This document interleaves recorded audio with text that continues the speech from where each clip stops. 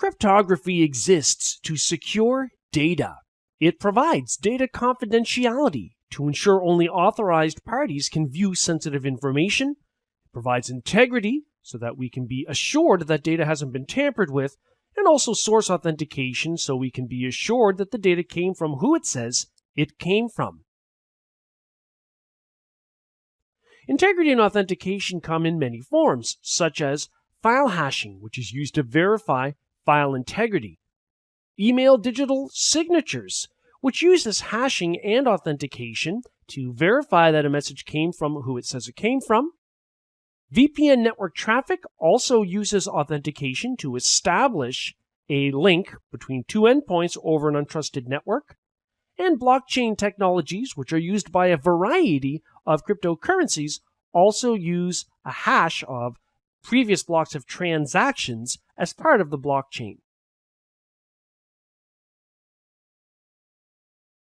Cryptography can be used for confidentiality, such as encrypting email messages, files on a disk, or entire disk volumes. Cryptography for confidentiality is also used to encrypt data sent through VPN network tunnels, which allows users, for example, working remotely, to securely connect over the internet to a secured network located elsewhere. The encryption process begins with the acquisition of an encryption key, and then feeding the key and the unencrypted data, otherwise called plain text, into the encryption algorithm, which results in what is called ciphertext. So ciphertext is the encrypted or scrambled data.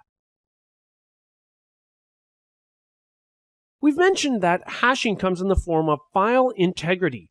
This is used specifically to detect unauthorized tampering of the file. It's often used in a digital forensic environment to analyze data in a safe manner while not modifying the original. That can be very important for legal admissibility of evidence in a court of law. There are many different hashing algorithms. One common one is SHA-256. SHA stands for Secure Hashing Algorithm. The hashing process begins by feeding raw data bits, such as of a file, into a one-way hashing algorithm. Notice what's different here compared to encryption is there's no key required. The result then is a unique hash, or what is sometimes also called a message digest. Now in the future, when we run a hash against the same data, it will be the same if nothing has changed, but it will be different if the source data has been modified. Digital signatures use hashing, where the message content uses a hashing algorithm that results in a message digest or hash value.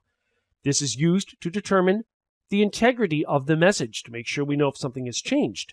The hash value is then encrypted with the sender's private key. That's for message authenticity. The recipient of a message that's digitally signed can then verify the validity of the digital signature that was created with the sender's private key using the mathematically related public key of the sender. Public keys can safely be distributed to every party in a network environment, including everybody in the world. The public key infrastructure, or PKI hierarchy, is a hierarchy of digital security certificates. These certificates get issued and managed by certificate authorities, which are otherwise called CAs. There are private CAs that can be configured within an organization to issue private certificates, and there are also public CAs available on the internet that do the same thing. The difference is that devices will automatically trust CAs that are public and the certificates that they issue, where they will not automatically trust certificates issued from a private CA. The PKI hierarchy begins at the top with the root CA, Certificate Authority, under which there is an option then to create multiple subordinate CAs.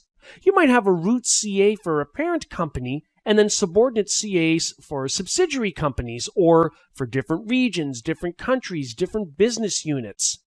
Then, in the end, we've got certificates that are generated either directly from the root CA or, in our diagram, they would be generated by the subordinate CAs.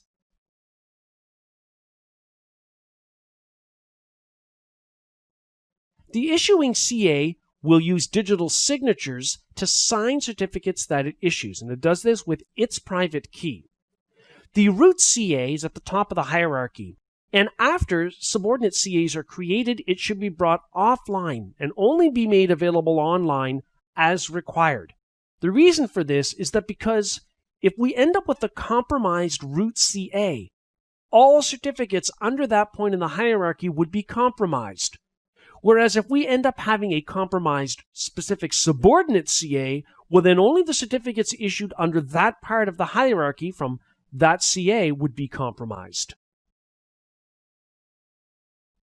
PKI certificates, as we know, are issued by a certificate authority, and they can be issued to users, devices, or to software entities for security purposes.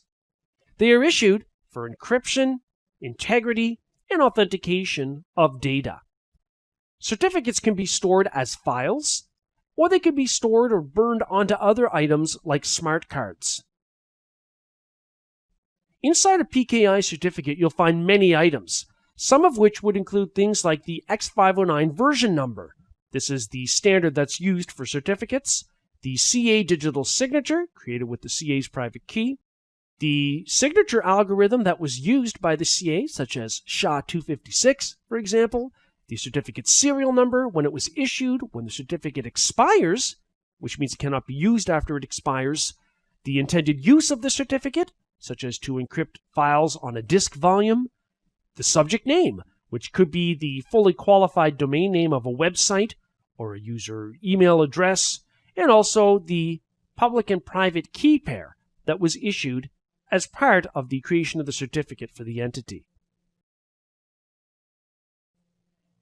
Public and private keys have a variety of uses. Public keys can be shared publicly with any user or device. There's no security risk. That's why they're called public keys. Now, the recipient public key is used when encrypting a message. So, for example, if I were to send an encrypted email message to you, my software would need access to your public key. You're the recipient. So the recipient public key is used when a message is encrypted. Public keys are also used to verify digital signatures. If you were to send a message to me that's digitally signed, your private key creates the signature. I need the related public key of yours to verify the authenticity of that signature. Private keys must be available only to the owner of that key. We don't want to share the private key with anybody. Now, the private key can also be embedded in a card, such as a smart card. Encrypted messages are decrypted using this key, and the private key, as we know, is also used to create digital signatures. Now, the PKI lifecycle begins with certificate issuance from a CA, certificate usage during its valid lifetime, and the eventual certificate renewal, such as prior to expiration, or the certificate expiring, which means it can't be used and you'd have to issue a brand new certificate, or the certificate being revoked, perhaps due to a user's smartphone having been stolen that contained a certificate. And so we can revoke the certificate to invalidate it. PKI usage comes in many forms. You can use it for email confidentiality if that is a need. The solution would be to encrypt messages with the recipient's public key. If the need is to email authentic messages and provide integrity, well then the solution will be to generate message hashes and encrypt them with the sender's private keys. That's a digital signature.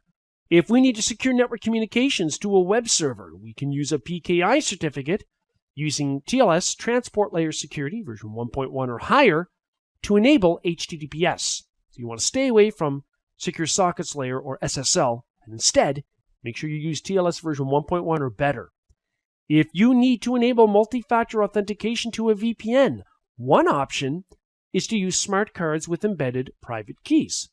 If you need to have one card, a single card for facility and computer access, then you might use common access cards or CACs that have embedded private keys.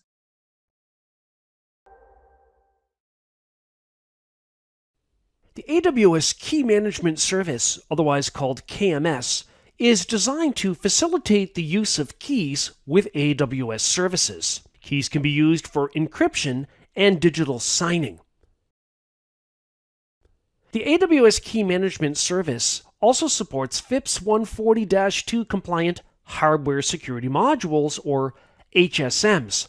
An HSM is a hardware device that is tamper-proof that's designed for the secure storage of cryptographic secrets. FIPS stands for Federal Information Processing Standard, and this is a security standard that is accepted by the US government for the use of specific types of cryptographic modules, such as HSMs. So we're talking here about working with encryption keys, either whether we create them directly in KMS or if we import our own, and the storage of the keys. Now you can actually import your own keys, whether they're symmetric or asymmetric, and when you do that, they're called customer managed keys, or customer master keys rather, CMKs. Now you can also track the usage of encryption keys using AWS CloudTrail auditing. So the purpose of KMS then is to facilitate the use of keys that you already have or that you're going to generate in AWS to be used to secure access to AWS services.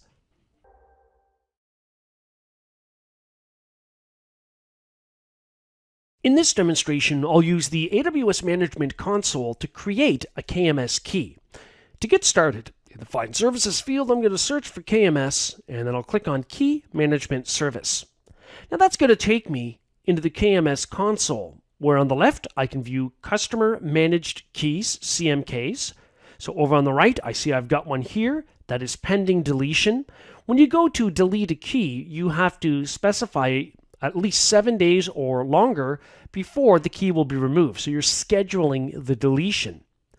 Now, if I go to AWS Managed Keys, then I'll see any keys that were generated by AWS to secure access to AWS resources, such as for Elastic File System, EFS, AWS Backup, or for RDS databases, or workspaces, or EBS volumes, and so on. I can also see custom key stores. You would do this if, for example, for regulatory compliance, you require full access of an HSM cluster in the cloud that will store your cryptographic secrets. So I'm going to go to AWS Managed Keys. There we see the existing ones. Customer Managed Keys, we see one pending deletion. And from here, we're going to create a new one. So I'm going to click the Create Key button over in the upper right. We get to choose whether we want to create a symmetric key or asymmetric key. A symmetric key means that we are using the same key to encrypt and decrypt, whereas asymmetric means we are generating a public and private key pair, where, for example, the public key would be used for encryption and the private key would be used for decryption. I'm going to leave it on symmetric. Down under Advanced Options, we have a couple of other items, such as the key material origin. So, KMS, is it going to be used to generate the unique values for the keys? Or do we have an external source that we want to specify? Or do we have our own custom key store using CloudHSM? In this case, I'm going to leave it on the default of KMS, and I'll click Next. Scroll back up here. I'm going to call this Key 1, and maybe the description will be to be used for EBS volumes in the Eastern region.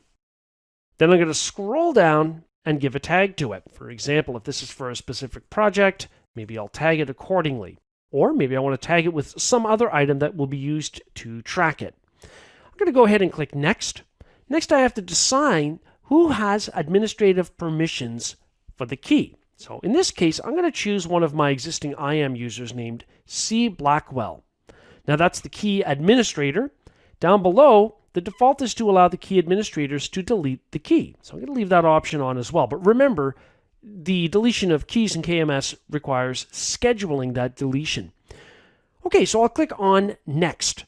Then we have to define key usage permissions. So who's allowed to use it? As I go further down, not only do I see IAM users, but also IAM roles, which can represent software entities. For example, if I want EC2 to be able to use this, then I could select that role, in addition to any users that should be able to use the key. After I've done that, because I don't want to allow other AWS accounts to access and use the key, I'll just click Next. Here is the key policy that was generated based on my selections.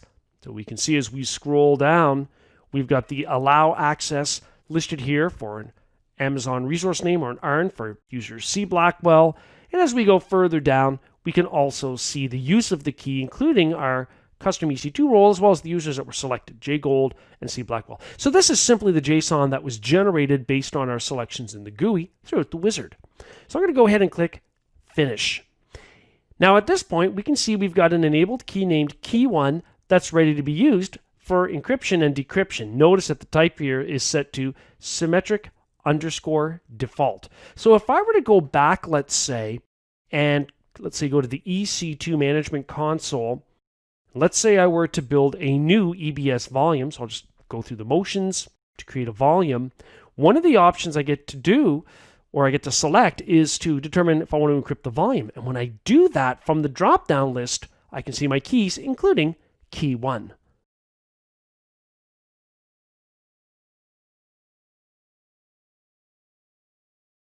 You can use AWS to encrypt EBS volumes used by EC2 instances. Of course, within the instance operating system, you could also enable full disk volume encryption. In this case, I'm going to go to the EC2 Management Console, and I'm going to scroll down to Elastic Block Store, and I'm going to click Volumes. Now, I want to create a new volume, so I'm going to click the Create Volume button. I'm going to leave it on General Purpose SSD. I'll leave the size to 100 gigabytes, and I'll leave the IOPS. Well, I can't change that unless I were to switch this to something different like provisioned IOPS, but I don't need that much disk I/O speed. Down below, what I'm primarily interested in here is encrypting the volume. Now, it's not encrypted by default, so I'm going to go ahead and turn that option on. And from the drop-down list, I'm going to see any KMS, or Key Management Services keys, that are available, one of which is called Key 1, and I'm going to choose that key. I can see the description here, to be used for EBS volumes in the Eastern region. That's fine. That's what I want to do. And I'm going to go down and create the volume. There's a link for the volume that I'll click on. That filters out the view. Now, we don't quite see anything listed here unless I refresh.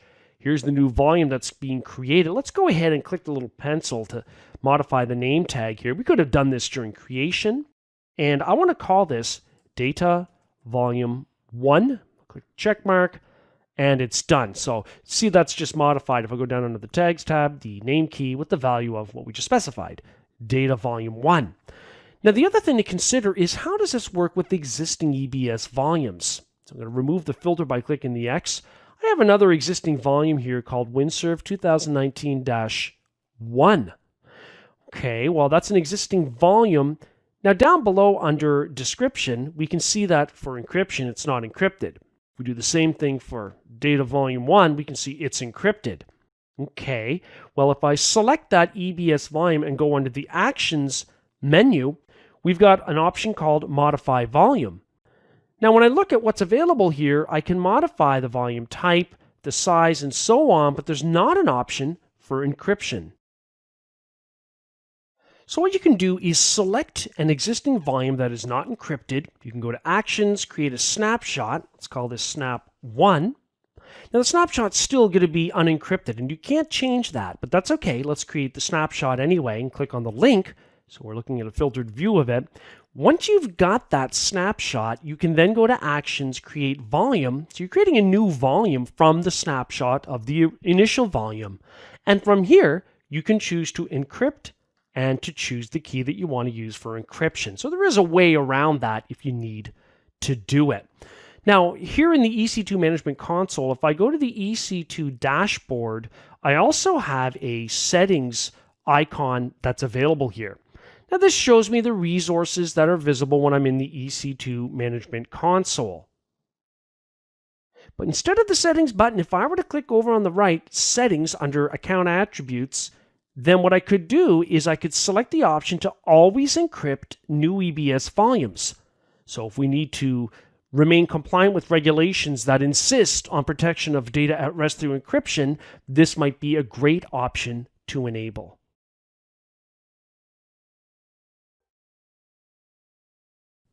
A hardware security module, or HSM, as the name implies, is a piece of hardware that is designed to store cryptographic secrets. Now, it also provides tamper-resistant solutions, and it stores the secrets in such a manner that they can't be tampered with without it being logged somewhere. Now, the other thing that hardware security modules can also do is be configured or deployed through AWS CloudHSM. And as usual in AWS, this is a managed service, so it's very easy to deploy and to work with. HSMs also have the option of providing crypto processing services to offload a lot of the crypto work from other devices. Cryptography is very mathematically intensive, and so if we can offload that from busy hosts to the HSM, that will improve the overall performance of the host. AWS CloudHSM means that we provision this service into a specific VPC. Then, apps have the ability to use the cryptographic secrets that are stored in the AWS CloudHSM deployment. In the AWS environment, CloudHSM is compliant with FIPS 140-2 Level 3, which is a requirement for security with cryptographic modules by the US government. AWS Certificate Manager, or ACM, is a PKI, or Public Key Infrastructure solution in the AWS Cloud, and it's a managed service, which means that we don't have to worry about the underlying configuration. Now, this is for public PKI certificate management as well as private PKI certificate management. The thing to think about with ACM is that you can deploy and manage a private certificate authority, or CA, where the certificates are not trusted by default.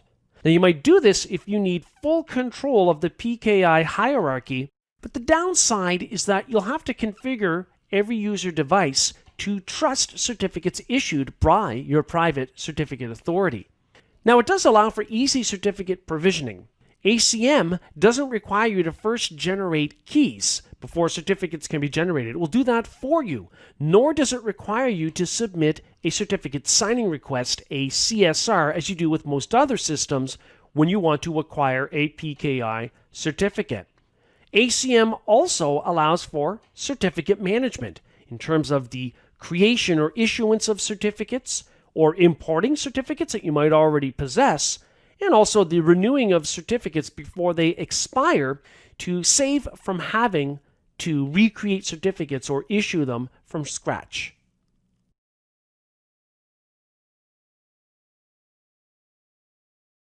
In a public key infrastructure, certificate authorities are used to issue PKI certificates, and we can deploy a private CA directly through the AWS Management Console.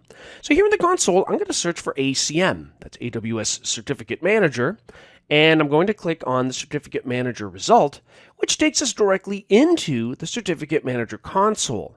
Now, we're placed on a landing page because we don't actually have anything defined here yet. So I'm going to scroll down, and I've got two options. On the left, I can provision certificates. Well, we don't have a CA yet.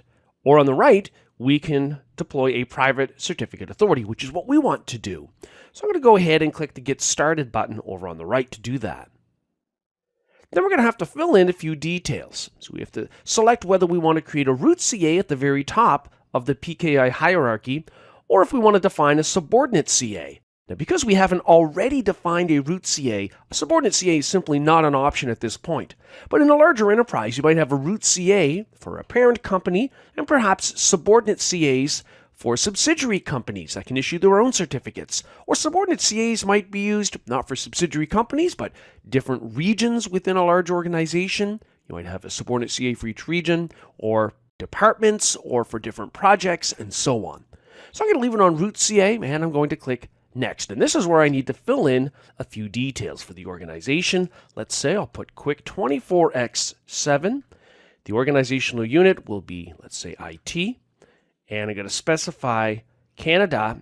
There's the country. The province will be Nova Scotia. The locality or city in that Canadian province, I'm going to set to Halifax. Scroll down. The common name here that I want to specify is going to be the name of the certificate authority. So I'm going to call it Private CA1, and I'm going to click Next. Generating a PKI certificate, among other things, generates keys, a key pair, public and private key pair, and here we're being asked to select the key algorithm that the CA will use. Currently, we see RSA 2048-bit is selected. We could go down under Advanced and make a different change. However, I'm going to stick with that default, and I'm going to click Next. We're then asked about the Certificate Revocation List, or the CURL, the CRL. This is a list of PKI certificate serial numbers that have been revoked for some reason. Now, a revoked certificate cannot be used for security purposes. You might revoke a certificate, for example, that might have been installed on a user's smartphone, and they've lost their smartphone or it's been stolen. So to ensure that unauthorized users can't use that certificate, you can revoke it. Here, the CRL, the Certificate Revocation List, would be stored in an S3 bucket. However, I'm not going to opt into that option. If I drill down under Advanced, we also see a couple of other details if we were to enable CRL distribution.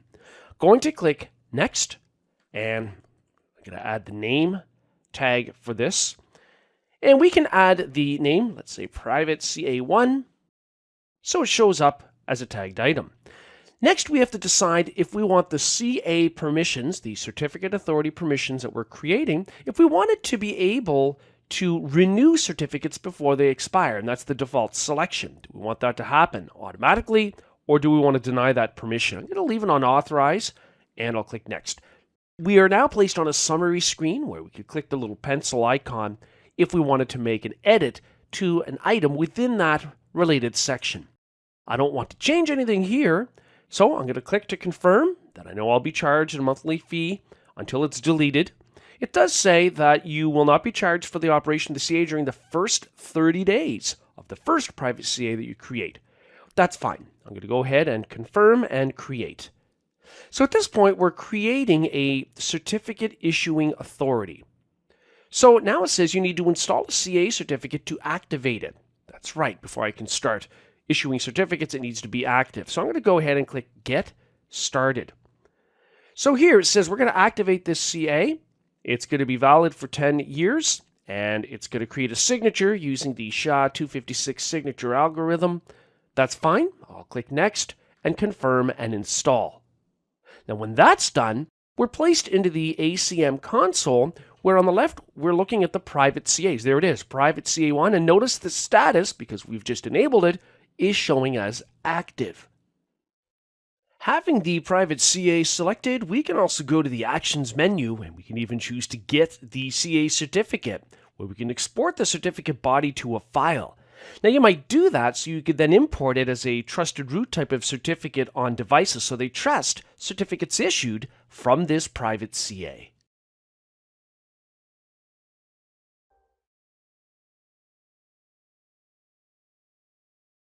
In this demonstration, I'll use ACM, that's the AWS Certificate Manager, to request a private certificate. To get started here in the console, I'm going to search up ACM and I'll click on Certificate Manager. Now from here, I'm going to click the Get Started button, and I'm going to choose to request a private certificate. When I do that, I can click the Request a Certificate button, and then I'm presented with the option of selecting a private CA from a drop-down list. I've already got a private CA that I've deployed previously named Private CA1. So I'm going to go ahead and select that item. And when I do, it populates all the fields down below. We can see the organization name, the organizational unit, the country, state, locality, and the common name of the CA. So I'm going to go ahead and click Next. Next thing we can do is specify the FQDN, the fully qualified domain name of, for example, an application that we want to secure with this private certificate. So, for example, I'll put in www.quick24x7.local, and then I'll click Next. I'm going to use the tag of name with a value of quick24x7 local, and I'm going to choose Review and Request. So we're on a summary screen where we can edit each section based on the selections we made previously. If we decide we want to make a change, I'm okay with this. So I'm going to click confirm and request. So what we're doing is requesting our private CA1, our certificate authority, to issue a private certificate. Now, when you do this in the Certificate Manager view on the left, you can see that our certificate has been issued. That's what's shown under the status column. However, the thing to watch out for is that that certificate, if you were to use it to secure a web application, by default will not be trusted. And that's because by extension, the certificate authority that issued it is not trusted. You'd have to configure devices to trust the root CA, or your certificate authority, in order to trust certificates that it issues. Now, you could select that private certificate and go to the Actions menu and export it. Now, by exporting this, you have it in a file. You'll have to protect the private key part of it with a passphrase. And you could then use that to actually configure HTTPS, for example, for a web app that you want secured using the certificate. You also have the option here of importing certificates that you might already have, and you can bring those in. However, I'm just going to choose cancel.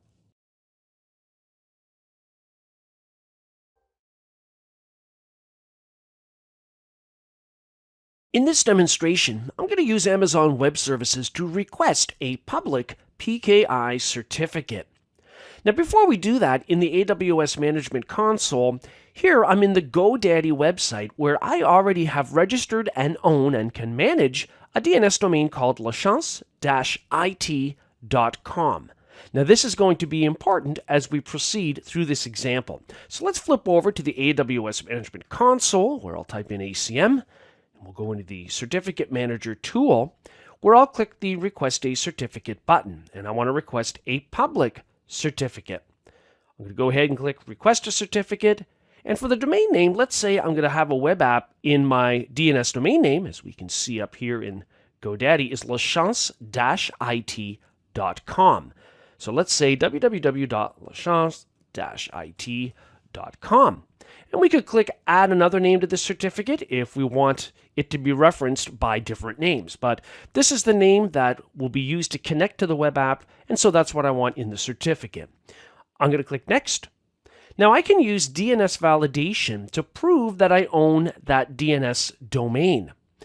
I can also use email validation. We're going to leave it on DNS validation, and I'll click Next.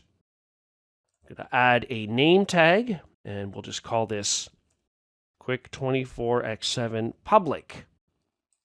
And then I'm going to click Review, and I'm okay with this, so I'll choose Confirm and Request. Now, the request is in progress, as we can see, and we can see the validation status here for what we want in our public certificate. It's pending validation. Pending what kind of validation? Well, DNS validation. I have to prove ownership of that domain. So it says, create a CNAME record. That's just an alias DNS record. For each of the domains listed below, it says you need to do this before AWS Certificate Manager will issue your certificate, because you need to prove ownership. Now, if I were to, for example, expand my name down below, it gives me the actual values that it wants me to use when I create a CNAME record. So it wants me to use this as a name. I can copy it, and the listed value here as the value. Again, I can copy that. So I'm going to go ahead and create a CNAME record with that name and value in my GoDaddy DNS domain that I own. So I'm just going to flip over to this page, and I'm going to click the Add button to add a DNS record. It's going to be a CNAME record, and we want to make sure that we have the value here that we just copied. And we'll put in the second item. So we've got the name and the value that was pasted in here. So I'm creating this CNAME record according to the instructions from ACM.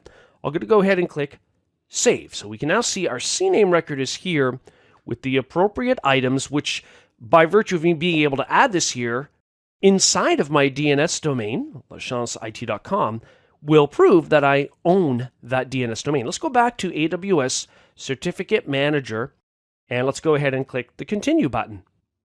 Now here it says the validation isn't complete and there's nothing you can do. It says no further action is needed as Amazon will validate the domain name. And after just a few short minutes after clicking the refresh button, we can see that our public certificate now has a status of issued.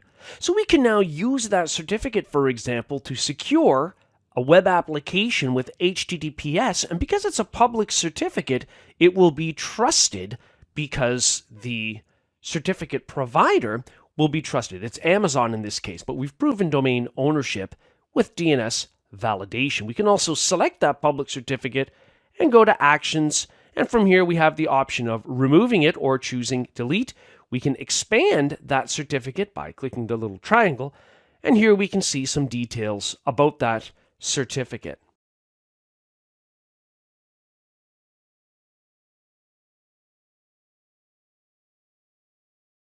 In this demonstration, I'm going to enable an HTTPS load balancer.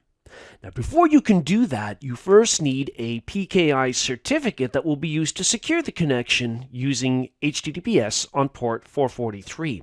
Let's take a look at some existing items that are already in place. First things first, let's go to the EC2 Management Console, where if I go to the Instances view, I've already got 2 Windows instances up and running that will support the web application. Now I'm going to go back to the main AWS Management Console screen. I'm going to search for ACM, and we're going to pop up the Certificate Manager. I've got a public certificate that's available here. It's issued from Amazon, and it's ready to go. It's called www.lachance-it.com. So we're going to use that certificate for our HTTPS-enabled load balancer. Let's go back to the EC2 Management Console. And let's scroll down in the navigator until we come across load balancers. In the left-hand navigator, I'm going to click Create Load Balancer. I want to create an application load balancer that has the ability to route client requests to specific back-end hosts supporting the app. For example, an incoming client request for the URL/video might be directed to specific back-end instances that are optimized to deliver streaming video. So I'm going to click Create under Application Load Balancer, and I'm going to call it App1LB for Load Balancer. It's going to be internet-facing, so it's going to have a public presence, but it could be an internal one used, for example, only by company employees. It's going to be an IPv4 address type, and as I scroll down, currently it's set for an HTTP listener on port 80. I want a secured connection using the certificate that we looked at a few moments ago. So from the drop-down list, I'm going to choose HTTPS Secure HTTP, and notice the port changes automatically to 443. Then I'm going to scroll down, and I'm going to select the VPC and subnets in different availability zones that I want this load balancer to use, and then I'll click Next. Now from here, I can choose a certificate from ACM. That's what we want to do, or upload a certificate. Or I could choose a certificate from Identity and Access Management, IAM, or upload one to IAM. I'm going to leave it on the default of choose a certificate from ACM, that's the AWS Certificate Manager. And down below in the certificate name field, there's the one that we were looking at, www.lachance-it.com. So I'm going to select that one, and I'll click Next once again. I'll let it create a new security group, or you could choose to select an existing one. The security group is used to control traffic flow in terms of a firewall, so I'll just let it select the existing one. I need to make a new target group, which will define some of the back-end targets that will accept these connections. So I'm going to give it a name of TG1. It's going to be EC2 instances, and it's not HTTP 80, but rather HTTPS port 443. And for health check purposes, it will just make an HTTPS connection to the root of the web server running on those instances. I'll click Next because we have to register the targets. So as I scroll down at the bottom, I can see my 2 running EC2 instances. So I'm going to make sure that we use those instances. So when I click Add to Registered, it adds them up above. They are now registered targets on port 443. I'll click Next. To review, here's a summary of our options, and I'll just go ahead and click Create to create the load balancer configuration. So I'm going to go ahead and click on the link for the name of our load balancer. Currently the state is provisioning, so we'll just give it a moment or two to get it up and running. After a few minutes, if you keep refreshing the view, you'll see that the state changes to active for the load balancer. And down below, if you have it selected and you click on the Listeners tab, you'll see that we've got an HTTPS listener on port 443 and that it's using a certificate. So if we click View Edit Certificates, we can see the certificate that's currently being used by our load balancer.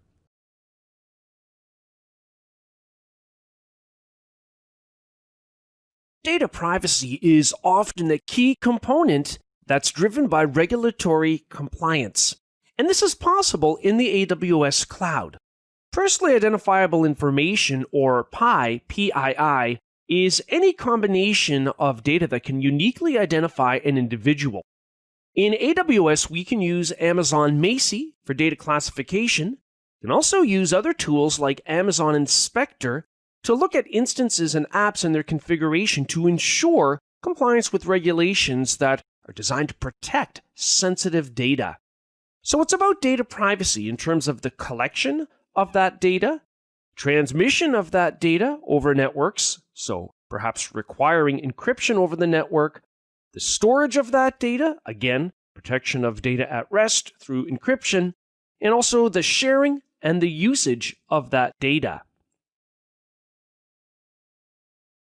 Personally identifiable information comes in many different forms, some examples of which are a web browser cookie. Now, a web browser cookie is a small text file on a client device that tracks session information. When a user, for example, is browsing a specific site, it can also remember details like shopping cart items or preferences such as the language the user prefers to see the site in. However, whether a web browser cookie is considered PI really depends on the contents of that cookie. Other examples of PI would include user location, GPS data, an IP address for a user device, or other sensitive pieces of information such as credit card numbers. So in AWS, there are many different mechanisms that we can use to protect this type of information as it's being transmitted over the network or as it's being stored, whether in an S3 bucket and protected with encryption, or whether it's stored in a database in Amazon Web Services and we're using features such as data masking to hide some sensitive data. On the medical side, there's something that's very similar called Protected Health Information, or PHI, but the difference between PI and PHI is that PHI is more related to medical sensitive information.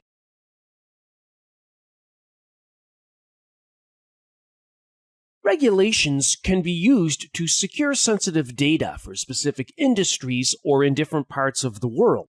AWS operates in most parts of the world and does have security accreditations for many different types of regulatory bodies. This is important when it comes to cloud adoption planning. You need to take a look at the AWS services, for example, that might meet a specific type of regulatory requirement and determine how that service will be used. The thing to remember when it comes to Amazon Web Services is while AWS might be compliant with, let's say, for example, GDPR to protect European Union citizen private data, it's a shared responsibility model in the cloud where the customer, that would be us, is also responsible, part of the onus is on us, to ensure that we are compliant with those types of security regulations. So it's a two-way street. Cloud provider and the cloud consumer must be involved in adhering to regulations. So for regulatory compliance, there are many different variations, such as HIPAA in the United States for the protection of sensitive medical information, PCI DSS, which is international but is really designed to protect credit card holder data, and also FISMA, Federal Information Security Management Act in the United States. This is used as a framework to protect sensitive government data. And then GDPR for the protection of sensitive European Union citizen data. Security and regulations are applicable when it comes to the protection of sensitive data.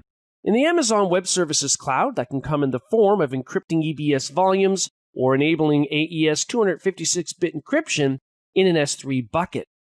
On the Identity and Access Management, or IAM side, with AWS IAM, users can be created, groups can be created to organize those users, and policies, which are Collections of related permissions can be applied to users or groups to control which resources they have access to. IAM also supports roles, where a role is really representative of a software entity that needs specific access to AWS resources.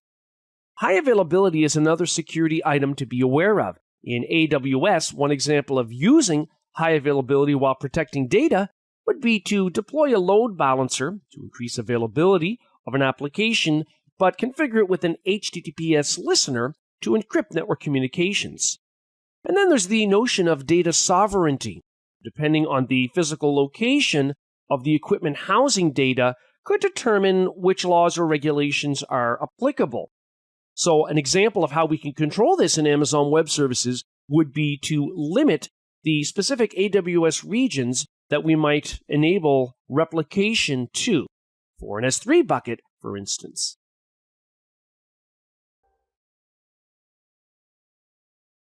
The Payment Card Industry Data Security Standard, otherwise known as PCI DSS, is an international security standard. It applies to merchants that deal with customer credit card information, and so the overall purpose of this framework is the protection of credit card holder data. It strives to harden payment card processing environments. That means any connected devices on the network and securing the network itself.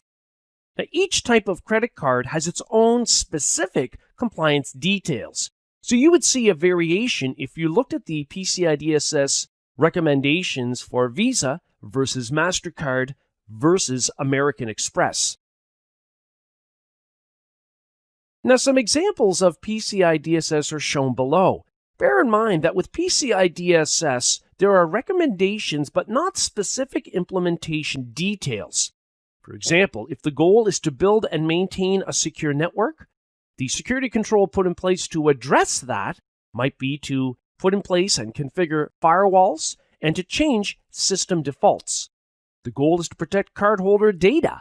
Security controls might include storage data encryption if any credit card holder data is stored on site, and network encryption might be enabled over open and public networks. The goal is to maintain a vulnerability management program.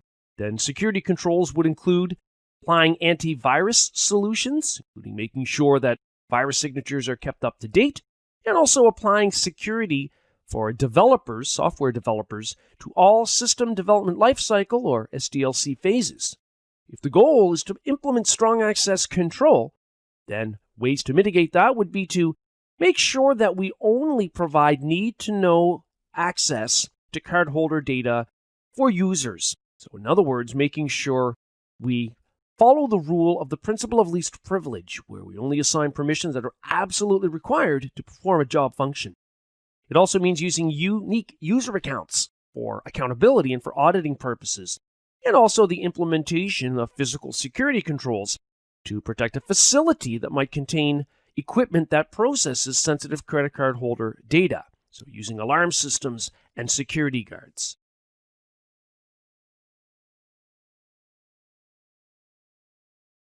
Protected health information, or PHI, is similar to personally identifiable information, PII or PI, but the difference here is that PHI is focused on sensitive medical data. Now, this includes both past and current health information, as well as future health details that are related to future health care based on health insurance and health plans, and how that will be paid for. Now, HIPAA, the Health Insurance Portability and Accountability Act, is related to sensitive medical information, specifically in the United States. It's designed for the limited disclosure of PHI in the U.S. It applies to HIPAA-related entities, so healthcare providers, as well as specific health plans. The AWS Business Associate Addendum, or BAA, is used to determine that AWS services that get used by AWS customers are compliant with HIPAA. But as with all security regulations, including HIPAA, AWS can only do so much. Now, Amazon Web Services tools do provide the ability to protect sensitive health information, but it's also up to the consumer, the cloud customer, that would be us, to ensure we do our part in addition to that to ensure HIPAA compliance. It's also important to think about specific solutions that might be in place to gather and store sensitive medical information. For example, if there's some kind of a study that's being undertaken in the United States on health and fitness, and so people partaking in this study might wear devices that track their specific health information as they go through a certain period of time. So that collected information, is it applicable to HIPAA or not? And the answer to that would be, it depends what's happening with that data after it's collected. If it's being put together as a larger data set and there's no way to track unique individuals from that information, then no, HIPAA would not apply in that particular case.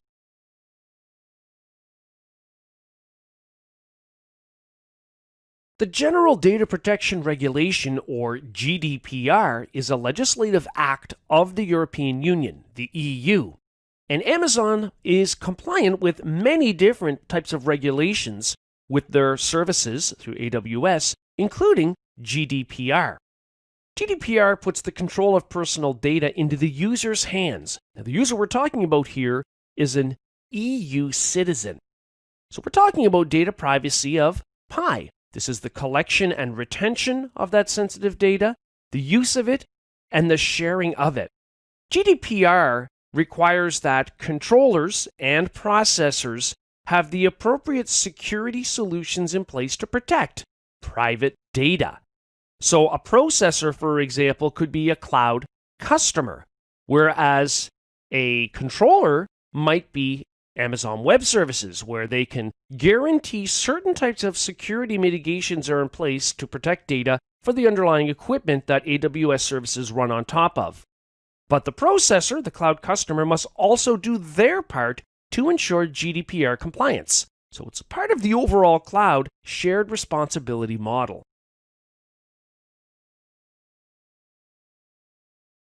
Now, the GDPR has rules for organizations. Now, these are organizations within the European Union that process EU citizen personal data, but GDPR also can apply to organizations outside of the European Union as long as they are processing EU citizen personal data.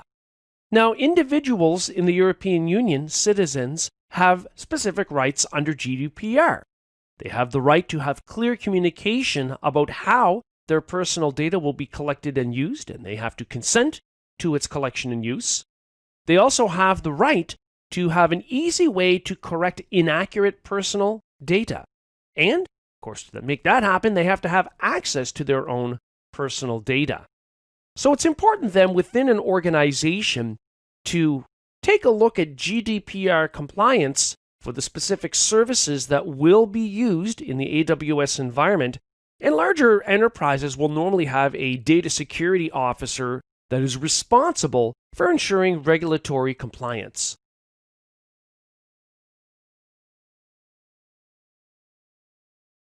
A web application firewall, or WAF, WAF, is a specialized type of firewall that's designed to protect against common web application attacks. Things like cross-site request forgery attacks, or things like a variety of injection attacks, protecting web applications from problems that might result from invalid input validation for web-based forms. So to get started here, in the AWS Management Console, I'm going to search for WAF, and I'm going to choose WAF and Shield. And the first thing I need to do is create a web ACL, an access control list configuration. So to do that, I'm going to click Web ACLs over on the left, and then I'll click Create Web ACL on the right. First thing I have to do is give this a name. So I'm going to call it Protect Eastern Region. And down below for the CloudWatch metric name, it doesn't like the spaces, so I can get away with using underscores for that. This is going to be a CloudWatch metric that will be created for monitoring purposes. Now, it also doesn't like the name up at the very top because it's got spaces. So in the same way, I can solve that problem by using valid characters, which in this case will mean using an underscore. So if I tab out of that field, everything is now okay. Down below, for the resource type, I can either protect CloudFront distributions or regional resources in the form of app load balancers and API gateways. I'm going to leave it on regional resources, and I can select the region I want to protect. Here I'm protecting US East, North Virginia. Now I can determine by clicking the Add AWS Resources which, in this case, application load balancers and API gateways I want to protect. So I can select from Amazon API Gateway or Application Load Balancer, or I can leave that empty to protect them all within that region, which I will do. So I'm going to scroll down, and in the bottom right, I'm going to go ahead and click Next. Now I'm going to go ahead and click the Add Rules button and add a managed rule group. These are predefined rule groups that you can turn on for specific types of protection for web applications. Or you can add your own rules and rule groups. I'll click Add Managed Rule Groups, and I'll expand AWS Managed Rule Groups. And I'm going to scroll down and select a couple of them. For example, the Amazon IP Reputation List essentially is a list of IPs that are known to be malicious. Now, while IP addresses are very easy to forge, it's still a good protective measure. So I'm going to go ahead and turn on the Add to Web ACL option. Now, what I could do is also set rules action to count. In other words, maybe I want to track this before I put it into effect and essentially get a count of how many times each of these little rules kicks in based on activity against the web app. But here I'm just going to leave it on Add to Web ACL. We'll talk about the purpose of the numeric value under the capacity column in a moment, but do take note there is a numeric value, and essentially it's going to be tracking and adding them up. We'll talk about why in a moment. I'm also going to turn on the core rule set, so Add to Web ACL. And as we scroll further down, maybe I want to add the SQL database to the Web ACL as well if I know that I've got a web app that's going to be load balanced and is going to use a SQL database in some way. When I'm happy with my configuration, I can go all the way down and choose Add Rules. Now, when I do that, I can see that I've got the rules and their capacities listed here. 25, 700, 200, for a total of 925. So a Web ACL rule, which is what we're creating here, has a maximum rule capacity unit of 1500. So these are the capacity units that determine which options you can add to a specific ACL rule. Down below, we then determine if we want the default action if we've got requests made to, in this case, API gateways or load balancers that do not meet any of the rules that we've got. Do we want to allow or deny it? I'm going to choose the default action in this case to be allow, and I'll click Next. I can also then select these specific rules and move them up or down in the list to control the priority, where the priority is top down. So in other words, if there's a match with the first rule here in the ACL, then no further checking is performed. However, I'm going to click Next to move on. I'll accept the default for the CloudWatch metrics that will be used for monitoring these items for each of the rule items in the ACL, and I'll click Next. And here I have a summary screen where I can click the Edit button to change any aspect of my previous selections in configuring this web application firewall. At this point, I'm going to click Create Web ACL. And we can now see that our Web ACL for protecting the Eastern region is listed and shown here. I can click directly on the Web ACL where I can see any requests, in this case, per 5-minute period. I can click on the Rules tab at the top where I can see the rules that I had added. Now I can select any of the rules and, for example, click Edit to edit items within these specific rules. And here I can enable count mode for this particular rule set. Count mode means I want to count the number of occurrences based on requests that match any item within this rule set. Usually good for tracking purposes, but unlike allow or block actions, after one rule might match something in here, when we have count mode enabled, rule processing still continues with the Web Application Firewall's ACL. Down below, for each individual rule listed within the set, you can override the rule's action. So for example, to set it to count only if you want to essentially test the number of hits that are applicable for a rule within a rule set. We also have the option, if we go back here, to create what's called an IP set. Creating an IP set is really essentially a reference to IP addressing, IPv4 or IPv6. And the way you would use that is when you create a web ACL, or actually you could even simply be creating a web ACL rule. So I could open up an existing web ACL, I could go to rules, I could add a new rule, like for example, add my own rules and rule groups. And one of the options here is to use an IP set that we would have created that references IP addresses. So you can use that to identify addresses where requests are coming from, for example. And you can also use regular expression or regex pattern sets. When you create a regex pattern set, what you're doing is creating a pattern for matching purposes against a string within the HTTP-based request. So this is yet another way to configure the web ACL environment for your web application firewall to control and protect the application.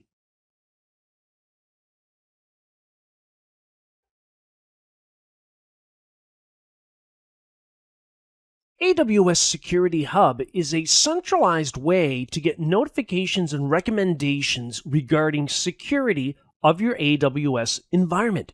Here from the AWS Management Console, I'm going to search for the word security, and I'm going to choose Security Hub, where the description here says AWS Security Hub is AWS's security and compliance center. So essentially everything in one place when it comes to security monitoring and recommendations. I'm going to go ahead and click on that to open up the Security Hub console. Now here we've got a summary. Before we do that, at the top it does say AWS config is not enabled on some accounts. And AWS config is one of those items or services that's required for Security Hub compliance checks. So this is just a reminder about that. Down below for the summary, we can see for insights, AWS resources with the most findings has a number of 6. If we click on that link to find out more about that, we'll see details related to our account number, to CloudTrail for auditing. So we can see that there are some audit results that are available here. We've got EC2 items, KMS, the Key Management Service. For example, if I click on the link for our account, we can see here that we've got a recommendation to ensure that CloudTrail auditing is enabled in all regions. So we go further down, making sure the IAM password policy requires at least one uppercase letter. And as we go further down and down, we can see all of the recommendations. Now, what we're primarily interested in here is the status listed over on the right, whether we pass or fail. So we're interested in going down to see what we failed, such as ensuring rotation for customer created, CMKs is enabled, and enable IAM password policy preventing password reuse. We've got a failure listed there as well. Now, the other thing to watch out for is the severity. So informational is just that, no action required. However, some of the items that we've seen related to security recommendations are considered low severity. And as we go through the list, we'll see more variations on all of those items. Now notice we can add filters. So if I click Add Filter up here, we can go through the list of items here to determine what we want to continue to filter by and what we want to add as another filtering specific type of item. All of these things are available for looking at the recommendations. We can also click the Findings view over on the left. Again, we see the same type of thing, and we can determine what we need to make changes to in terms of items that need our attention, such as the low severity items. You're going to find that the findings view is a little more granular. Essentially, insights is a collection of findings that are related, such as for IAM security. If we click on compliance standards, we see our message once again that says, well, AWS config is not enabled, which is required if you want full compliance check details to show up here.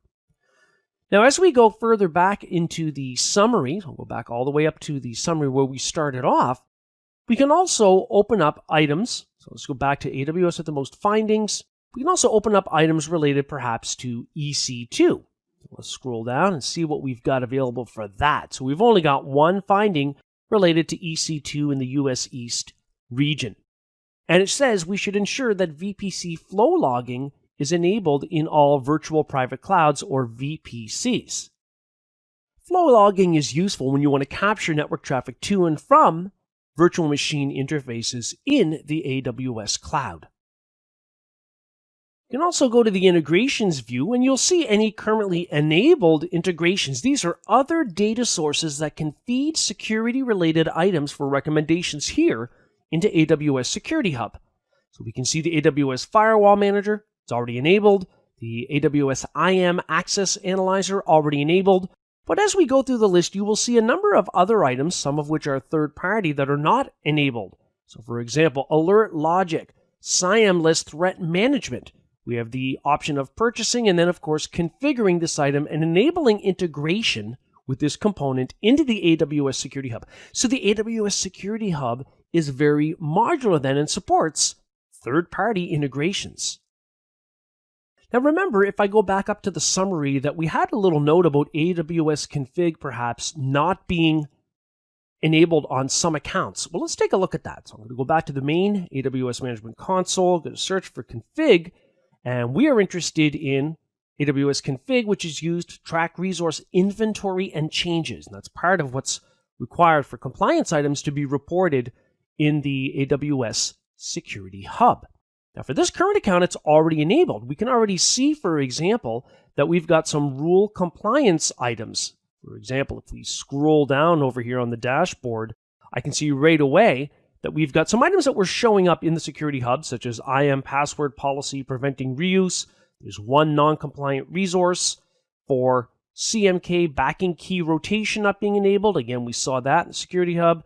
2 non-compliant resources. We can click on that specifically to get a little bit more detail, and we can see exactly which resources need attention so that we become compliant. There's a link to them, and we can click on them to make changes to them. So here we can see it's a specific key as part of KMS. Now we can also click on the resources view over here for AWS config to see if we have a resource inventory. So we can look up specific types of resources. For example, I could choose select all and choose lookup, and it'll load any resource items that it has in its inventory. And this is an important part of AWS config in that it is used to feed security-related events into the AWS Security Hub.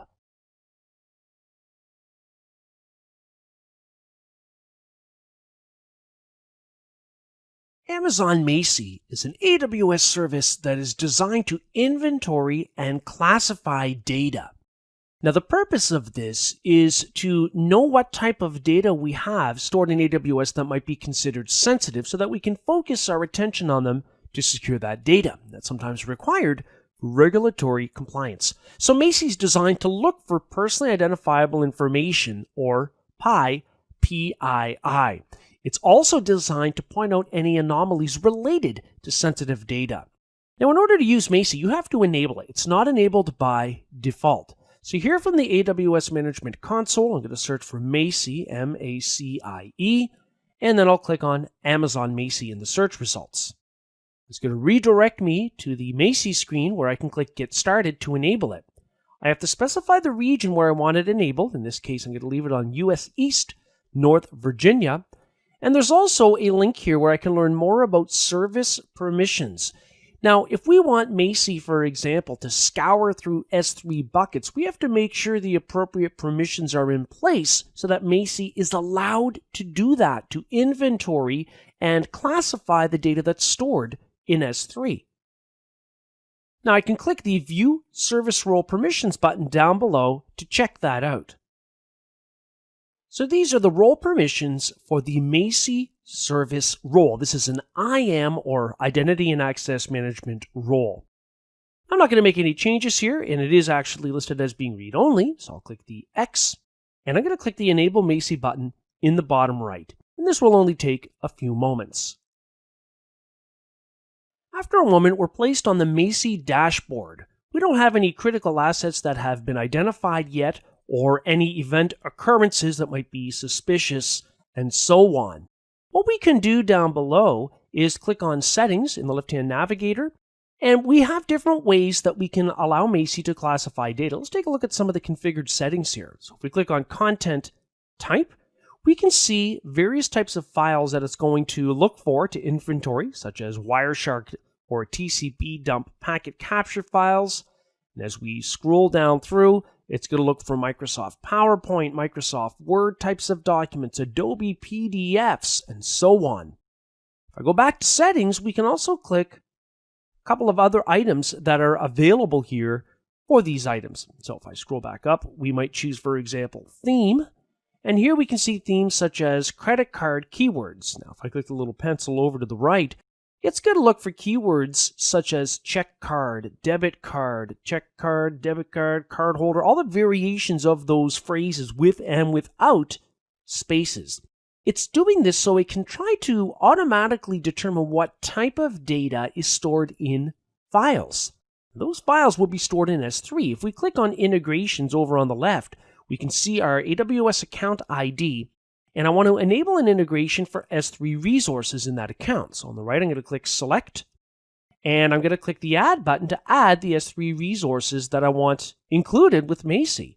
So I can turn the check mark on for the specific buckets, S3 buckets here, that I want to enable this for, and I can click the Add button, and then I can click Review. Then I can choose the Start Classification button. Now at this point, I'll click Done, and we're going to have to wait a little while until Macie has had a chance to go through and see what's in those buckets and start classifying them. Now over time, any alerts about access to that data that's considered anomalous will show up under Alerts over in the left-hand navigator. And we can see that we have a number of different types of categories that we have, such as information loss and so on.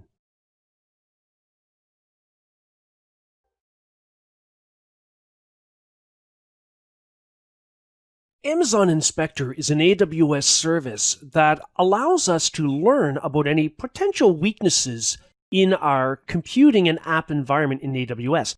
Over time, when you deploy a lot of VPCs and subnets and EC2 instances containing app components, it can be difficult to track exactly what kind of network access to those instances is allowed. And over time, there might be vulnerabilities you weren't aware of. Inspector can help with that. So here in the AWS Management Console, I'm going to search for Inspector, and I'm going to choose the Inspector option. First thing I have to do is click the Get Started button. For the assessment setup, I can tell it that I want to assess networks. This is going to be an important part of determining if there are any essential security holes that allow network access that otherwise should not really be allowed. And also host assessments of EC2 instances. Now, for network assessments, you don't need the Amazon Inspector agent installed. But if you want to inspect the detailed configuration and apps running within EC2 instances, you would have to install the Inspector agent within those instances. So in this case, I'm only going to turn on network assessments.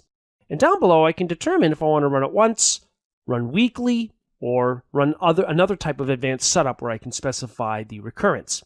So I'm going to specify run weekly, recommended, and OK. Now, at any point in time, I can select that Amazon Inspector template configuration and choose Run to see if there are any known vulnerabilities with that. So if I were to click Run, it's actually going to begin running it right away. After the Amazon Inspector assessment has completed, from the dashboard, you'll see if there are any important findings related to security vulnerabilities that require your attention.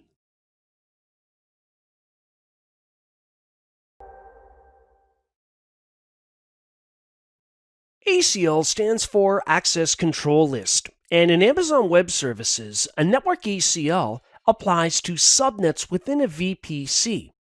Now, these network ACLs control network traffic flow into and out of the subnet. There are allow rules to allow specific types of traffic, but you can also enable deny rules to deny specific types of traffic. Now, that's unlike a security group, which has allow rules only.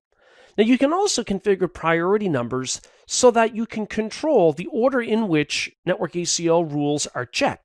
After there's a match with incoming or outgoing traffic, it's either allowed or denied, and rule processing stops. Now, network access control lists are essentially packet filtering types of firewall solutions. They're stateless. That means that with the network ACL, if you make an inbound rule to allow a certain type of traffic, it doesn't automatically mean the related outbound traffic that results from allowing that inbound traffic happens automatically. It doesn't. That would be a stateful type of firewall, and that's not what network ACLs are in Amazon Web Services.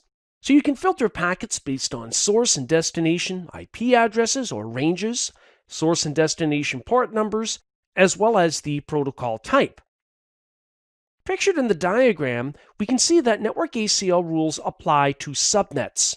That means when you deploy EC2 instances into, for example, subnet 1, whichever network ACL applies to subnet 1 is also in effect for the new instance that you just deployed into subnet 1.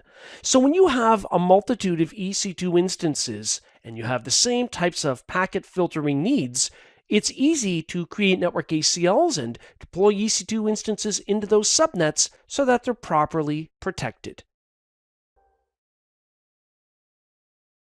When you're planning how to control in and outbound network traffic flow, you have two options in AWS, one of which is network ACLs, the other of which is security groups, which is what our current topic is.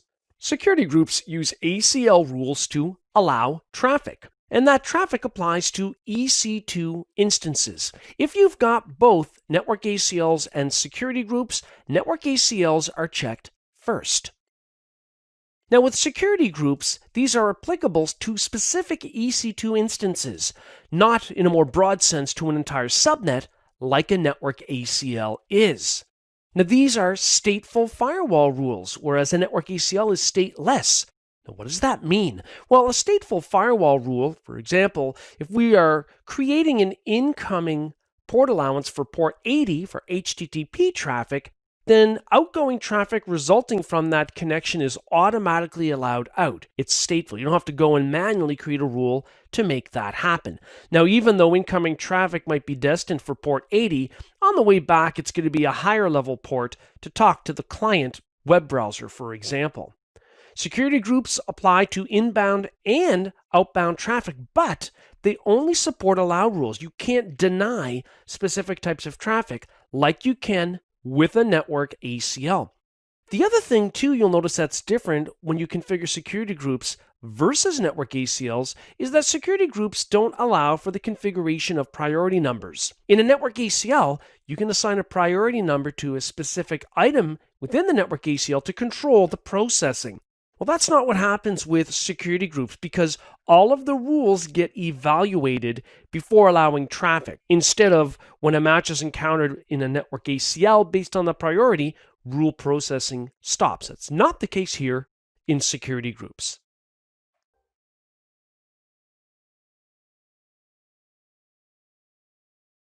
A network ACL or access control list is a cloud-based firewall solution that consists of allow and deny rules to control traffic into and out of VPC subnets. So to get started here in the AWS Management Console to build a network ACL, I'm going to start by searching for VPC to pull up the VPC Management Console. Now here I've got a number of VPCs that are available, VPC1, VPC2, and VPC3. If I were to select VPC1, then down below under the Description tab, I can see the association with the network ACL, which is listed here as a link. So I can click to open up that network ACL, which puts me in the network ACL's view if I scroll down and look in the left-hand navigator. Now, when you have a network ACL selected, you can also view the subnets that it's associated with. Here we can see it's subnets 1 and 2 within VPC1. What this means is that EC2 instances deployed into either subnet 1 or 2 will automatically be affected by the ACL rules in this network ACL. So if I scroll up, we can look at the inbound rules to see what type of traffic flow is allowed or denied, because network ACLs have allow and deny rules, where security groups only have allow rules. And security groups are also specific to an instance, EC2 instance. So we can edit the inbound rules here. All traffic from all locations is allowed. And we've also got outbound rules. Again, all traffic is allowed by default. At the bottom, we've got a deny catch-all rule for both in and outbound. I'm going to create a new network ACL. And this one is going to be Windows traffic. That's going to be the name. And I'm going to associate this with VPC 3. Then I'm going to click Create. So we've got a new network ACL that this view is filtered for. It's the one that we've just created. Now we can specify some details. Well, actually, let's close that filter. That is not what we just created. Let's just open up the list here. There's the one we just created. It's called Windows Traffic. So I'm going to select it. Now we can see that there are no subnet associations because there are no subnets within that VPC. So let's check this out. I'm going to go to the subnets view and I'm going to create a new one. It's going to be called VPC3_subnet1. I will associate it with VPC3. And for the IPv4 CIDR block, I'll put in 12.0.1.0/24. So that's within the listed VPC CIDR range up above. So I'm going to go ahead and click Create. So I've now got a new subnet. Let's go back to the Network ACLs view down here under Security. There's our Windows Traffic item. Let's go to Subnet Associations. We still don't have anything here, so if I click Edit Subnet Associations, Subnet 3 in VPC, or Subnet 1 rather, in VPC 3 now shows up. So I'm going to select it, and I'm going to make sure that we are editing that subnet association and adding that subnet. So now any EC2 instances deployed into Subnet 1 and VPC 3 will be affected by the listed inbound and outbound rules. So for example, maybe I'll go to inbound rules and I'll click Edit and I'll click Add Rule. So if I want to allow RDP, I'll give it a priority number, let's say, of 110. This is going to be an RDP or remote desktop type of rule. So we can select that from the list for port 3389. The source location will be the default any location. And I can either choose allow or deny. In this case, it's going to be allow. I'll click Save. And we can now see that that's part of our inbound rule. So now we've got one rule that allows inbound RDP. That's it. Anything that doesn't match that rule will be affected by the last default rule, which is a deny rule.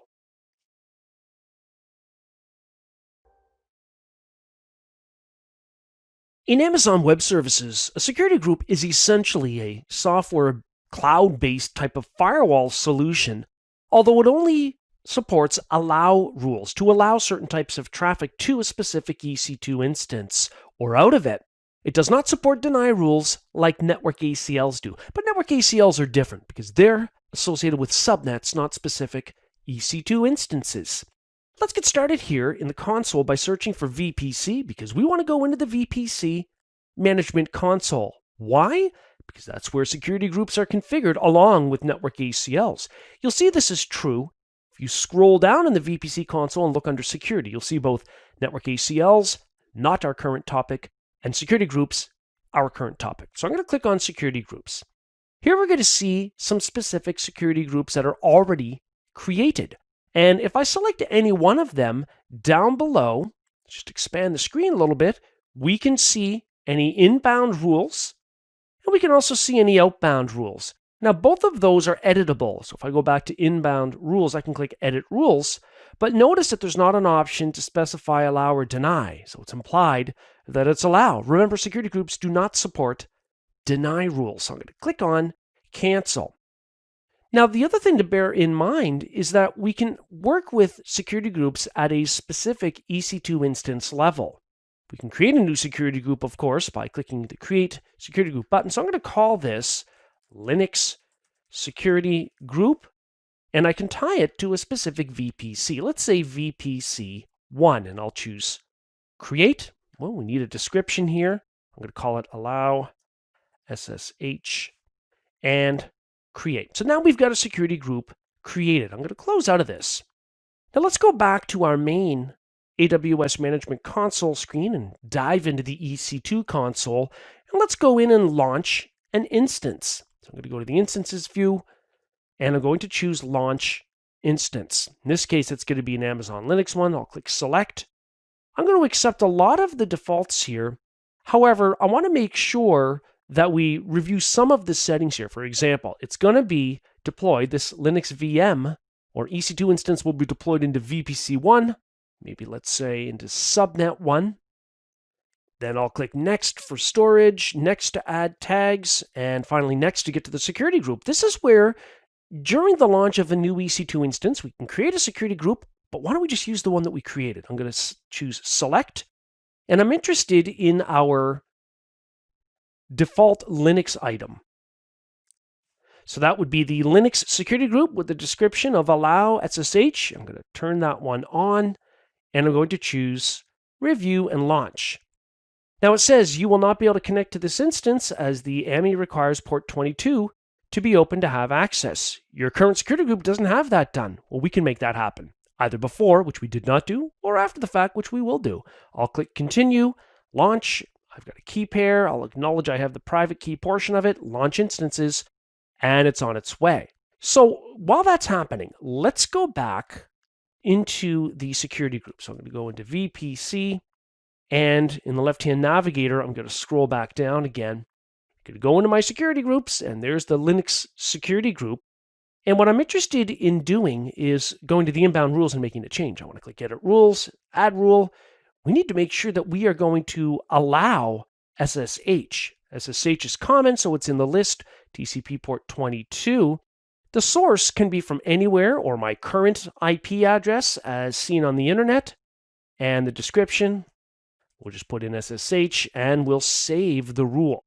Now this is going to be important, otherwise you won't be able to SSH in to manage that EC2 instance running Linux. Let's go back into the EC2 Management Console and the Instances view. When you select an instance, you can go into the Actions menu, and under the Networking choice, you can change security groups. Currently, we can see it set to the Linux security group. Notice that you can select more than one, or you could uncheck the one that's already selected and make a different selection. I'm not going to do that. I'm just going to click Cancel.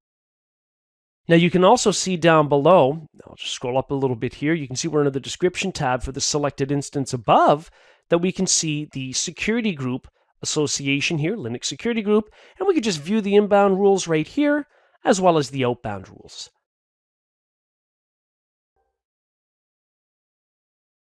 Planning disaster recovery strategies is an important part of business continuity planning.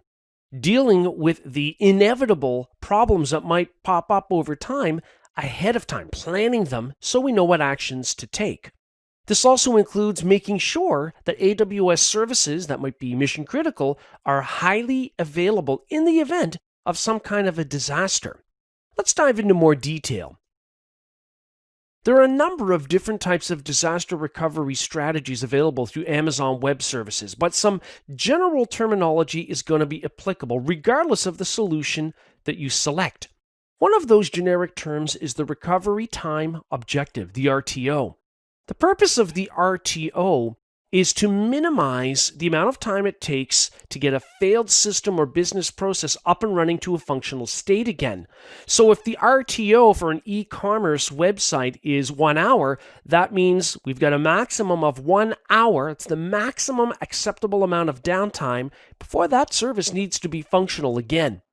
Another important term is the Recovery Point Objective, or the RPO.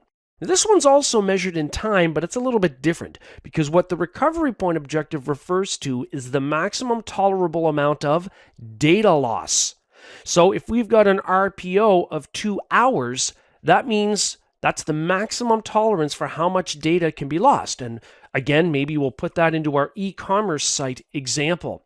That also means that you've got to make sure you put processes in place to ensure that you're taking backups at least once every 2 hours in order to adhere to a 2-hour RPO. And that could be across a multitude of different AWS services, such as EC2 instances or RDS databases. The service level agreement, or the SLA, is also crucial when it comes to planning disaster recovery because each and every AWS service, which is S3, EC2 instances, Amazon Kinesis, RDS databases, all of those have their own unique SLAs. And the SLAs will stipulate guaranteed uptime. So that has to be considered when you plan your disaster recovery strategy, but it shouldn't be the only thing that you think about. Then there are other tools that you could choose to use in conjunction with AWS services such as CloudHSM. You might use this to continuously replicate on-premises data to AWS. CloudHSM can be used as a migration tool, or in this case, as a disaster recovery type of tool. So with CloudHSM, let's say that we've got a server that goes down. Well, we could roll it back to a point in time using a snapshot that was taken prior to when the problem occurred. And this might solve a problem if, for example, the symptom was data corruption. The other thing to think about is that we can also use Amazon Web Services as an alternate disaster recovery or DR site. When you use a cloud provider as an alternate DR site, you can refer to this as Disaster Recovery as a Service, or DRAAS. The benefit of doing this, as opposed to having an actual physical alternate location, is that there's no upfront investment. The other thing is that it's highly scalable. You could do this for each and every one of your office locations if they're spread out across different regions. You could use AWS as an alternate DR site. This means that you have to make sure you set up services in AWS that can kick in when things like on-premises systems might fail. You can also enable data replication to alternate regions. One example of this would be with a database, or it could be with an S3 bucket by enabling cross-region replication. If there's a disaster in one region, you've already got the data that's been replicated and kept in sync in an alternate region. You can also configure AWS EC2 instance backups, and EBS volume snapshots can be taken so that you can revert back to an earlier point in time if data is lost, deleted, corrupted, or if EBS volumes become corrupt. When you create an EBS volume for use with an EC2 instance, you are creating it within the region that's currently selected, as seen here in the upper right in the AWS Management Console. So if I were to go to the EC2 Management Console, and if I were to scroll down to Elastic Block Store EBS and click Volumes and click Create Volume, the only choice you really have within the region is the availability zone. So you can't select a different region. So what do we do about this? What if we have an EBS volume that we want to have available in a different region? Well, we can copy it based on a snapshot. So let's go back to the EC2 console, and what I'm going to do is select an existing EBS volume, and I'm going to go to the Actions menu and create a snapshot. Now the snapshot description is going to be copy to another region for clarity's sake in this example.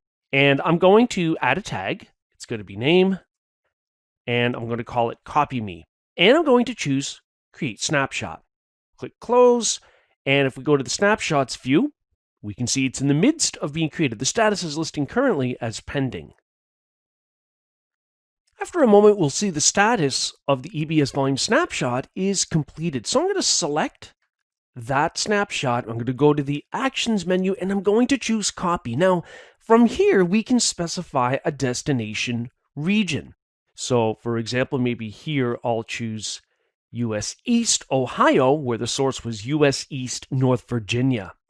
We also have the option of encrypting the snapshot if we want to include this for protection of data at rest. However, here I'm just going to copy it to a target region. So I'm going to choose the copy button, and it says the copy operation has been initiated and that we should switch to the US East Ohio region and check the snapshots from there, because if I close out of here, I'm never going to see it listed here because I'm not in that region. I'm in the North Virginia region. So if I were to open that up and choose US East Ohio, we'll then be looking at snapshots from the perspective of that region. And here we can see the copied snapshot is in the midst of being copied to this region.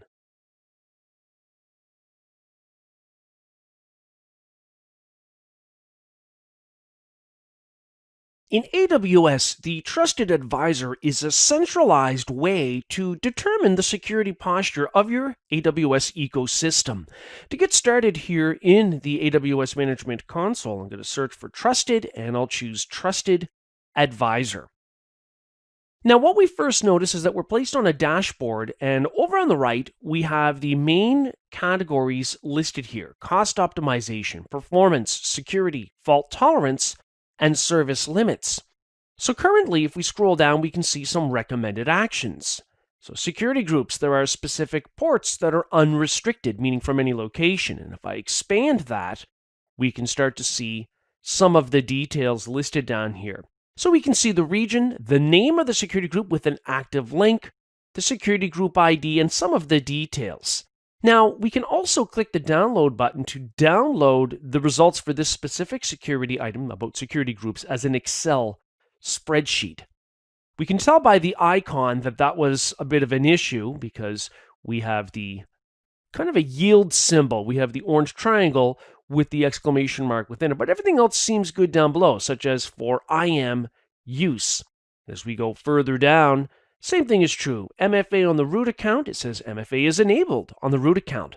Well, that's good. So we don't have to worry about that specific item.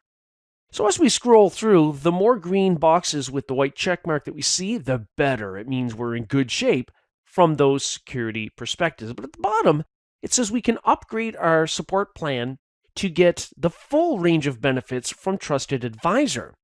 Now, I'm not going to do that, but as an example, if we were to click Cost Optimization, notice a lot of these are grayed out because we haven't upgraded in our support plan to the full benefits offered by Trusted Advisor. But we can see what it would do. It would point out any Amazon EC2 instances that have low utilization. So this is important because we know that when we leave things running and don't use them, we're paying for it still in the AWS cloud. Idle load balancers, underutilized EBS volumes, elastic IP addresses that are unassociated, or Amazon RDS idle DB instances. Again, you don't want databases left running when they're not being used in the cloud because it gets very expensive very quickly. The Trusted Advisor also has performance recommendations. Security, which we looked at, fault tolerance recommendations such as snapshots, load balancer optimization, redundancy for VPN tunnels if we've got VPN tunnels enabled.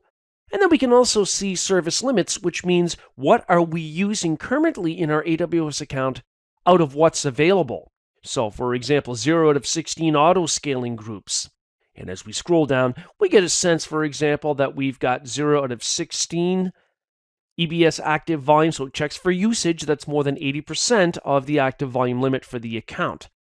So we can track all of this in one central place using the Trusted Advisor. If we go to Preferences, we can disable it, and also down below, if we want to keep it running, we can have weekly email notifications sent for billing, operations, and security.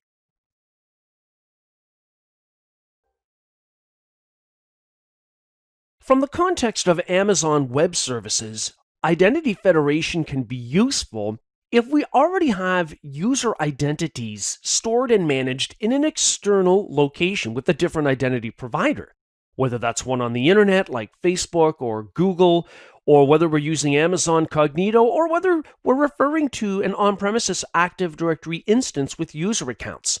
Identity federation can use those external entities and allow limited access to AWS resources. So in this example, in the AWS Management Console, I'm going to search up IAM, Identity and Access Management, to open up the IAM console, where I'm going to click Identity Providers. Now, what we're going to do is create a configuration here in AWS for an external identity provider. So I'm going to click the Create Provider button, and I can choose from either SAML or OpenID Connect. If I choose SAML, I need a metadata document. So for example, if we want to do this for Google G Suite, then we could log into our Google G Suite admin console, and we could get the metadata document that we would then specify here. We can also choose OpenID Connect, where we need an audience or a client ID from the OpenID Connect identity provider. Of course, we have to specify the URL as well. Here I'm going to choose SAML, and I'm going to call this Provider 1. And I'm going to select a sample metadata document that would normally result or be exported from an external identity provider. Now, once I've done that, I'm going to click Next Step, and I will click Create. So we've now got a SAML external identity provider. if I were to click on it to open it up, one of the things I can see here is the provider Amazon resource name, or ARN. Now, this is important because you'll normally need to configure that in your external provider if, for example, let's say you wanted to allow access to the AWS console itself. So you could have an icon show up in the external app area, such as in G Suite when users sign in. And so you're going to need this provider ARN as a configuration item to make that happen. That's not all we have to do here in IAM. The other thing we have to do is create a role that we will, again, configure in our external identity provider to map authenticated users in the external identity provider with the permissions they should have here in AWS. So let's go ahead and click Create Role. In this case, it's going to be for either a web identity for Amazon Cognito or any OpenID provider, and we can choose from the list. We can choose Amazon, Cognito, Facebook, or Google. Or I could choose SAML2 Federation, which is what we've got configured here. And from the SAML provider list, I can choose provider 1. Now I want to allow, let's say, programmatic and AWS console access to AWS resources. So I'm going to go down and click Next, very bottom right, for permissions. And this is where I have to attach the appropriate policies in IAM to give permissions to the role. So if we want to give, let's say, S3 full access, then we could turn that on. I'll click Next. And we could also add tags for this role. So I'm going to call this for external IDP for the name tag. Having done that, I'll click Next, Review. We have to give this role a name. So for external, we've got an invalid character for external IDP. We could provide a description here if we so wanted to. And then I'll just go ahead and click Create Role. So we've now got a new role. I can filter for that role in the list here. And when I do, I can click on that role to open it up. And again, I will need this ARN depending on how I'm configuring access in the external identity provider. So now at this point, we've got our configuration done on this side of the equation in Amazon Web Services. We've created the external IDP, the identity provider, in this case a SAML1, and a role that will be used to map with external identities to give limited access, in this case, to S3.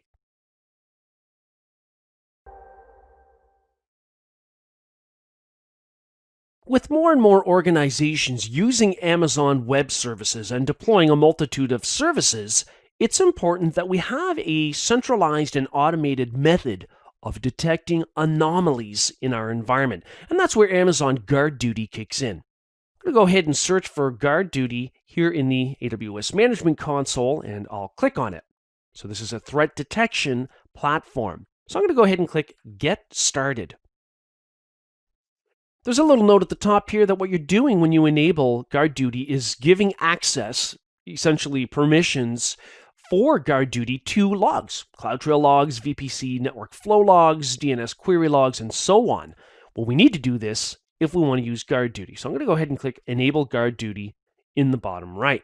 What will happen over time as anomalies are detected is they will show up here in the findings view, as we can see listed on the left, and that's what we're currently looking at. Now, currently it says that we don't have any findings, but Guard Duty is continuously looking for anomalies. So if we refresh, after a moment, we can see that it looks like an IAM user was using the root credential to do something, and that's part of normal usage. Now, if we open that up, we can see it's a low severity, so that's good. We can see the region, we can see the access key principal ID as well for the account, the username, in this case, root. As I scroll down, we can also see the IP address from which that access occurred, even the location and the longitude and latitude. Pretty detailed information. However, that's not one that warrants any action because it's a low severity. We can also go to settings and set export to an S3 bucket for findings, but we can also generate sample findings, which I will do here by clicking that button. And I'll go back to the findings view. Now we can see what normally might happen if we have a lot of anomalies that would be detected in our environment. Of course, these are all prefixed with the word sample. So for example, we've got denial of service TCP on a specific instance. The instance is listed here. And if I click and open it up, well, we can see the severity here is high. We've got one count of this specific occurrence for that instance. We've got a link to the instance, and we can see a lot of the details here, like the instance type, whether the instance is currently running, and the AMI that was used to launch that instance. So we have a lot of items listed here automatically. We see network interfaces, the public IP, and the private IP address, and so on. So we have a lot of items that we can take a look at here when we have detected findings that look anomalous. We also have, if we scroll down here, some unusual items like network port unusual. So if I click on that, we can see the severity for this one is actually only medium.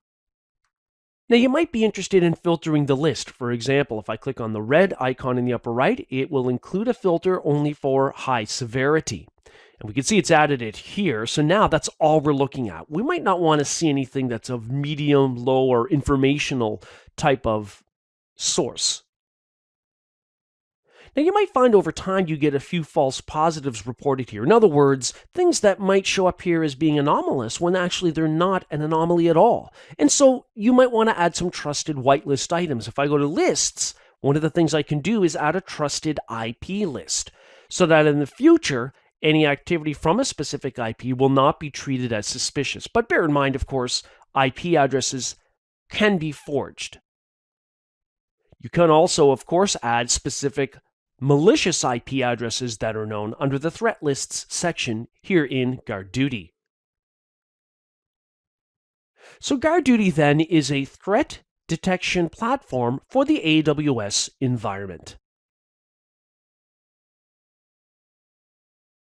You can configure long-term low-cost storage using Amazon S3 Glacier.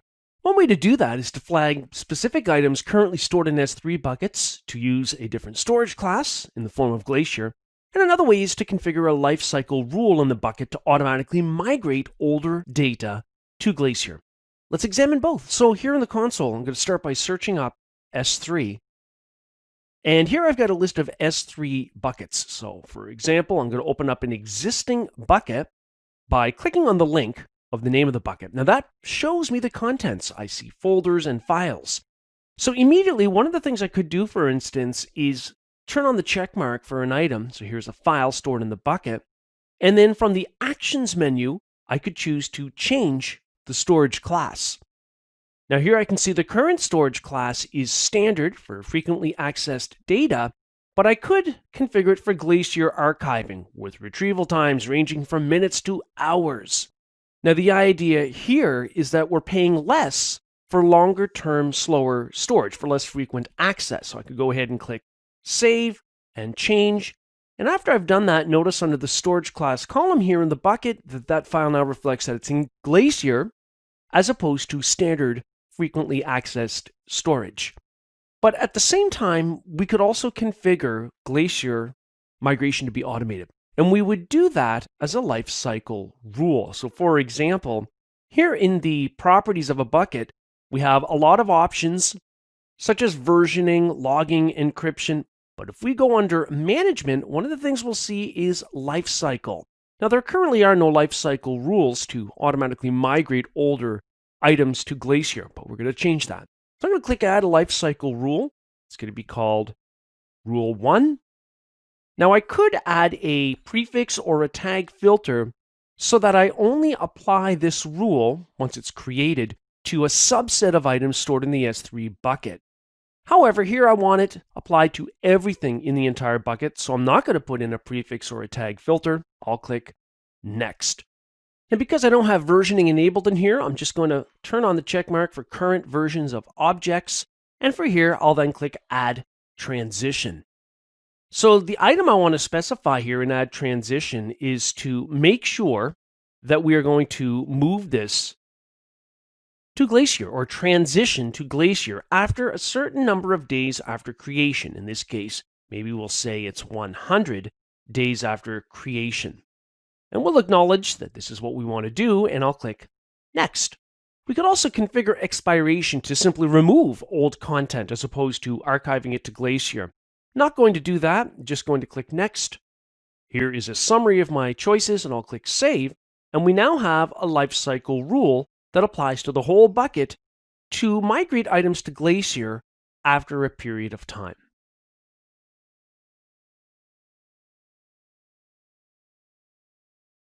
The Amazon Elastic Load Balancer, or ELB, is an important consideration when you're planning application usage in AWS. One of the reasons is because it can improve performance, and yet another reason is it can increase high availability. This is because there are multiple backend containers or EC2 instances supporting an app, and thus performance is improved or high availability is achieved, because if one backend instance, for example, goes down, others are available to pick up the slack.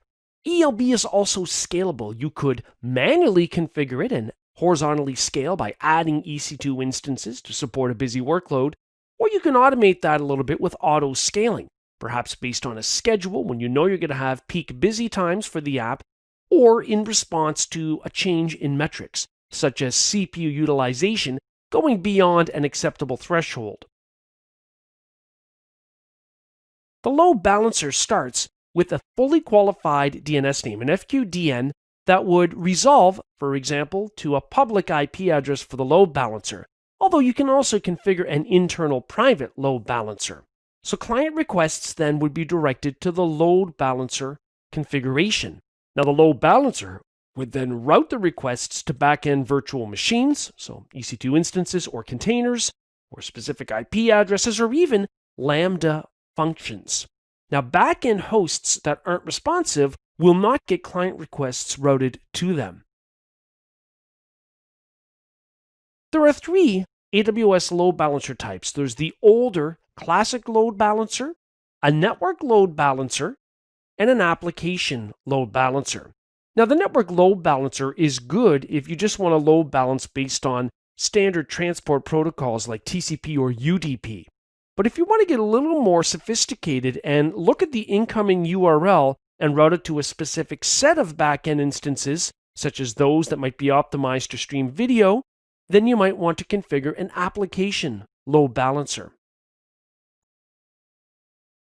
Load balancers can be public or private, and you can configure an application load balancer with secure listeners, such as an HTTPS listener to encrypt communications. But in order to do that, you're going to have a certificate available. The network load balancer supports TCP and UDP transports, as well as transport layer security or TLS secured connections. Again, you're going to need a certificate to set that up. The other thing to bear in mind is that you can deploy load balancers across availability zones and subnets so that you have even higher availability if there's a problem in one availability zone. Security groups can also be associated with the load balancer. Security groups are used so that you can control the traffic flow. You can determine what should be allowed into or out of a load balancer. Finally, when you configure a load balancer, you need to specify a target group, which is another configuration. The target group is what determines what the backend instances are or containers and so on. And this is where you also configure periodic health checks so that the load balancer knows which backend items should not have client requests sent to them because they are not responsive. With Amazon Web Services, a network load balancer is designed to increase availability of an application because requests go through the load balancer interface and there's a separate backend pool of servicing the app. Even if one app goes down, other servers or instances can handle the request.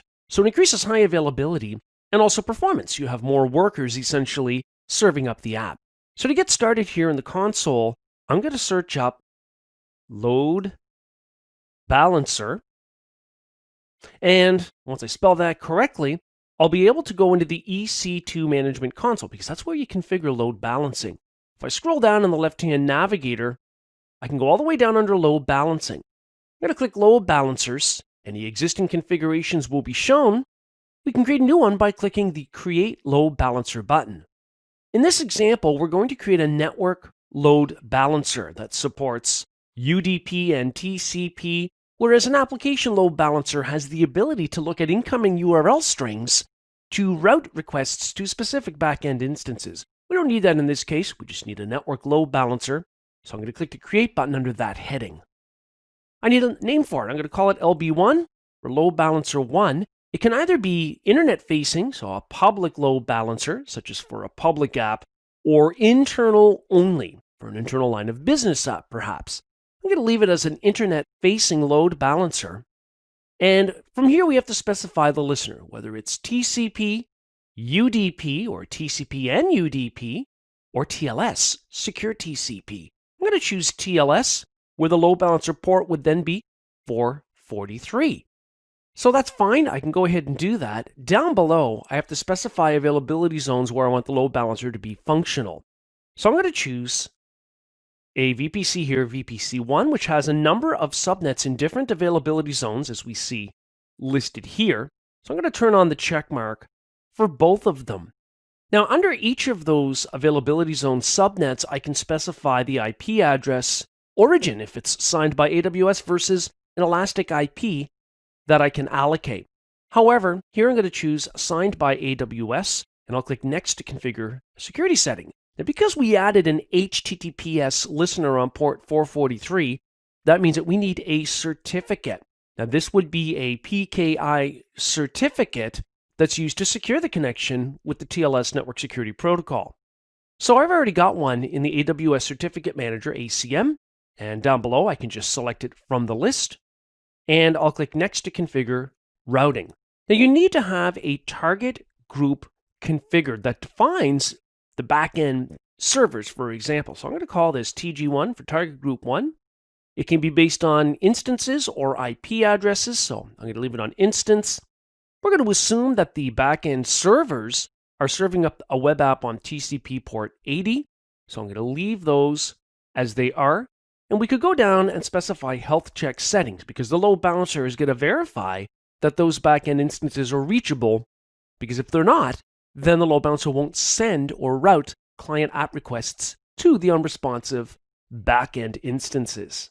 So we can see the health check is going to happen over TCP, and we can see the healthy versus unhealthy thresholds and how often it's checking for that. So we can see the interval here is 30 seconds. I'm going to leave that, and I'll click Next so that we can start choosing our targets. Now, down below, when I click Search Instances, it says no instances available. Well, that's because there are no instances running. So if I open up another tab at the top, and if we go to the Instances view, we'll see that I've got a couple of instances here, and these are two Windows instances hosting a web app, but their state is that they are stopped. So that's not good. We need them running. So I'm going to select them both. I'm going to go to Actions, Instance State, and I'm going to start them up. Okay, we can see the instances are now running, so let's go back to our load balancer screen, go to the previous step, and then next again to register targets once again, just to refresh the screen. And you can see that those are now showing up down below as instances that we can register with the load balancer. I'm going to select them both and click Add to register it on port 80. We can now see they're added up at the top. I'll click Next. Here we've got a summary screen for the load balancer config. We don't need to edit anything, so I'm just going to go ahead and create the load balancer. I'll click Close. We can see the load balancer is now being provisioned.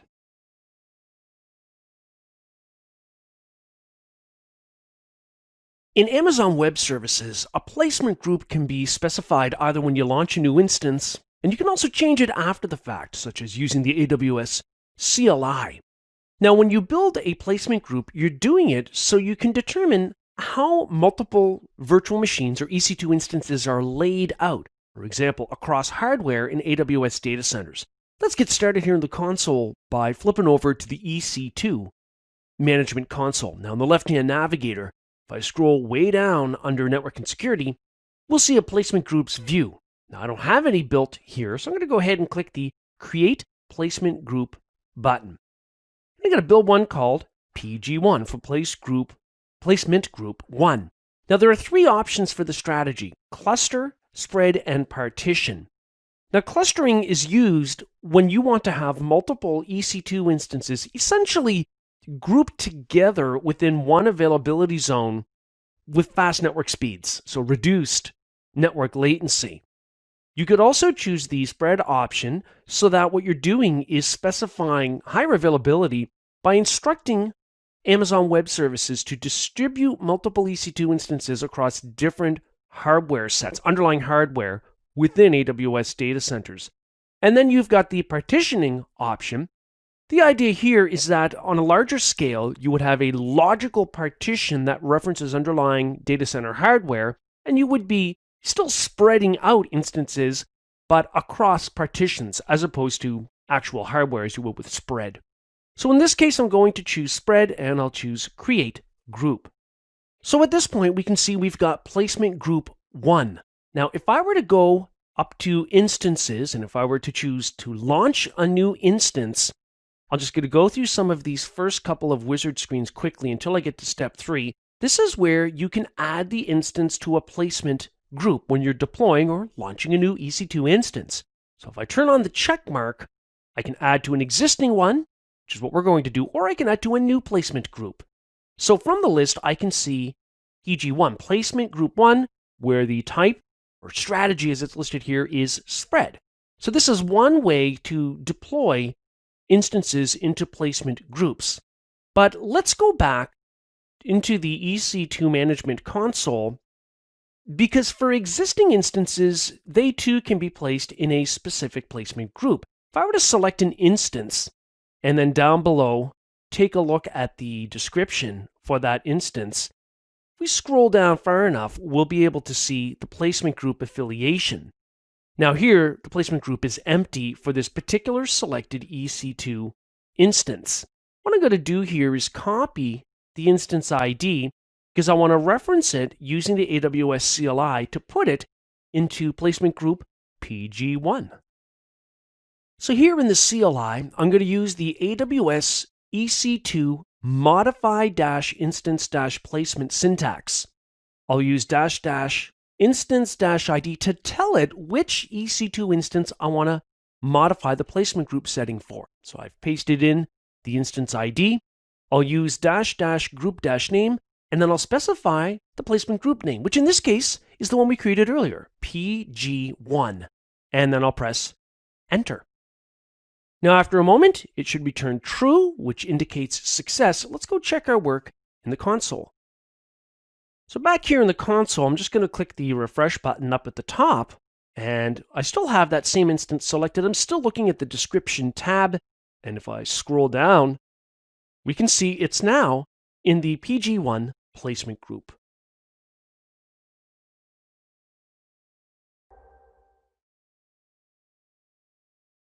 In this demonstration, I'll use the AWS CLI to modify instance placement groups. To get started here, in the EC2 console, I'm going to scroll down on the left until I see the Network and Security section, where I'm going to click on Placement Groups. Here we've got a placement group already created with the strategy of spread, and it's called PG1. Now if I go back to my instances view, I'm going to select one of my EC2 instances. Now when I do that, so I'm going to select WinServe 2019-2. When I do that, I can take a look down below under the description tab, and if I scroll far enough, I'll eventually see the placement group affiliation. For this, it's nothing. It's not tied to one.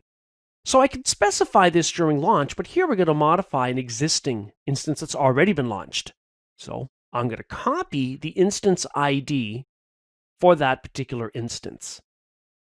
And here in the AWS CLI, I'm going to use the syntax as follows. AWS EC2 modify-instance-placement. Now I need to tell it the ID of the instance, and I have to tell it the placement group I want to put it into. So --instance-ID, here is the ID of the instance we were just looking at in the console, --group-name, and PG1 is the name of our placement group. So I'm going to press Enter. If it returns true, as we see here, then it's succeeded. Back here in the console, I would have to click Refresh, still having that same instance selected, still looking under Description, and then scrolling down to see, in fact, that it is now in a placement group named PG1.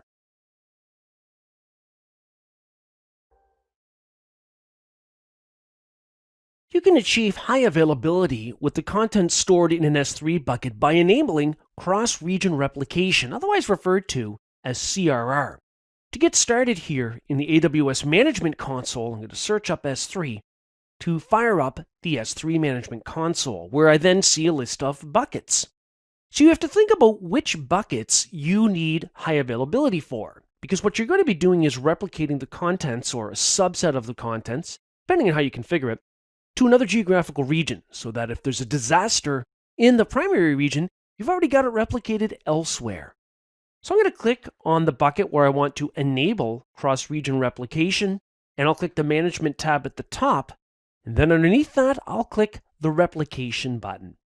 Now it says down below, you haven't created any replication rules yet for the bucket, so nothing's being replicated anywhere. Well, to do that, I need to click Add Rule. So I'm going to click Add Rule. Then I get a message that says the bucket doesn't have versioning enabled, and yet it's required if you want to follow through with this. Okay, well, I've got an Enable Versioning button right here, so I'll just go ahead and turn that, and then we can continue on with the construction of replication rule. The default is that we will replicate the contents of the entire bucket to an alternate region. We could choose prefix or tags and enter in a prefix name. For example, if we've got a video here, if we've got a folder called budgets, we could put in budgets/, or we could start to enter in tag information. So in this case, I want the entire bucket. So I'm going to leave it on entire bucket, and I'm going to click Next. So we have to choose the target bucket in the target region. So it could be in this current AWS account, or even a bucket from a different account. So we could choose another bucket name, or we could create a new one if we don't have one in an alternate region. So I'm going to choose Create New Bucket. It's going to be called Replica 1. Then I have to select the region where I want to create that bucket. So maybe in this case, I'll choose Canada Central. Now at the same time, while we're replicating contents from one region to another in the bucket, we can change the storage class for the replicated items, or change object ownership, or even set replication time control settings.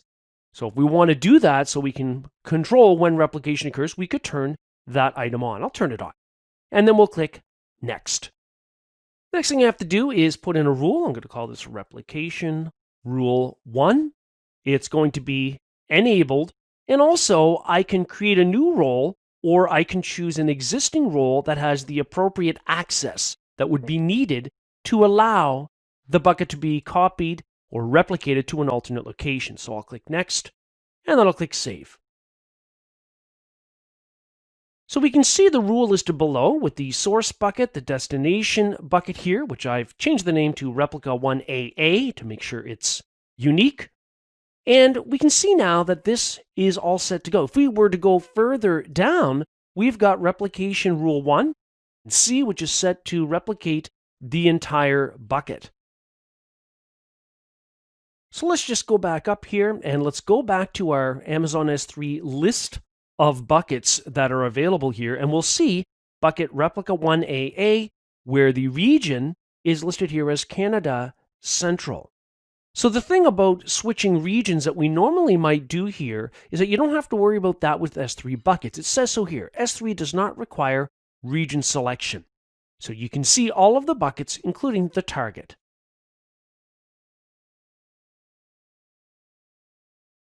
AWS Storage Gateway is a hybrid storage solution. On-premises services that you might have running can contact the AWS storage appliance, and they can even contact AWS storage through the appliance to access additional storage in the cloud. So it can be used as a cloud backup solution. It's also a cloud tape emulation solution, so that it looks like a tape device to on-premises hosts that might need to perform a backup, when in reality, it's actually the AWS storage gateway that is then in turn storing those backups in the cloud. So you can use cloud-backed on-premises file shares as well. So again, the file share appears to be on-premises and local, and it is to a degree because it's available through the AWS storage gateway, which in turn is replicating that into AWS Cloud Storage. The AWS Storage Gateway supports a number of protocols. For the tape gateway, it's accessible via iSCSI. the file sharing gateway is accessible via NFS or SMB. The volume gateway is accessible through iSCSI to connect in the end to EBS volumes. So the idea is that it allows on-premises devices to access resources that really exist in the cloud but appear to be available locally on the storage gateway because the storage gateway supports common storage protocols. With the AWS Storage Gateway, clients can access it via NFS, SMB, or iSCSI. On-premises data sources can also talk to the cloud through the AWS Storage Gateway. Also, cloud data sources can be used as a storage location, and it's scalable due to the nature of cloud elasticity. So we don't run out of storage as quickly as we otherwise might when we're dealing with strictly on-premises storage solutions. The great thing about the Storage Gateway also is it can allow access from AWS services in the cloud to on-premises data. Now, this is great because you might have machine learning algorithms or logging solutions that can be used against data that's stored in the on-premises environment. You can use the AWS Storage Gateway as an interim migration solution to migrate on-premises data into the cloud, or you can use it for the longer term as a cloud backup solution. The AWS Storage Gateway can be deployed as an on-premises virtual machine. It's essentially the bridge between your on-premises requirements for file storage and the actual storage being in the cloud, such as in an S3 bucket. To get started here in the AWS Management Console, I'm going to search for Store, and I'm going to bring up the Storage Gateway. Now, we don't have any gateways deployed yet, so I'm going to go ahead and click Get Started. And from here, we can select a file gateway so that essentially we can allow clients on premises to access the gateway appliance or virtual machine through SMB or NFS. In turn, the data is actually stored in S3, or as a volume gateway, or as a tape gateway for backup purposes, essentially a tape emulator. I'm going to choose File Gateway, and I'll click Next. From here, we can choose to download an image for VMware ESXi, so we can host that on premises if we use that platform, or Microsoft Hyper-V or Linux KVM. You might have a hardware appliance that you need to activate. And of course, you could also use an Amazon EC2 instance. Now, to do that, if you were to click the Launch Instance button next to that item, it takes you in a new window where you are deploying a new instance where, if we go to the previous step, we can see it's using the AWS Storage Gateway AMI, Amazon Machine Image. Now, you might want to change the sizing for your specific deployment depending on how much activity you think will go through the Storage Gateway. You're going to want to make sure, for example, that if it should be publicly accessible, that it's got a deployment in a network with the public IP enabled. And also, you want to make sure that you add at least one more additional volume, for example, for caching files, maybe in the order of 200 gigabytes or whatever would suit your needs. If you need to, you can also change the volume type, for example, to provisioned IOPS SSD if you need the utmost in disk I/O transfers. Once you've done all of that, you can continue on launching the instance, which I won't do here. Just going to close out of that. Now, the next thing you would do once that's been done is take note of the public IP, for example, and then continue by clicking Next, where we could choose a publicly accessible endpoint. That's where you would need the public IP. Or you could deploy a VPC endpoint.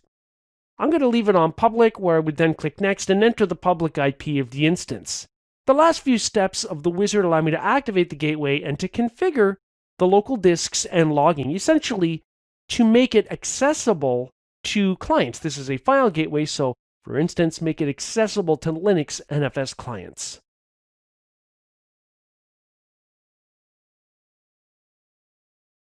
In the AWS Management Console, you can take a replica of an existing MySQL deployment, and you would do this perhaps to deploy a read-only replica in an alternate location where there's going to be heavy read access, such as querying, but at the same time, it means you also have an extra copy of up-to-date replicated data. So to make this happen, in the console, I'm going to search for RDS. And within RDS, I'm going to take a look at my existing database instances. Databases view, there's one here, database-1 is the identifier. It's a MySQL type of database instance, so I'm going to select it. And from the Actions menu, I'm going to choose Create Read Replica. When you create a replica, it's similar to the items you would specify when you initially deploy the database in AWS. So things like the instance class. This replica might not need as much horsepower as the primary read-writable one. So I'm going to choose the appropriate item here, and I'm going to scroll down. I don't want a multi-availability zone or multi-AZ deployment. I'm going to choose general purpose for the storage type. Now it does say that you're converting between these, and so as a result, it could impact performance. That's fine. I can choose the destination region where I want this made available. So in this case, I'll choose Canada Central, and I'll select the default database subnet group option. I do want this to be publicly accessible, so this is a separate setting from the primary read and writable master copy of the MySQL database, and the default VPC security group is set. So I've got a lot of the same options I would have initially. So I'm going to specify a DB instance identifier. The original is database-1. I'm going to add -replica1 to that. And because it's MySQL, it's going to listen on port 3306 as per usual. And I'm just going to scroll all the way down to the bottom, and I'm going to choose Create Read Replica. So at this point, we see the read replica creation has been initiated, and as you might guess, depending on how much data has been stuffed into the existing database, will determine how long it takes to create a copy or a replica of it. So now if I go back into that database, by clicking on it and then scrolling down to the bottom, under replication, we can see we have not only the master, but we've also got our replica database in a different availability zone, and also in a different region.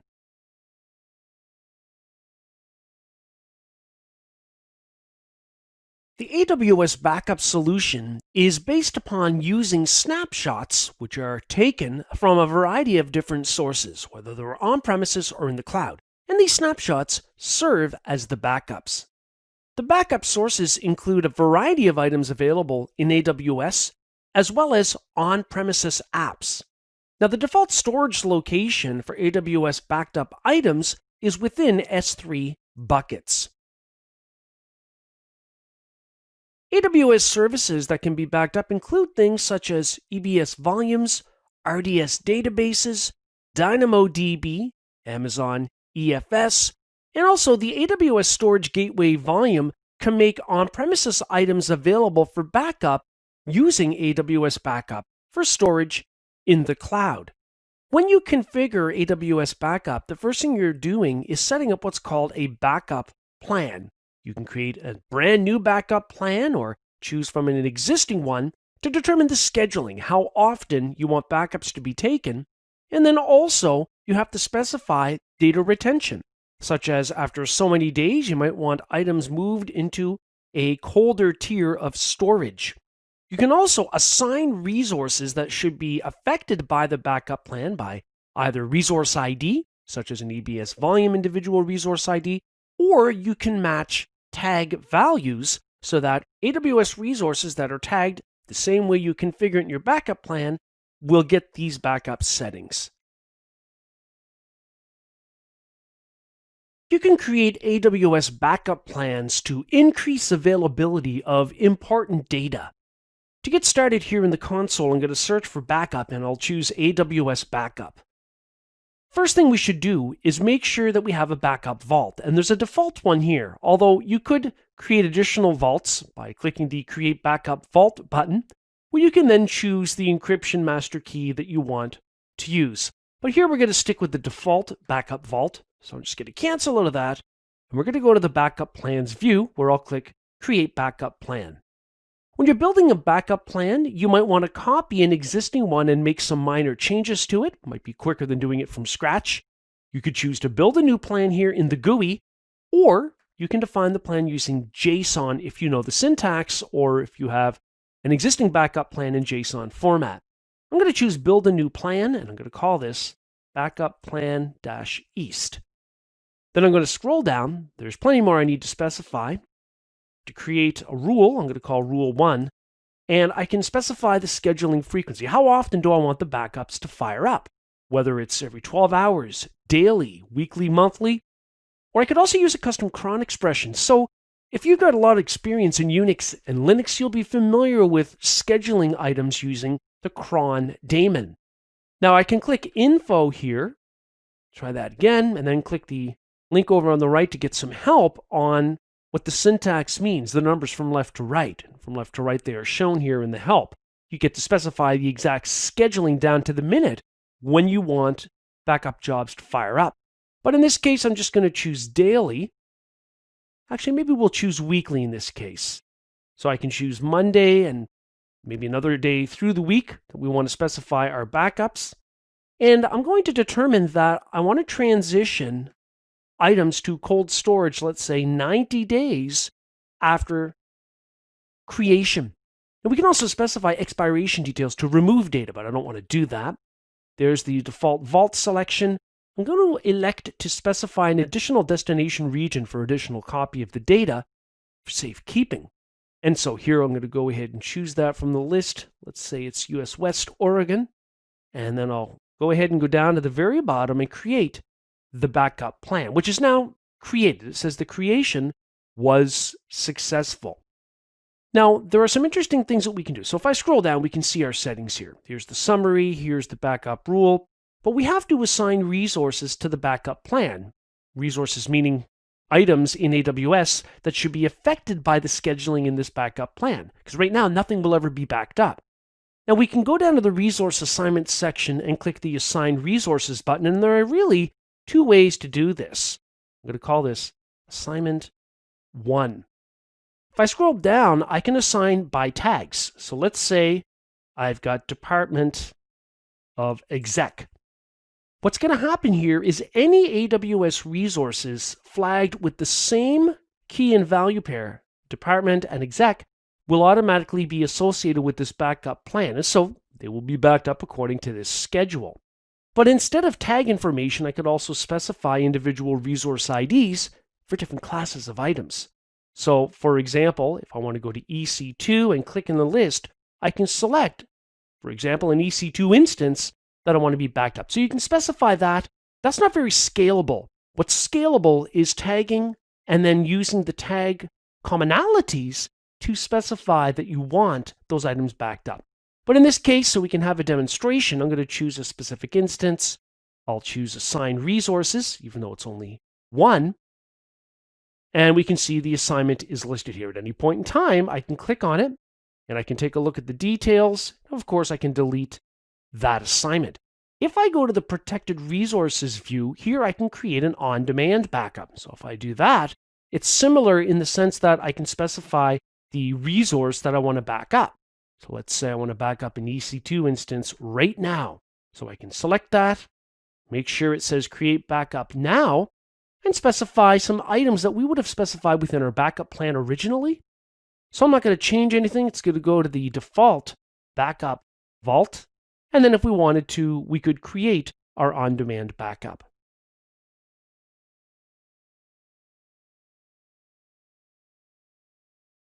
After you've configured backup plans in AWS Backup, which are normally scheduled, you can, of course, at any time perform an on-demand backup. And so to do that here in the console, I'm going to search up Backup. I'm going to select AWS Backup. Now, if I go to Backup Plans, if there are any backup plans, they will be shown here. And within the backup plan, of course, we have details within the rule as to when exactly backups will occur. However, at any point in time, I can go to Protected Resources, and I can create an on-demand backup clicking the button with the same name, which I'll do. Now, the first thing I have to do is select the class of resource that I want to back up. In this case, let's say it's an EBS volume. When I click in the volume ID field, I'll be shown a list of volumes. So I'm going to choose one for a particular EC2 instance. And down below, I'm not really going to change anything here other than choosing Create On-Demand Backup. Here I've got a history of backup jobs, including the one that I've just begun. It says status created, the resource type is EBS, and I can click the refresh button at any point in time. When I do that, notice now it says that the backup job is running, and I can click on the link for the backup job ID to see more about it as well. And after a minute, we can see that our EBS volume on-demand backup job has completed.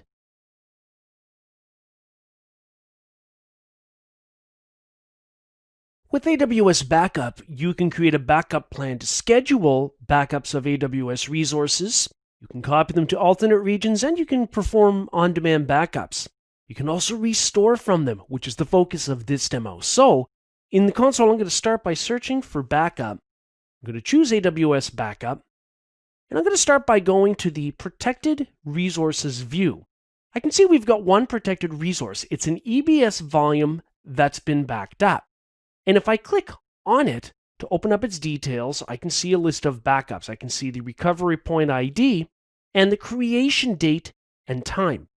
I'm going to select one of my backups of this volume, and when I do, I have the option of clicking the Restore button, which I will do. So at this point, I'm going to restore this backed up volume. So I'm going to restore it as an EBS volume, general purpose SSD. I'll leave the size as it was when it was backed up.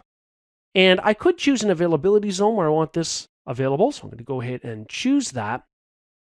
And then down below, I can also specify any IAM roles, identity and access management roles, that the backup service will assume when it's working with backups. That way the backup service has the appropriate permissions. I'm going to leave it on the default role for that purpose. And I'm going to choose Restore Backup. And at this point, we can now see we've got a restore job. So really, we're just in the jobs view on the left and under the restore jobs tab up at the top. We can see the status is pending. Now, depending on the size of that EBS volume will determine how long it takes for the restore operation to complete.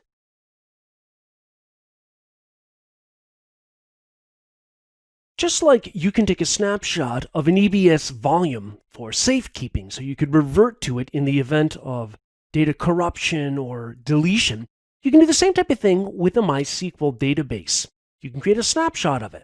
So here in the RDS console, I'm already in the databases view where I've already got a database listed here that's running the MySQL database engine. Having it selected from the list, I'm going to go to the Actions menu and I'm going to choose Take Snapshot. I'm going to call this MySQL-Snapshot1. And I'm going to choose Take Snapshot. After a moment, that puts us in the Snapshots view, where I can see any existing snapshots, and as I click Refresh, I'll see any newly added ones, such as the snapshot that we created for our database. We can see it here, and I can click on it to open it up to retrieve more details. Now, the snapshot creation time says not yet available because it's still in the midst of being created. We can see this by looking at the status, which says Creating. Now, after a few minutes, if you keep clicking on the refresh button, you can scroll over and you can see under the status column that the snapshot will now be listed as available. And if we were to select that snapshot from the Actions menu, we could choose to restore it in the event that there was a problem with the database that the snapshot was taken from. We could copy it to an alternate region, share it with another AWS account, even migrate it to Amazon Aurora. So we can see that from the listing in the options. So we've got our snapshot created. So at this point, we can use it for a multitude of items, which we saw under the Actions menu.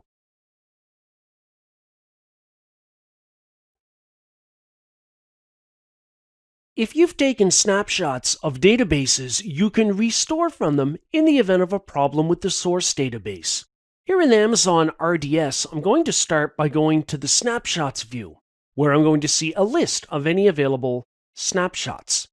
Now I can select a snapshot, and from the Actions menu, I can choose to restore it, which I'm going to do here. So at this point, I'm going to restore it as a MySQL Community Edition type of database instance, because that's what it was originally. That's the engine. I'm going to leave the license model and the instance class as they are. although you might want to adjust the instance class depending on the workload that will be supported. And I'm going to change the storage type from provisioned IOPS to general purpose. I don't need the utmost in performance, so I'll go to general purpose. And we can see here the DB snapshot ID. This is the one that's going to be used for the restore process. It's called MySQL-snapshot1. So now we need to make a new database identifier. I'm going to call it database-snapshot-restore. Down below, much like when I'm deploying a new database instance, I specify details like the VPC and subnet group affiliation, whether the database instance is publicly accessible or not. As we go further down, the port number, which is going to be listening on 3306 because it is MySQL, and that's the standard listening port. So at this point, I'm going to go all the way down to the bottom and choose Restore DB Instance. Now that's going to flip us over to the databases view on the left, where we can see our new database identifier, database snapshot restore. I'm just going to kind of scroll over. We can see the status says it's in the midst of creating that database instance from that snapshot. So we can keep clicking the refresh button at the top until we see that it's got a status of available.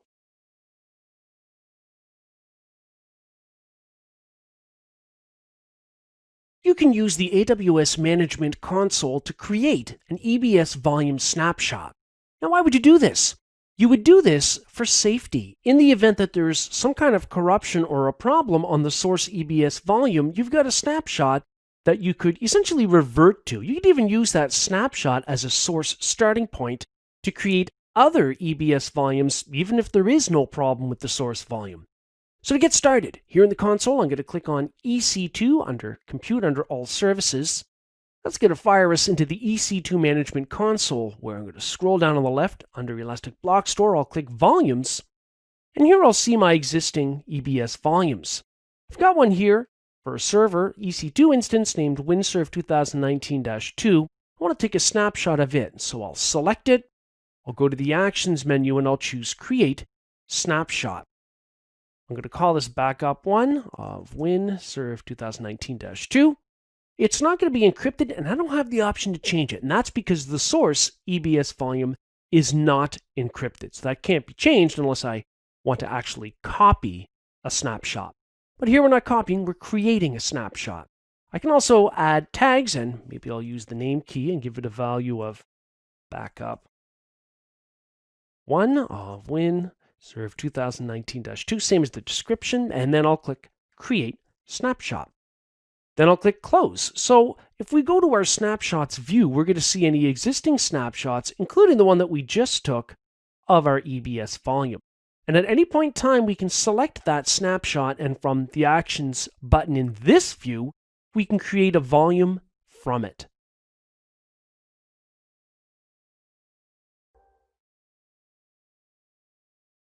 You can configure AWS organizations to allow for the centralized management of multiple AWS accounts.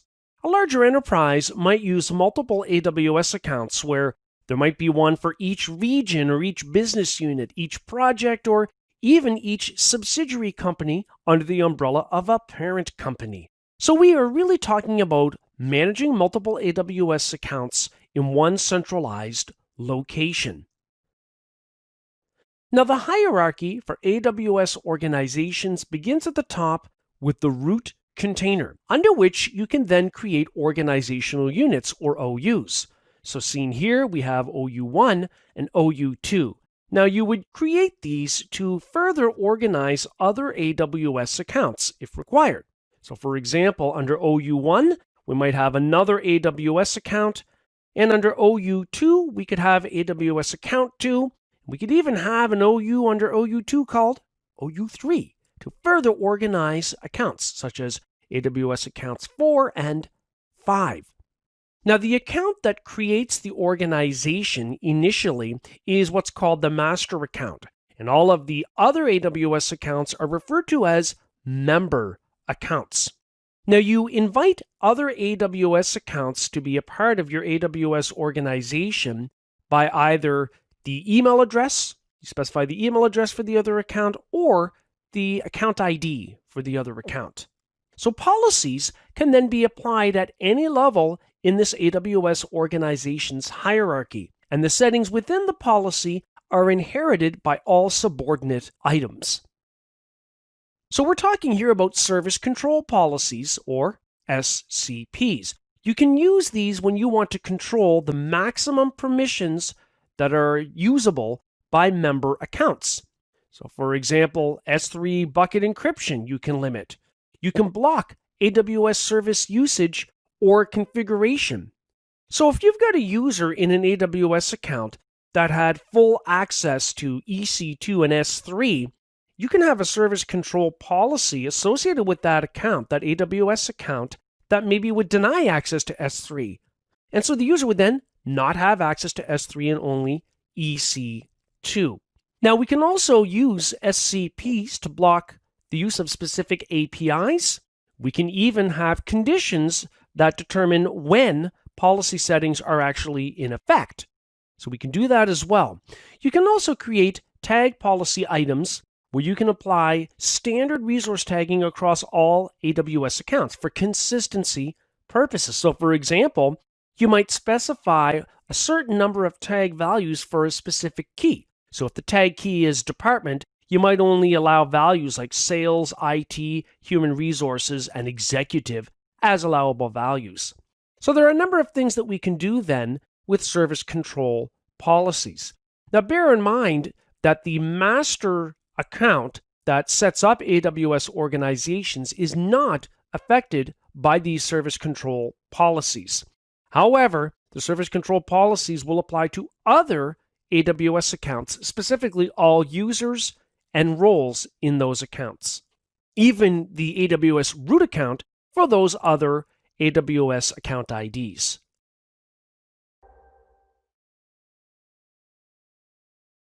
After you've got AWS organizations configured so that you've linked together multiple AWS accounts, you can take a look at it from both perspectives. From the root master account that initially set up the organization, you can also look at it from the perspective of AWS accounts that have joined the organization. Let's start by taking a look from the initiating AWS Management Console, where I'm going to search for org and go into AWS organizations. Here we can see the master account here shown with a star, and we can see the details related for the account, such as the account ID. Then down below, we can also see the joined account. Now I can click on that, and on the right, I can see details related to that joined account. Now, if I go under the Organize Accounts tab at the top, I can see that over on the left, we've got the top root of our AWS organizational hierarchy, and I've also got an OU that's been created called Canada East. And if I select that, I can see two organizations here have been moved into that OU. Now let's take a look at this from the perspective of an AWS account that joined this organization. So from its AWS Management Console, if I pull up AWS organizations, all we're going to see is the fact that we do belong to an existing organization and that we have the option to leave it.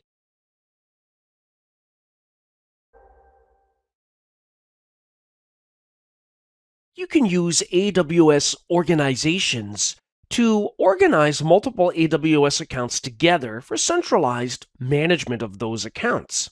Now, many large organizations use multiple AWS accounts, perhaps for different divisions, different regions, and so on. So to get started here, from the AWS Management Console, I'm going to search for the word org, and I'm going to choose AWS Organizations. Now, the first thing that you'll do, if this has not already been done in AWS, is you will create an AWS organization. So I'm going to go ahead and choose the Create Organization button. And I'm going to choose the Create Organization button yet again after it confirms what it's going to do. That places me in the Accounts area of AWS Organizations, where I can see the details related to my current AWS account that I'm signed into, along with the account ID. Now, we also have the option to click Add Account, where we can either invite existing AWS accounts to join this organization, or we can create a new one. I'm going to choose Invite Account. Now it says a verification email has been sent to the email address. So make sure that you go in and essentially verify it. So I'm going to go ahead and do that. Here's what the email verification message looks like. It says AWS Organizations Email Verification Request. So I'm just going to go ahead down below and click the Verify Your Email Address button. And because I'm already signed in to the AWS Management Console, it says your email address has been verified and I'm placed back where I originally started managing the organization. And if I were to click Settings over on the far right, I can see indeed that this email account has been verified. So now when I go back to Accounts and I click Add Account and Invite Account, this time it allows me to specify an email address or an account ID. So I'm going to specify an account ID here for another AWS account that I want to send a request to join my AWS organization. Now, when you're in the Management Console and I am here for a different account, you can click the little arrow to open up the menu by your account name and choose My Account, and from there you'll see you can copy the account ID. So I've gone ahead and done that. I'm just going to go ahead and click the Invite button. And we can now see that we've got the account ID added here as an invitation. So what I need to do is keep my eye on my inbox for the email address associated with the invited AWS account. So this is what the invitation email looks like. It says your AWS account has been invited to join an AWS organization. And as I go further and further down, I can view the invitation by clicking on the link. That'll take me to this page where I can see the organization ID, the master account information that made the invitation, and I'm going to click the Accept button. Then I will click Confirm. And after a moment, we have a message that says our account now belongs to the following organization. And we do have a button here to leave the organization, but I'm not going to do that. Now, from the originating invitation AWS system, when I look at the invitations now and refresh it, the status now says accepted. Now, if I were to click on the Organize Accounts tab at the top in my hierarchy, I can now see I've got 2 AWS accounts that have been added, but it does say no organizational units are present currently.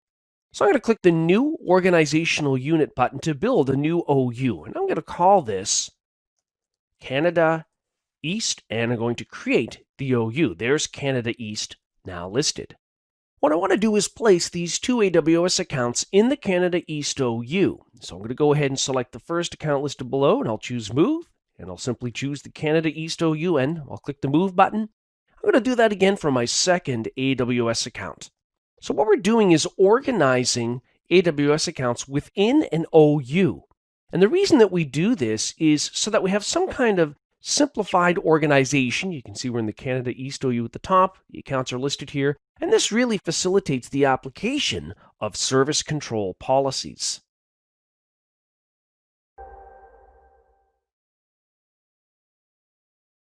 In this demonstration, we're going to take a look at service control policies.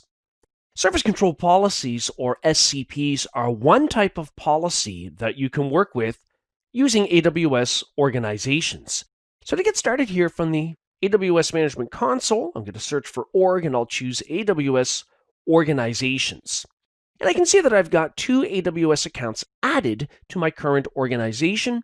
And up at the top, if I click Policies, we'll see there are 2 types of policies that we can work with. Service control policies. Essentially, a service control policy is designed to control the maximum allowable permissions AWS accounts added to the organization. So an SCP doesn't give any permissions, it controls the maximum permissions. Tag policies, shown down below here, the second type of policy, is used so that you can have consistent tagging for resources throughout the organization. Now, if I were to go back, let's say, to the Accounts tab, here we can see the accounts that we originally said were added to the organization. And if I click the Organize Accounts tab at the top, we can see under the root that we've got an OU, or an organizational unit, called Canada East that was created. And when I select it, I can see that the 2 organizations were moved into that OU. Having these accounts in an OU can facilitate policy management because I can associate a policy with the OU and the settings in the policy to control maximum permissions, such as the case with service control policies. It flows down, it gets inherited down to the AWS accounts in the OU. So let's go back to policies. Let's click Service Control Policies and enable Service Control Policies. Now bear in mind that the initiating or master account that set up the organization and invited other AWS accounts is not affected by the service control policies or the SCPs. But bear in mind that we can have a deeper hierarchy than just one organizational unit, which we saw under organized accounts. You can have up to 5 levels deep in a large environment with many AWS accounts. So we have the default full AW access policy listed here, but we're going to create a new policy. In our example, what we want to do is, let's say, block access to S3. Now, this will override what any other AWS accounts that are joined to this organization might allow users to do with S3. So I'm going to click Create Policy. Now, the first thing I'm going to do is call this block S3, and down below, I have to start by choosing the service to add actions for. And the service that I'm interested in is S3, so I'm going to filter that out.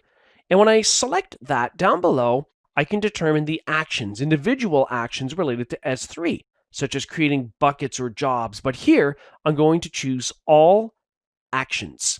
Now, when I do that, you can see over to the right, it's starting to build it. It's set to deny, that's the effect, all S3 actions. The all is indicated here, of course, with the asterisk. Now, if I scroll down a little bit, I can also add specific resources I want this applied to. So, for example, S3, and I could choose all resources or bucket. And I could even specify an individual S3 bucket in question if I don't want this policy applied to all S3 buckets. So it's just a matter of going to the bucket and copying the AWS resource name, the ARN, which I've done here. So I'm going to go ahead and click Add a Resource. I can also click Add Condition to add a condition when this policy should be in effect.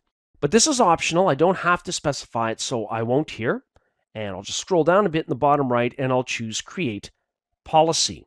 So we can see our policy, block S3, is now listed here, but it's not in effect. So if I were to put a check mark to select that policy over on the right, if I were to drill down, let's say, to organizational units, it says it's not even attached. So therefore, it's not effective yet.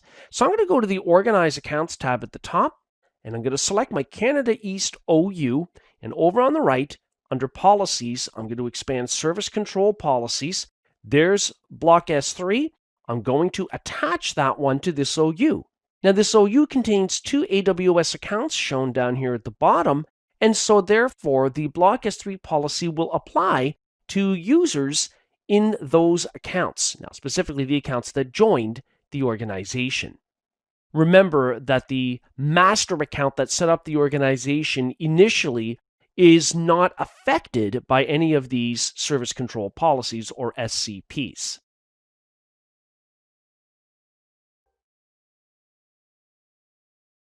You can download, install, and use Visual Studio 2019 Community Edition for free.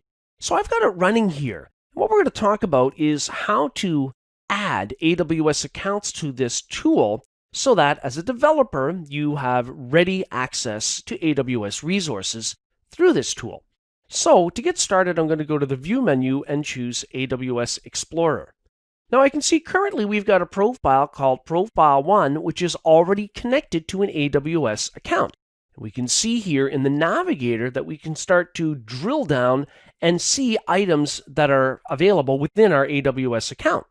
Now that's great, but what about adding other additional AWS accounts, especially if you're in a larger enterprise that consists of multiple accounts that might be centrally managed using AWS organizations?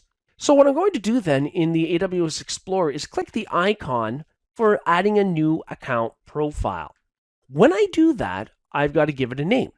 So that's fine, and I have to specify some details here, such as the access key and the secret access key for that specific account.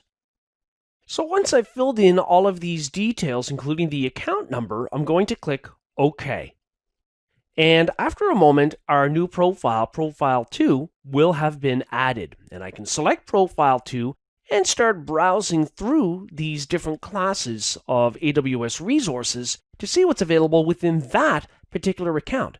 And we have an easy way now to switch between multiple AWS accounts to begin viewing items or resources within them.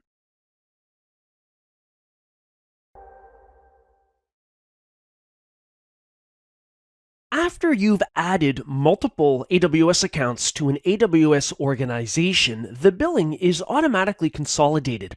Let's take a look here in the AWS Management Console from the perspective of an AWS account that has been added to a master configuration account. So I'm going to go ahead and click in the upper right where my account name is and choose my billing dashboard. So for a linked account, we'll see the normal billing, and we can see the breakdown here for RDS and EC2 and so on. However, if we were to flip over to the master account where this one has been added, then we would also see the same types of charges, for example, for RDS and EC2. So here I am in the master account configuration. I'm signed in as somebody else, and if I take a look at AWS organizations, from this perspective, I can go to the Organize Accounts tab at the top, click on my Canada East OU, and I can see the two accounts that are added. The master one is shown here on the right, and the linked AWS account is shown down here on the left. And so if I were to click on my name in the upper right and then choose my billing dashboard, now it may take a few minutes for everything to be perfectly up to date, but we're starting to see that we're getting some charges leaked in here for RDS and EC2. And I know for a fact that none of those charges is related to this specific AWS account. Instead, that is stemming from the linked account. If I were, for example, to click Bills over on the left, I can see, for example, that if we scroll down a little bit, that we've got all kinds of different types of charges that are being linked to different aspects of AWS services. So if I go to Elastic Compute Cloud or EC2, I can see in the US East North Virginia region there were costs that were incurred. And if I switch back to my linked account AWS Management Console and go into EC2, you can see in the upper right we're in the US East North Virginia region. If I look at my instances view, indeed, we'll see, in fact, that we do have a couple of EC2 instances in that region. Back here in the master account, if I were to go to the EC2 portion, or the EC2 Management Console, and take a look at what we've got deployed here. Now, of course, I would make sure I select the appropriate region, US East, North Virginia. If we go to our instances view, we'll notice that we don't have anything listed because they were not launched within this master account. They were linked, or they were deployed rather, through the linked account, and yet the charges are still showing up here.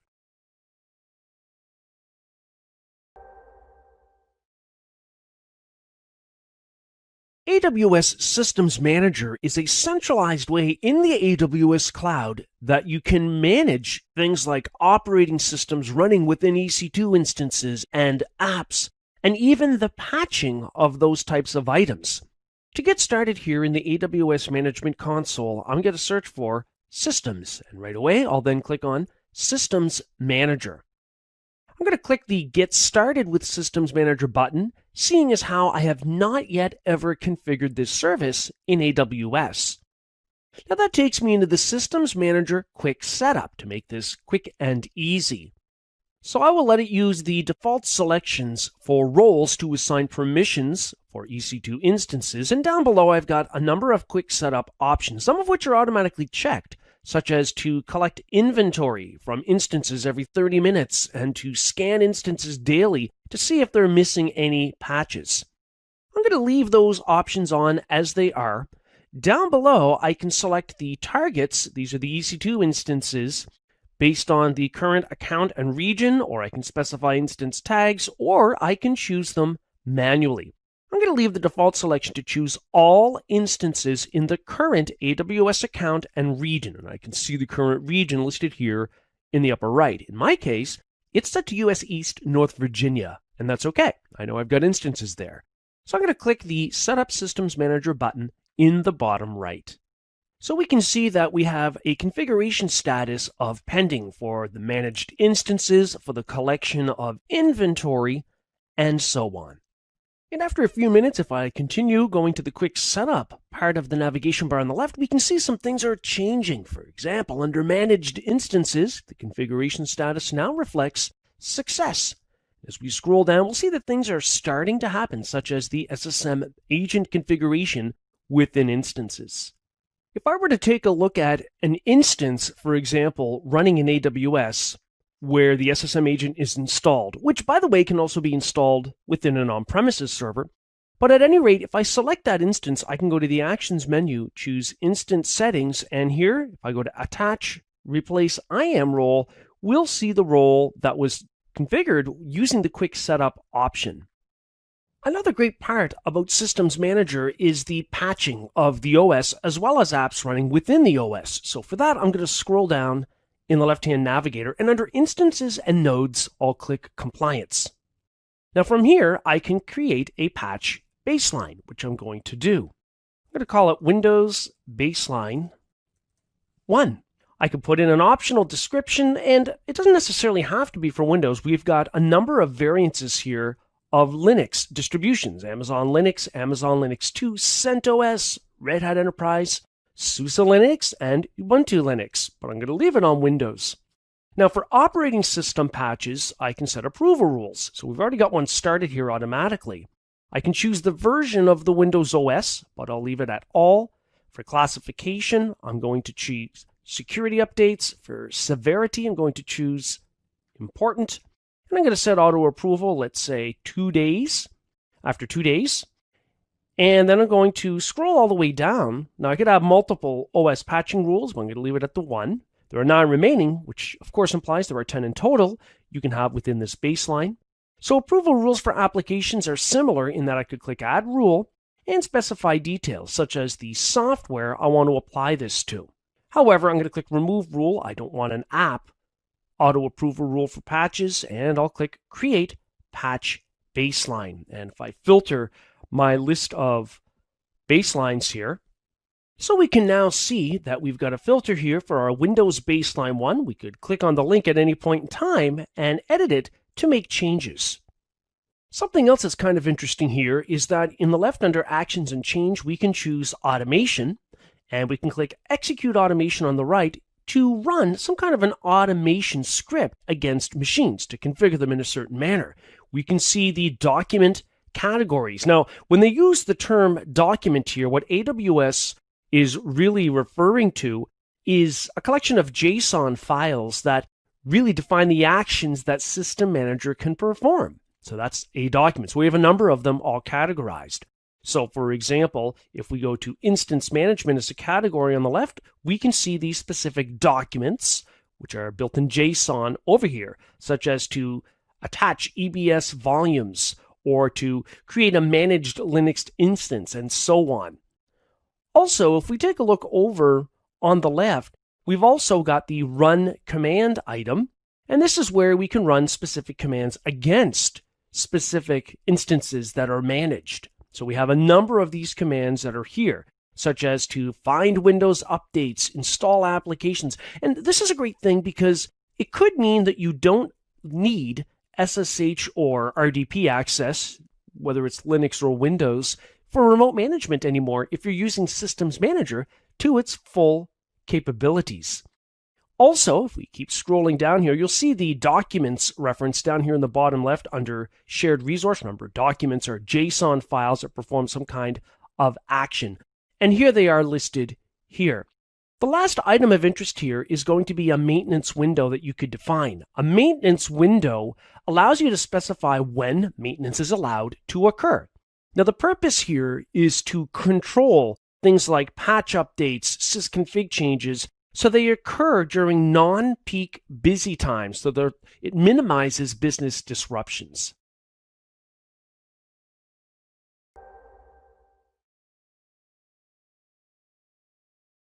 As you use AWS services more and more over time, you'll find the need for a centralized way to recommend any potential security issues, essentially a report on compliance.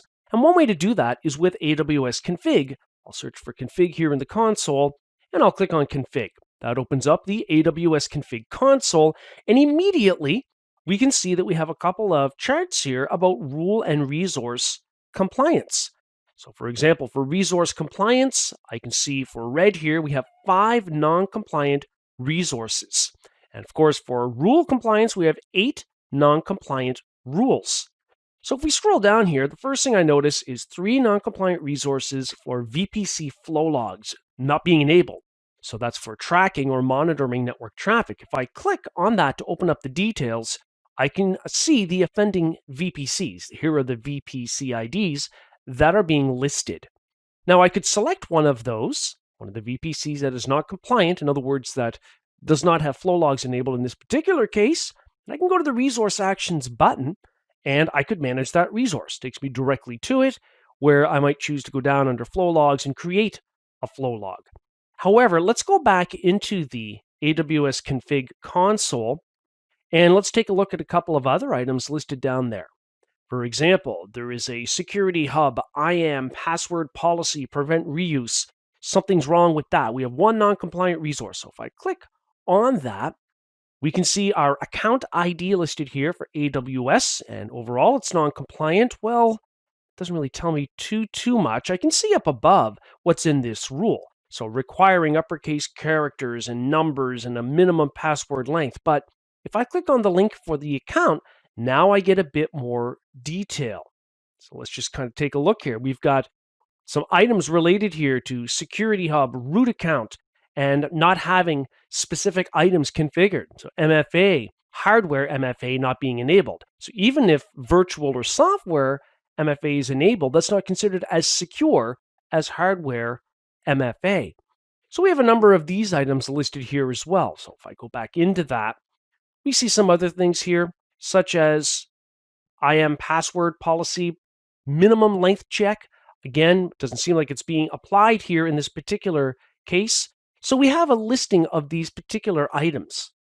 Now I could also click on the resources view on the left, and for resource type, maybe I'll select all AWS resource types and choose lookup, just so I have a sense just by quickly glancing at which resources are not compliant with any of these rules.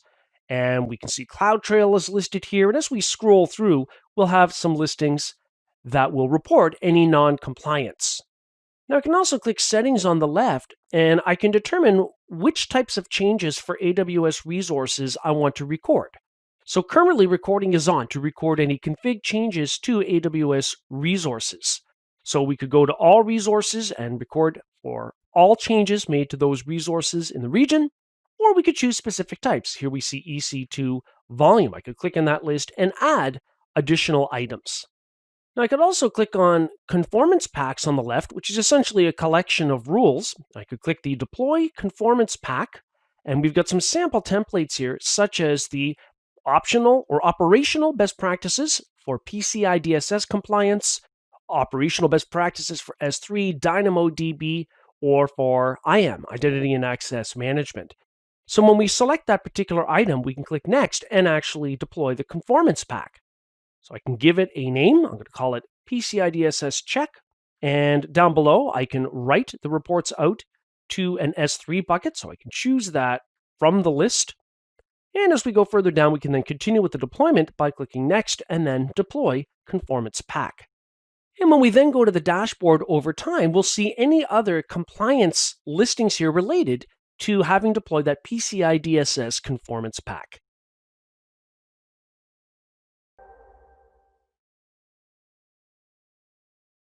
The AWS Service Catalog, as the name implies, is a pre-configured list of AWS IT services, otherwise called application stacks, that are allowed to be used by users in the AWS environment. So whether we're talking about the deployment of EC2 instances or RDS database instances or custom apps, all of this can be controlled through the AWS Service Catalog interface. Now, terminology-wise, the first thing we should know is that An application stack, which has configuration settings for deploying apps, is also called a product when it comes to the service catalog. And you can group products together into what's called a portfolio. So let's get started then here in the console by searching for catalog, and there it is, service catalog. Now it's going to be empty by default, but we're going to start by creating a product. And remember, a product is just another term for an application stack. So I'm going to choose Upload New Product. I'm going to call it Prod1. Now, as we go further down below, I have to specify the owner. Here I'll put in the username of C. Blackwell. And we have two options for the source of it. It can be a template file that we have created, or it could be a CloudFormation template that contains the instructions or directives to deploy a variety of resources like custom AMIs that are used to build EC2 images. So we could use our own custom template file or a CloudFormation template that might deploy a number of resources, including EC2 instances built from custom AMIs that are preloaded with custom software.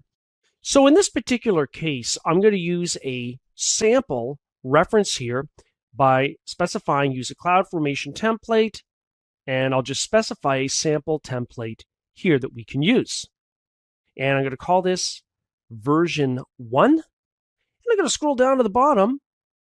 I don't have to fill in the support details. Realistically, if it was custom software, you would make sure there was at least an email contact and a support link filled in. Then I'll click Review and Create Product. So if I refresh my list here, we now see we have a product called Product 1. Now, the way that this works with the service catalog is the next thing is to build a portfolio. And remember, this could be one or more products grouped together. So we have to add products to the portfolio. So I'm going to go to Portfolios. There are none here. I'm going to create one, and I'm going to call it East Region Apps. And down below, I have to specify an owner. So I'll specify user, let's say C. Blackwell. I'll click Create. So we now have our portfolio, but it's not yet been populated with any products. So I'm going to go ahead and click to open up that portfolio. And up at the top, we have the option of adding a product that we've already defined, which we have, to the portfolio. I'm going to click that, and I'm going to select Prod1. And then I'll click Add Product to Portfolio. And it says it successfully added that product, there's the product ID, to the portfolio. Okay, well, that's fine. So let's go back in the breadcrumb trail at the top here to Portfolios. There's our portfolio. So I'm going to click to open it up again. And what I want to do this time is go to Groups, Roles, and Users. You need to assign permissions for either IAM groups, roles, or users to have permissions to see this portfolio and related products in the service catalog interface. So for example, I'm going to click Add Groups. This is going to show me any groups I've got available in IAM for this AWS account. So I've got a group here called Group 1. It's got a bunch of members. So I'm going to select Group 1 and add access. And after a moment, we can see that indeed Group 1 has been added down below. That means that any members of Group 1 then should have the ability to sign in to the service catalog URL where they'll only see, if they have end user access, products and provisioned products, and won't see this admin stuff unless they have admin related permissions. So let's go check that out. Let's go to IAM, Identity and Access Management, here in the console. Because what we need to make sure we do, let's go look at our groups. There's Group 1. We need to make sure that we attach policies required for accessing the service catalog. Now, there's a lot of policies attached to the group that aren't necessary here, like administrator access. I'm going to detach that. S3 read only. I'm going to detach that. Now, I'm going to detach, let's see here, the admin policy. So the only policy that's left here is the AWS Service Catalog End User Full Access Policy. There was also an admin policy for Service Catalog. We don't want that, just the end user full access. So if I look at the users in this group, I've got a user in the group called jgold. I'm going to log in as user jgold. So now that I've signed in as that IAM user, jgold, I'm going to go ahead and search the console here for catalog, and I'll choose Service Catalog. And when I do that, I'm only going to be able to see these items over on the left. I don't have admin access, so all I see is a products list and a provisioned products list. So we can see our product here, prod1, and if I were to click on it, we would then have the option of launching the product. Now, depending on what other permissions we have through attached policies in IAM would determine whether the product launch would succeed or not. It depends on what that is doing. So for example, if it's launching EC2 instances and you don't have the ability to launch EC2 instances logged in as JGold, then it would fail. So if I were to click Launch Product, it then wants me to select the specific version that we want. There's only one version, version 1, and we could proceed by giving it a provisioned product name. Provision meaning that it was already launched. That's why we had that different view to start with. So I'm going to call this prod1-launched. And at this point, we would proceed by clicking Next.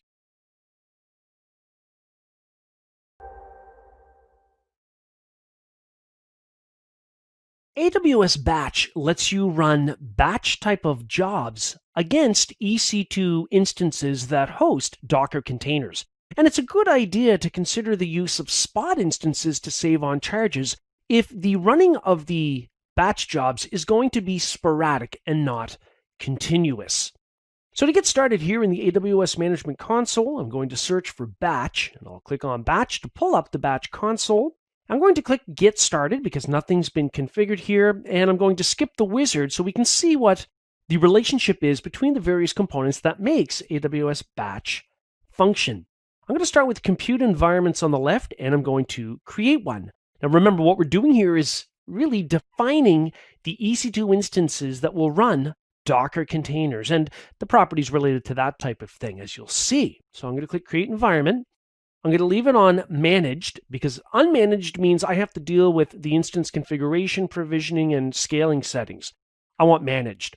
I'm going to call this compute environment name job-env-1, job environment 1. And for the service role, I can either choose an existing role to make sure that EC2, the instance hosting the Docker container running the job, will have the required AWS permissions, or I can choose create a new one. I've already got one here, AWS Batch Service Role. Otherwise, you could choose to create a new one for that. And for the instance role, I'm going to let it create a new one. And I'm going to select a key pair that you would normally use when you launch EC2 instances. It allows you to authenticate. So I'm going to turn that on. As I go further down, I can either use on-demand or, as we suggested, you might want to use spot instances depending on the nature of your job processing. I'll leave it on demand here. In this case, down below, I can specify a lot of details like the number of vCPUs, virtual CPUs, to accommodate the workload incurred by the job. We haven't defined that yet. So I can leave the minimum at 0, maybe the desired will be 1, and maybe the maximum 2.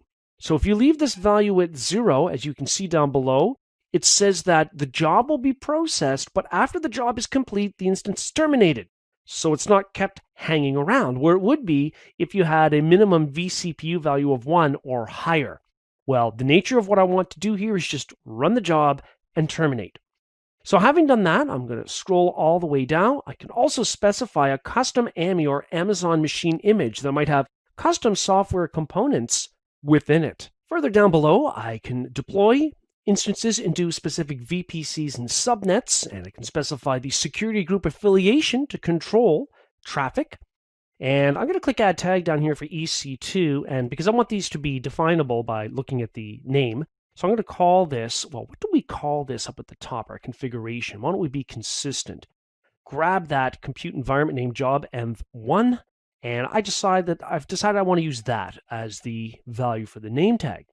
Okay, I'm going to go ahead and click Create, and we can see that our new compute environment, job env1, is in the midst of being created. So we can click the refresh button to track it. Currently, the status now says valid. And if I click on the link for the name of my compute environment to open up its details, we can see that an ECS container cluster has been started, and it's of type managed. So that means that we won't see any instances running if we were to look at the EC2 management console. The next thing I'll do is go to the job queues view on the left and create a job queue. So you might create a job queue to handle jobs that need to be processed by on-demand instances because they're a little more time sensitive than less important jobs that you might put through a second job queue that uses spot instances. So here I'm going to call this Q1, and I'll put in a priority value, let's say of 10. It says here job queues with a higher integer value are given preference. I'm going to enable the job queue, and I have to associate this with a compute environment. So there's the one we created a moment ago. So I'm going to go ahead and select it, and I'm going to click Create Job Queue. So now we have Q1. The next thing to do is to create a job definition, because in essence, essentially, we're going to be pushing a job into the queue after we create the job definition. So I'm going to go ahead and click Create, and I'm going to call this Job Def 1 for Job Definition 1. We can specify the number of attempts at running the job before it actually times out and changes the job status to failed. And I'm going to scroll down here. Here I can specify a job role. Now this is an IAM role. Here we got ECS task execution role, but this is a role that gives the container, because your job will run within a Docker container, gives the container permissions to talk to AWS through AWS APIs. Now down below, we can specify a container image. Now I'm going to click on the jobs view on the left, and I'm going to click Submit Job. I'm going to call this App1 Job 1, and I'm going to select from the job definition drop-down list and our job queue from it. This is going to be a single type of job that runs a container image that was specified. And we could specify here that there are job dependencies. However, there are no interrelationships between this job and any other ones that need to have completed. So I'm not going to change anything here. Now, we could put in commands here for the container properties if the container itself is not going to automatically run commands. And I can scroll down even further where I can add environment variables. So if we're running some kind of a script, let's say within a container, it might require environment variables and values. So when we click Add Environment Variable, we can specify keys and values that might be required by any commands. At this point, I'm going to click Submit Job. And we can see that the job was successfully submitted, so I'm going to refresh. So we would normally see it under Submitted and then Pending, but it's already in the running stage.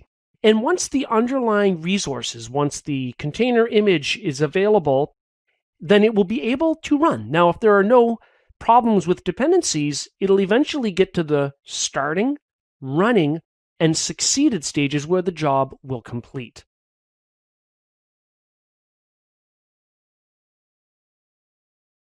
In this demonstration, I'll explore AWS charges using the Cost Explorer tool in the AWS Management Console GUI.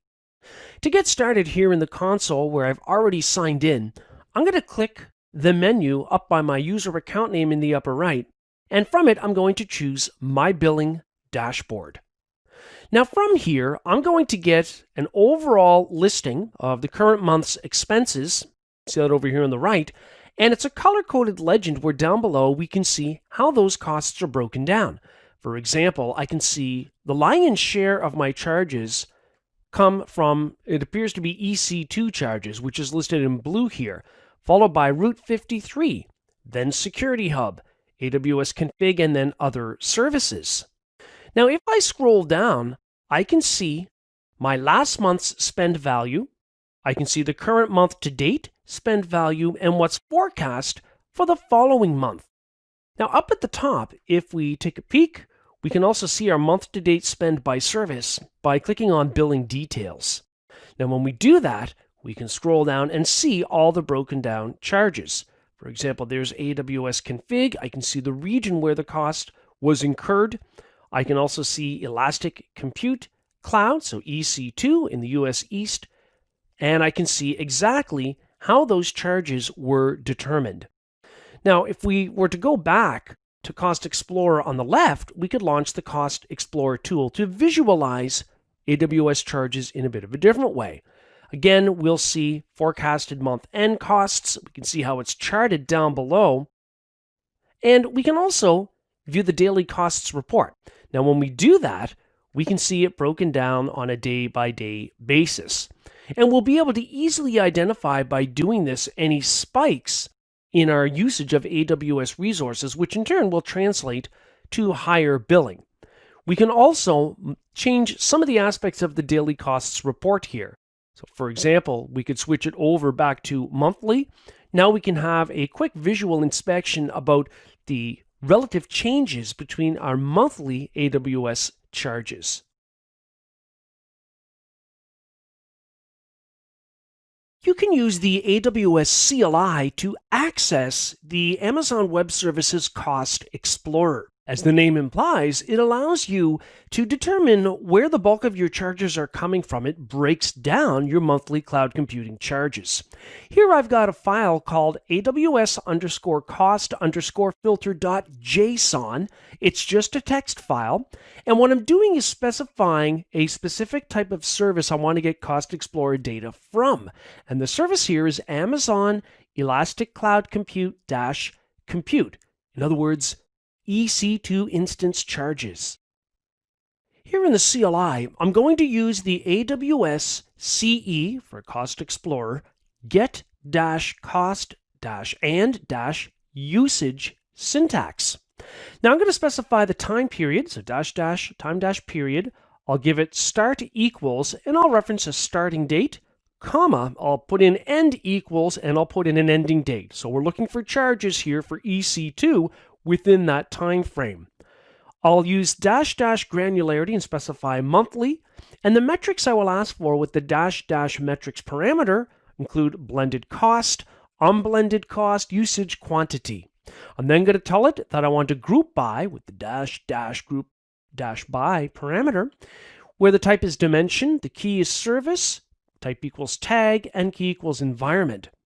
Finally, I have to give it a filter in this case because all I'm interested in is EC2 costs within that time frame. I'm not interested in S3 or anything like that. And you'll recall that in our filter file, so I'll specify that with dash filter, I'll put in file : / and then I'll reference the name of the file. Now, I'm currently on drive D on my local computer, so that file then needs to reside in D since I did not specify a path here in the parameter value. And the last thing I'm going to do here is use dash output and then tell it I want the output to be in the form of a table. Now after the command runs, we can see the output indeed is in the form of a table. We don't have any charges within that time frame, so all of the values are shown as 0 with US dollars. But this is how we start to extract costs using the CLI.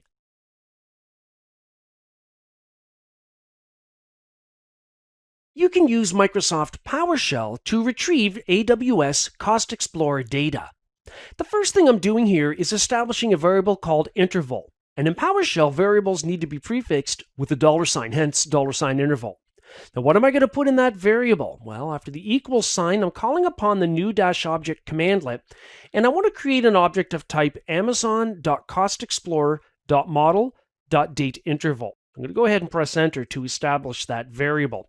And if I just type $interval, we can see it looks like there's some kind of variable set up and end and start are there. If I were to pipe $interval, a pipe is the vertical bar symbol, let's say I were to pipe that to the get-member commandlet, which will show me properties and methods for the item passed to it, we can see that we've got the end and start properties, which are ending and starting dates. You have to have a time range when you want to retrieve Cost Explorer information.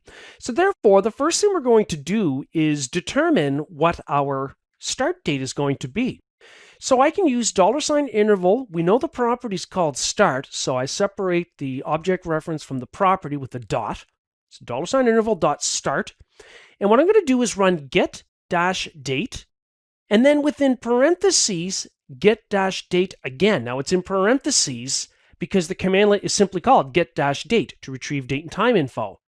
If I don't put the parentheses around it, it's going to see the .add days minus 30 and think that whole thing is the name of the commandlet, when in fact it's not. The commandlet's get-date. Here I'm calling upon the .add days method. It's an action, and I'm going back 30 days. So I want my start date to be 30 days prior to today's date. Then I'm using -format and giving it the format string, year, -month, -day. Perfect. So if we were to run $interval.start, we can see that it's 30 days prior to today's date. If I run just get-date by itself, we can see what it's returning. Okay, that takes care of that part of the equation, but we need to also deal with the ending date. Again, you need a start and an ending date in terms of time range when you want to retrieve Cost Explorer data. So I'm going to call upon $interval.end, the end property, and what I'll place in that property is the result of get-date-format string, same as before, so today's date. And I'll go ahead and press enter. And if I run $interval.end, it shows me the value. Okay, well, that's not bad. Now we can start to get to work. So to get to work, what I mean by that is we need to retrieve Cost Explorer usage data. And one way I can do that is by running the get-ce cost and usage commandlet. Now I want to store the result of that in a new variable I'm creating called $cost usage. But it's not just a simple matter of running get-ce cost and usage. You have some parameters here like -granularity. I'm specifying monthly. -time period. I'm going to specify my $interval variable from above, where we specify both the start and the end dates. And the dash metric I'll ask for is blended cost. I'm just going to go ahead and press enter. And it's thinking about it, and it's going to populate our cost usage variable. Once that's done, we can just run the variable, meaning we can just type in the name with the $prefix just to see if it looks like it's got something there. But this one doesn't really look like it's retrieving anything we can really work with. So what we're going to do is we're going to run $cost usage results by time.total.values. And now we're going to see that we actually have a numeric value available, in this case related to cost and usage for Cost Explorer. Now the first value here reflects last month's charges, and the bottom value here, the most recent one, reflects the current month's charges.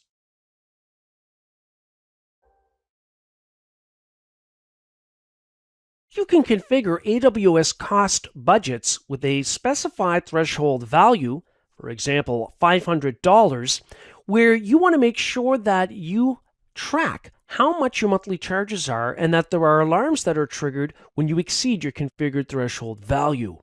So to get started with that, in the AWS Management Console, I'm already signed in, and in the upper right I can see my current sign-in name. I'm going to click on that, open up a drop-down menu where I'm going to choose My Billing Dashboard.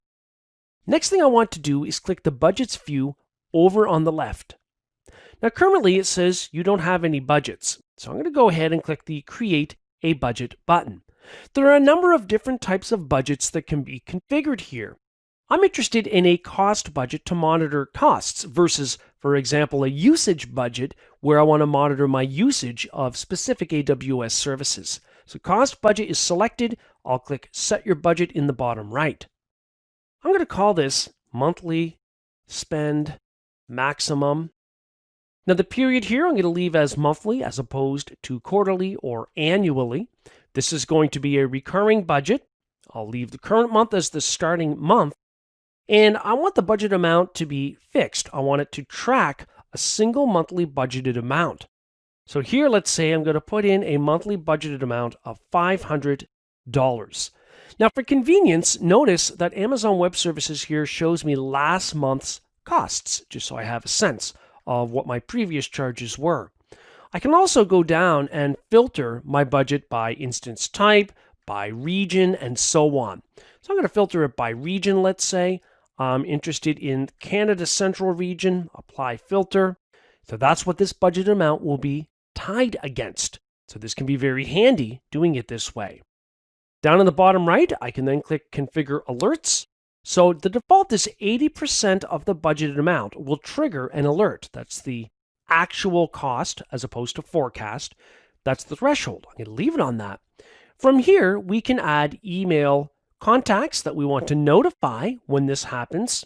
We can also notify via an Amazon Web Services Simple Notification Service or SNS topic. So we could specify that item. I'm going to specify here an email address for administrators.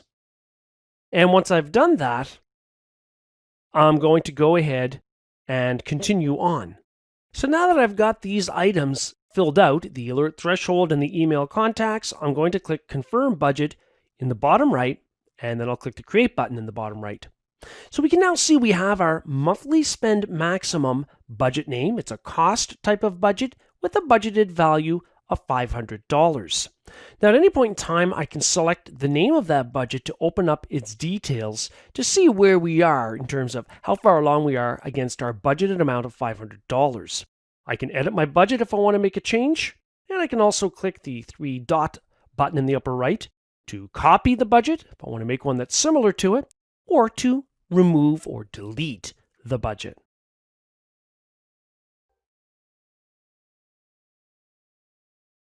Most people associate the task of creating budgets with monetary values, and while that's definitely important, and we can create cost budgets in AWS, we can also create budgets based on cloud resource usage. In our case, it's going to be about how many hours EC2 instances are running within a month period.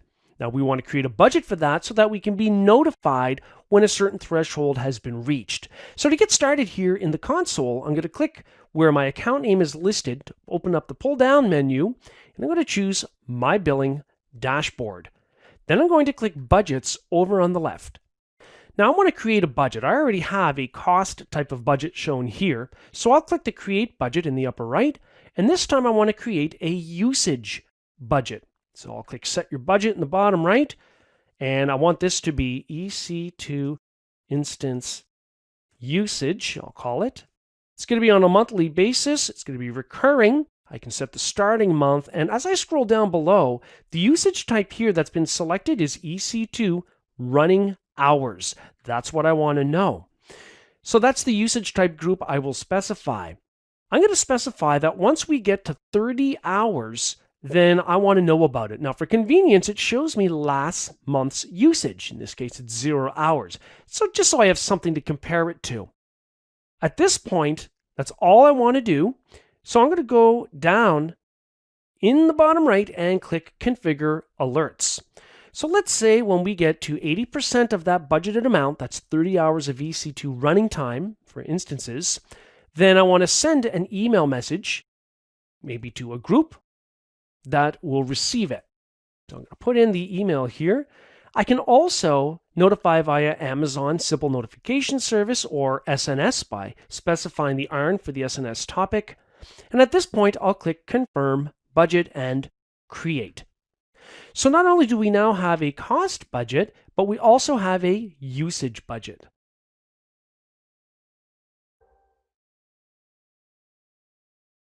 There are times where you might have content stored in an S3 bucket that is required by a third party or by a partner business organization, and you might want to charge them for that data transfer since they need it and they are initiating the charges that result from that usage.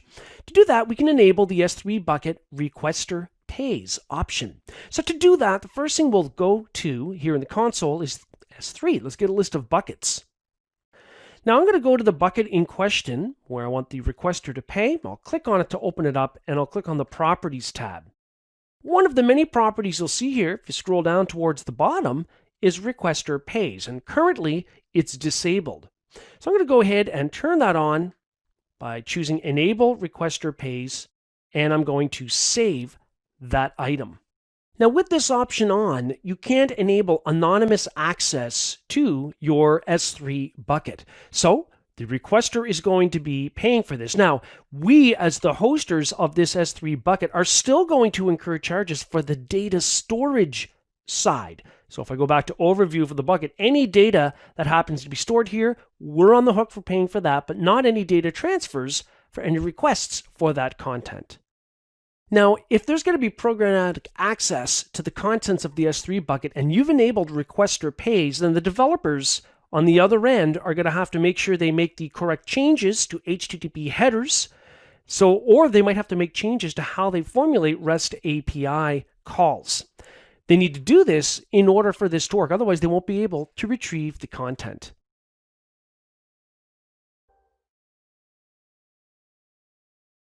Spot instances are a great way to save money when you need to fire up some compute power, maybe to run a task or some quick testing, but then you no longer need it running after that. So for anything that's not mission critical, spot instances could work. The only thing is that the compute capacity is not guaranteed. And that's why we don't use spot instances for any mission critical workloads.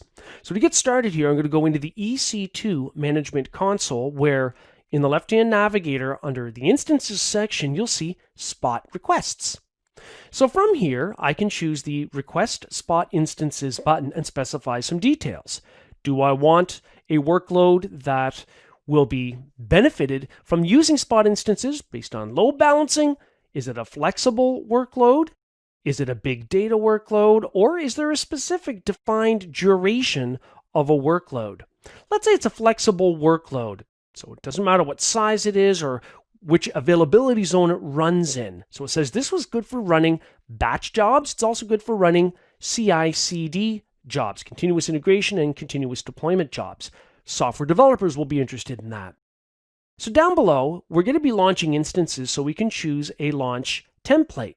Now I haven't created any launch templates, which I could reuse over and over, so instead I can just specify the Amazon machine image or the AMI I want to use to launch these spot instances. The default selection here is Amazon Linux 2, but we could also choose from a variety of Windows options. We can also specify some of the compute power. We can change the instance type. So based on our workload, we can select how many vCPUs, how much memory is allocated, and so on. And we can also see the savings compared to standard on-demand usage of that same instance type. You see the savings by using spot instances. So it's quite a large amount.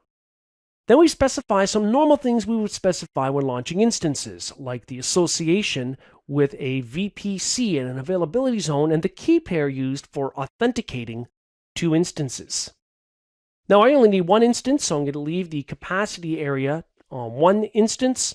We could tell it to maintain our target capacity no matter what.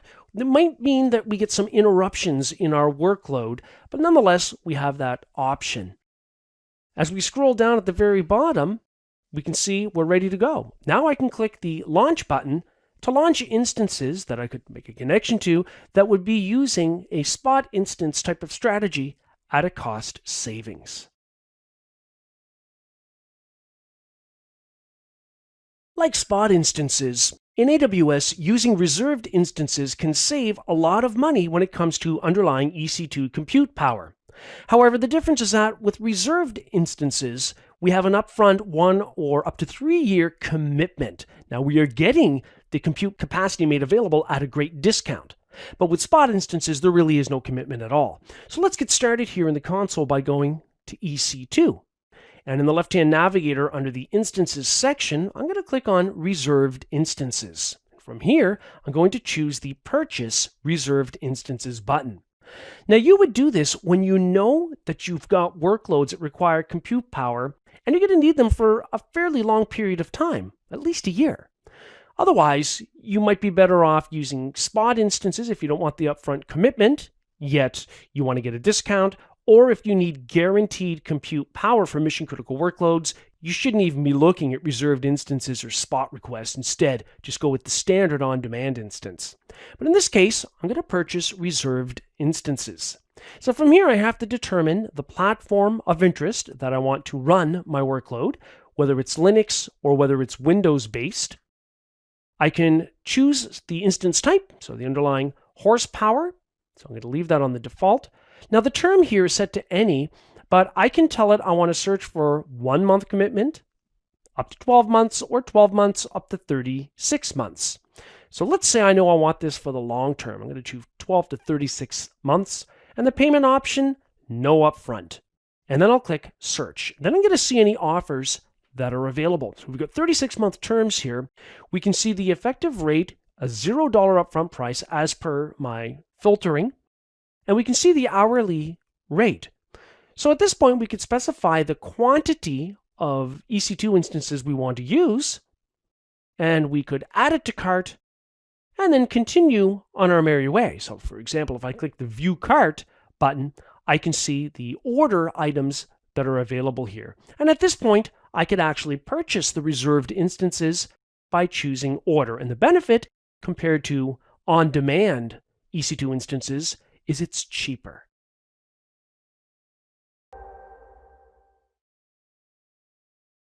Amazon workspaces can be a part of your VDI, your virtual desktop infrastructure strategy within the organization.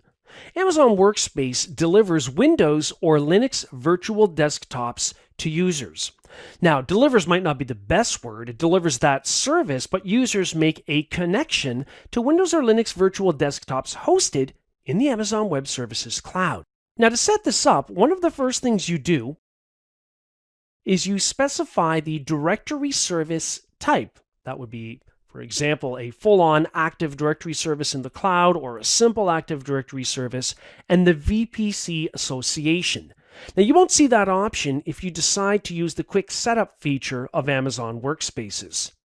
The next thing you do is select a workspace bundle. A bundle consists of both hardware and software configurations. So hardware might be things like the CPU power and the amount of memory and storage available for the desktop. And the software part of the bundle would be the type of operating system and the version of the operating system. Next, you would add user account details. Now, what happens here is you specify email addresses which have invitations sent to them so they can partake in Amazon Workspaces. Then users can choose to install the Amazon Workspace client and then access the workspace. Now, when you want to access the workspace, you're going to need to have the registration code for the workspace, which is going to be a part of the email sent through user invitations. You can also get the workspace registration item from the AWS console. And of course, users will need their username and password to authenticate to their Amazon workspace. In this demonstration, I'll be configuring Amazon Workspaces. Before we get into that, here I'm in my Active Directory domain called quick24x7.local. This is being hosted as Simple AD in Amazon Web Services. I've got an OU called East1, and here we've got a user account named Jonathan Gold, or J Gold for short. From the AWS Management Console, I'm going to search for Workspace, and I'm going to choose Workspaces. Now, in the Workspaces Management Console, the first thing I'll do is click the Launch Workspaces button. The first thing I do is specify an instance of a directory service, and this is the one that we were just looking at. It's the quick24x7.local. It's a simple AD instance deployed in Amazon Web Services. If we didn't have a directory service yet, notice we do have a link here to create a new directory. From here, we can also select subnets within the VPC that's associated with that specific AD instance. And at this point, I'm just going to go down towards the bottom. I can also enable self-service permissions so that Amazon Workspace users could reset their workspace or configure storage. And I can also enable Amazon WorkDocs, which allows users to sync their documents across multiple devices.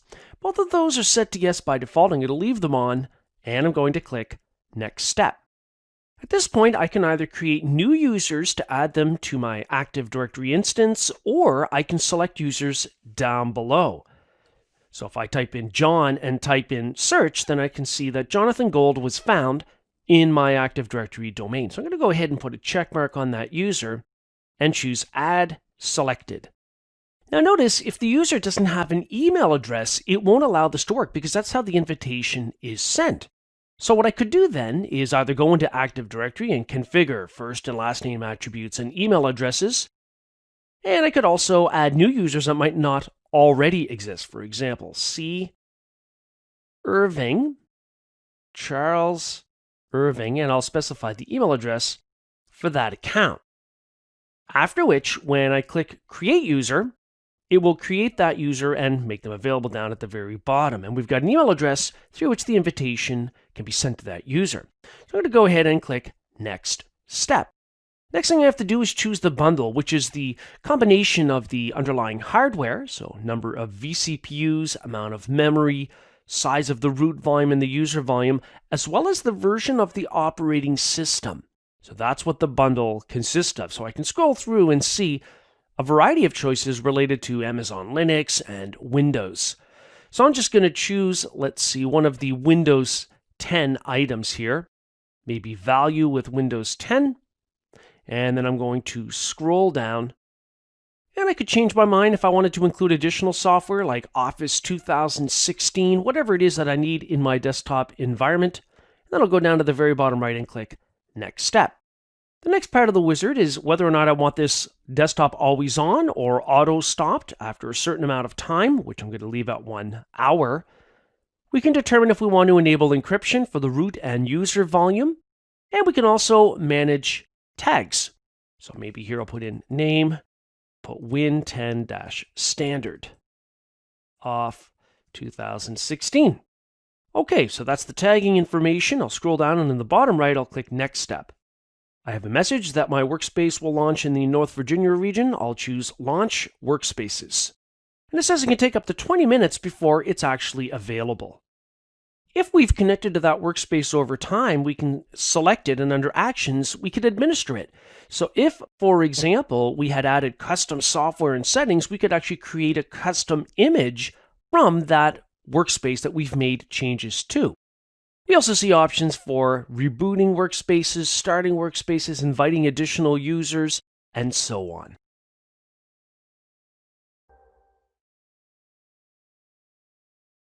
Amazon Workspaces are a VDI solution, virtual desktop infrastructure, whereby users can use many different types of client devices to make a connection to their desktop, which is being hosted in Amazon Web Services, whether that desktop runs Linux or Windows with apps. Once the workspace has a status of available, you can select it, and if you want to, you could make changes, such as editing the user that was invited, including the email address. You could go to the Actions menu, and you could also stop the workspace if it's not required at this point. You could also modify the workspace in terms of the amount of space for the root and user volumes, and so on. And here's what the invitation email message looks like. In step 1, we're provided with the URL to complete the user profile, which includes setting the password. And when we do that, when we follow that link, we are placed on a page that fills in a lot of the information, and we must specify and confirm a new password. And then I'll click the Update User button. Back here in the invitation email in step 2, we have a registration code. Now, this registration code is going to be required to make a client connection to the Amazon Workspace. So back here on the Amazon Workspace's client page, we could click Web Access Login to connect directly from within a web browser, or we could go down, if we scroll down a little bit, and select the appropriate platform and download the client for that platform. Now here I've downloaded and installed the Windows version of the Amazon Workspace's client, and I've entered in the registration code, so now I'm just going to log in with my workspace credentials. After you've provided the correct credentials, you're asked if you want to remember the credentials set with the Workspace's client. I'm going to choose No. And after a moment, we're placed in our Amazon Workspace, and it's as if we're running Windows on premises when really we're running it from being hosted in the AWS cloud.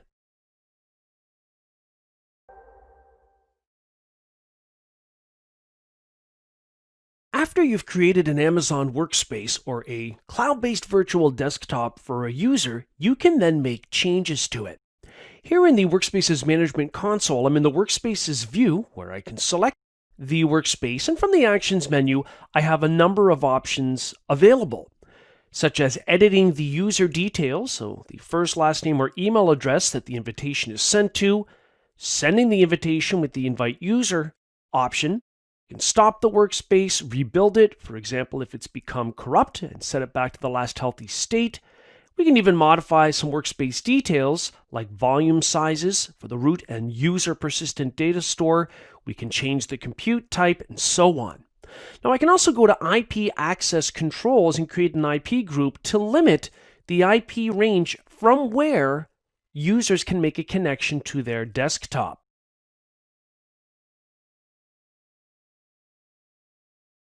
You can build custom Amazon Workspace images. So what happens is you can launch a standard workspace, be it Linux or Windows based, as I've done here. I've got a workspace that's already listed as available. So you can connect to that workspace and you can customize it. can add software and settings and so on. And from that, you can then create an image. Now, creating an image is done by going to the Actions menu and choosing Create Image, and then giving it a name. I'm going to call this Image 1, and for the description, I'll call it Custom Image. Now, the idea is that after we create this custom image, and it can take a few minutes to wait for it, we can then lump it together with underlying hardware horsepower into what's called a bundle, of course, and then from that, we could then in the future launch customized workspaces. So I'm going to go ahead here and click Create Image. And we can see that our newly created image, Image 1, is in the midst of validating. So it can take a few minutes for this to be ready, so we can keep checking on the progress by clicking the refresh button on this screen. Now that our image is listed as being available, we can select it, and from the Actions menu, we can now proceed with creating a bundle. Remember, a bundle puts together software and hardware settings from which workspaces are created. So when I go to Create Bundle, I'm going to call this Bundle 1. I can specify a description. I'll call this Custom Bundle. And then I can choose the bundle type, so the underlying hardware. So I'm going to choose Standard. I can specify the root volume size and the user volume size. So I'm going to go ahead and fill those in and click Create Bundle. And it says that the workspace bundle has been created. If we go to the Bundles view, indeed, we can see there's our bundle. And we can actually select that bundle, and from the Actions menu, we can make changes to it. So when we go to Update Bundle, we can choose the image. So the image itself might have changed, or we could remove it. Now, when we go to Launch Workspaces, we can make sure now that we select the appropriate bundle that we've just created, so the custom bundle. So I'm going to fill in some user information for the bundle. I'll click Create Users. That adds the person down at the bottom, and I'll click the next step where we can choose from the appropriate bundle. Now, from our list of bundles here, if we just take a look, we can see besides all of the other standard bundles normally available for Linux and Windows, we've got our custom bundle, Bundle 1.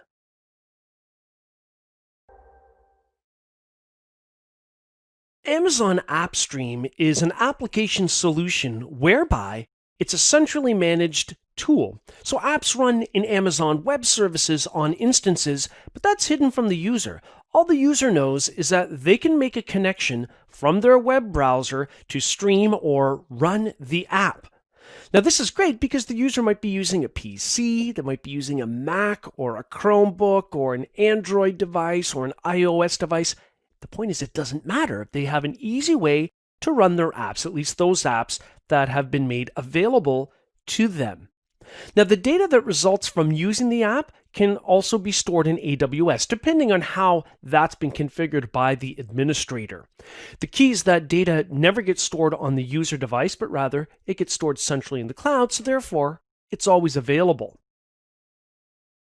There are plenty of great AppStream use cases. Essentially, if you want to make any of your Windows apps available from AWS to user devices, without having to actually install it on user devices, you'd want to use AppStream. So it's great for software trials and testing. It's great for enterprise use of corporate apps, such as spreadsheets and word processors.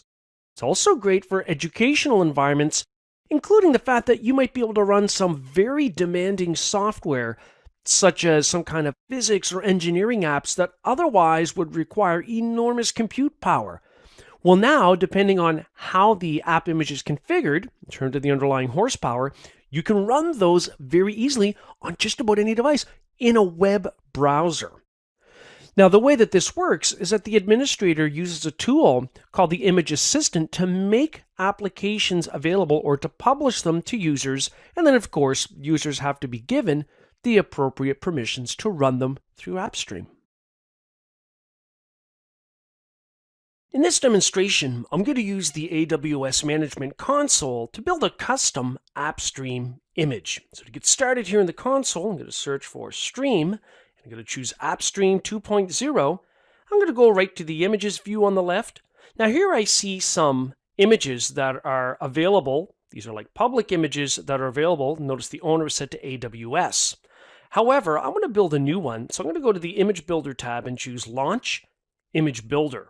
Now I have to choose a starting point, a basis, and I can go to the instance family and determine if I need memory optimized as a base image, depending on the apps I suspect that will be running within it, or graphics desktop versus graphics pro or graphics design, so that we have full graphics support for graphic intensive applications that we might deliver to users through AppStream.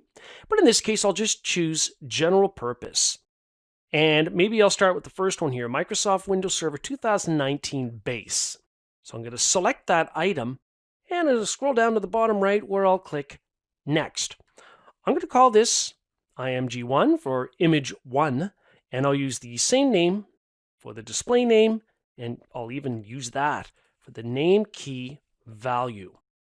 So I'm going to tag it that way. So that's fine. Down below, I have to determine the underlying horsepower. I'm going to choose general purpose, the first instance of that, where we've got 2 vCPUs and 4 gig of memory. Then I'm going to go down and click Next in the bottom right.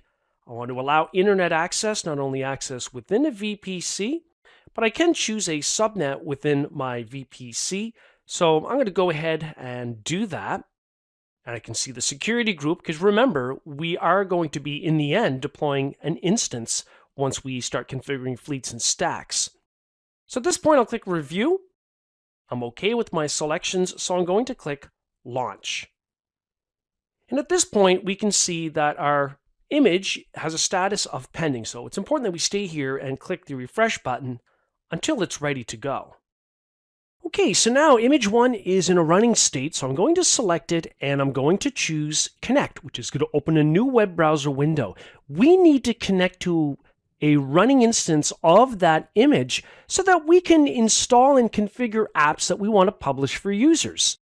So we would do that as an administrator. The template user would be used if you want to set some standard default settings for the default user profile in Windows, and of course, if you want to test things out as an actual user would see it and determine application behavior and so on. I'm going to click on Administrator, and that's going to get me connected to my image instance, which in this case, I think I selected WinServe 2019 base, something like that.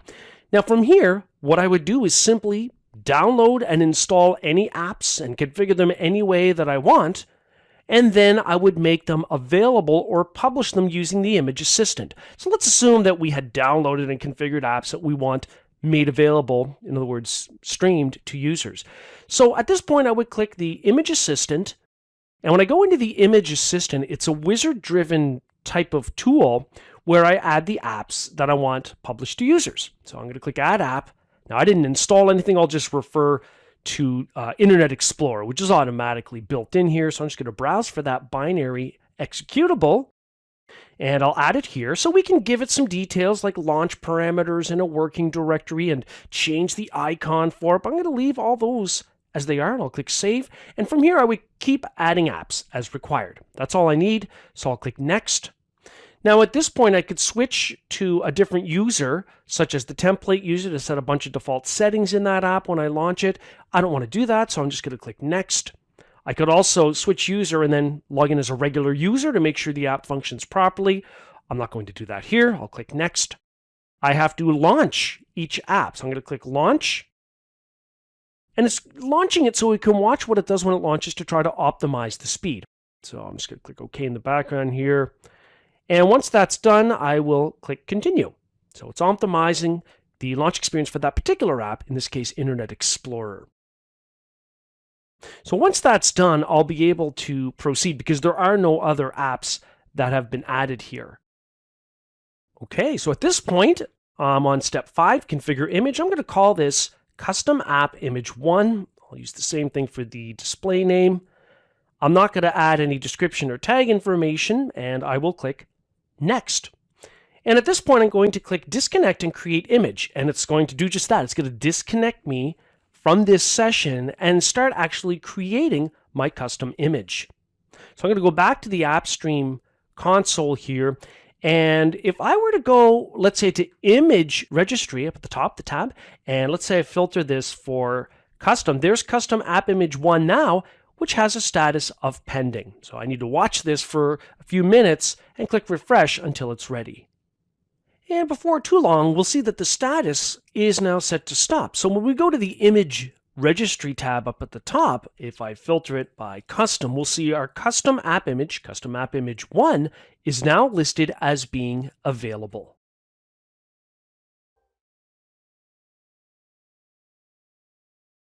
When you have a custom app image that you've placed applications in and published them with the image assistant, the next order of business is to assign it to a fleet. So I'm going to click the fleets view over on the left here within the Amazon AppStream console, and I'm going to choose the Create Fleet button.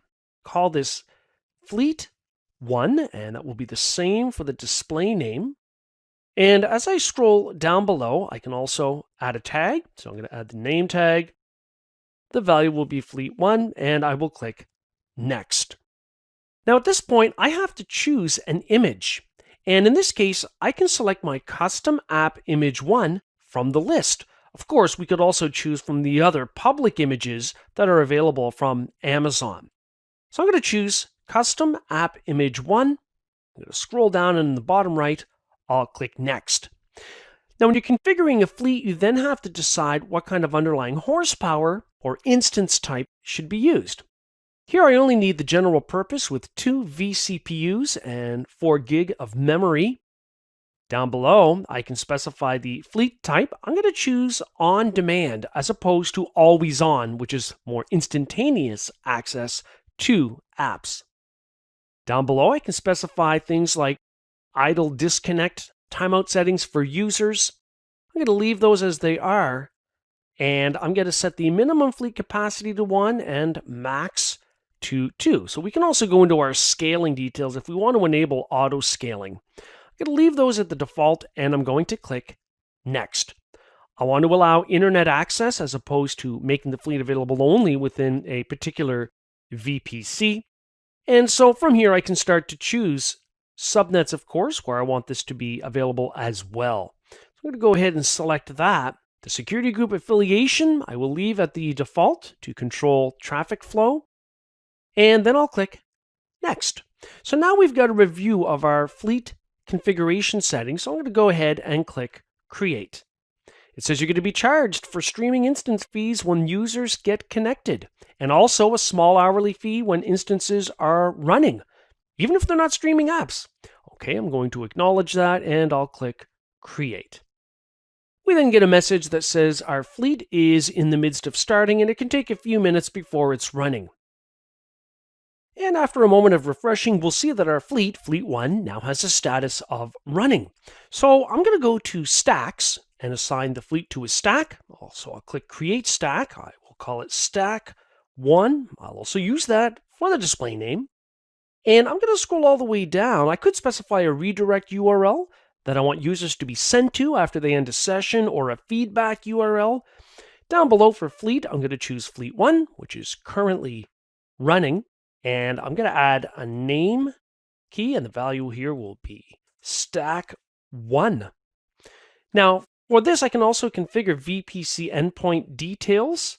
So I'm going to leave the streaming endpoint as being internet as opposed to VPC, and I'm going to click Next. Now then we can determine if users need persistent storage or not when they're streaming apps from AWS. Now by default, Enable Home Folders is turned on, and we can see the bucket name that will be used for that storage. The nature of some apps is that it might be used perhaps for some kind of business analysis and doesn't result in anything that needs to be saved, and so therefore we might not need to enable home folders. However, I'll leave that on. We could also enable Google Drive and OneDrive for storage options. However, I'll leave those unchecked, and I will click on the Next button. Then we get to determine the behavior. So should users be able to copy and paste on the clipboard? Should they be able to upload and download files? Should they be able to print to their local printing device when they're using streaming apps? I'm going to leave all those as they are. I'm going to leave app settings persistence checked on, and I'm going to click Review. I'm happy with my selections, so I'm going to scroll down to the bottom right. I'm going to create the stack by clicking the Create button. And we can see that Stack 1 now has a status of active. I can also go to the user pool view and create a user that I want to invite to use app streaming. So I'm going to go ahead and fill in the email address and the first and last name for the user, and I'll choose Create User. Now, if I do a refresh, the user shows up down below, and I can select that account and choose Actions Assign Stack. And from the list, I'm going to choose Stack 1, and I want to send an email notification to the user to the email address listed above. So I'm going to go ahead and click Assign Stack. On the client email side, there's a message here about Amazon AppStream 2.0 new apps are available. And down below, there's a link to visit the login page to log in to begin the process.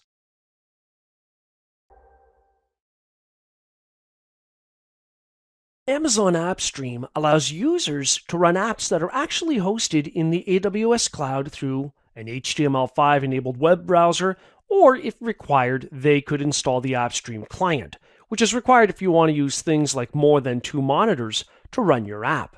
To get started here in the AWS Management Console with taking a look at a user and then making a connection to published apps through AppStream, in the console we're going to search for AppStream. From there, I'll click AppStream 2.0 to open up the AppStream console, where if I go to User Pool, I can see I've got a user here, fake user, with an email address. I can select it. And down below, I can see that that account is enabled, and it's assigned to a stack called Stack 1.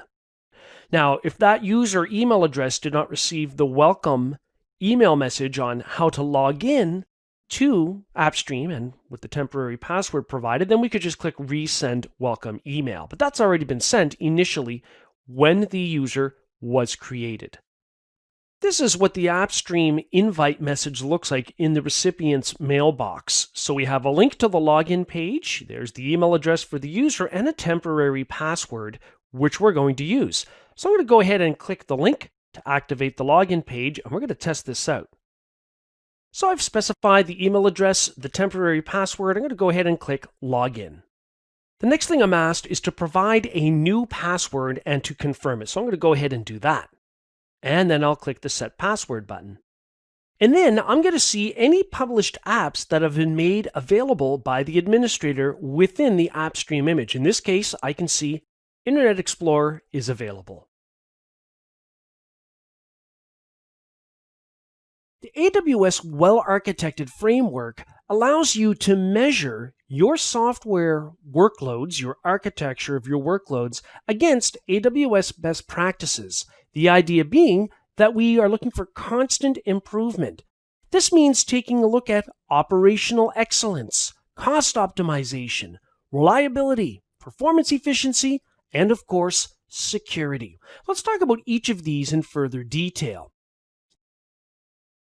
Now, the AWS Well-Architected, or WA tool, is available directly in the AWS Management Console to measure existing app workloads and then document existing workloads against best practices. The first pillar of a well-architected framework is operational excellence. What that will mean in Amazon Web Services is continuous monitoring using tools like CloudWatch, constant improvement by identifying any gaps against what's running versus AWS best practices, automation, perhaps using CloudFormation templates, and also proper change management procedures. The next and second pillar is cost optimization, such as tracking billing, perhaps organizing resources by similar tag values for billing purposes, using the Cost Explorer tool, and then reducing costs while maintaining effectiveness, such as by using spot instances where appropriate or reserved instances. Then there's reliability as the third pillar.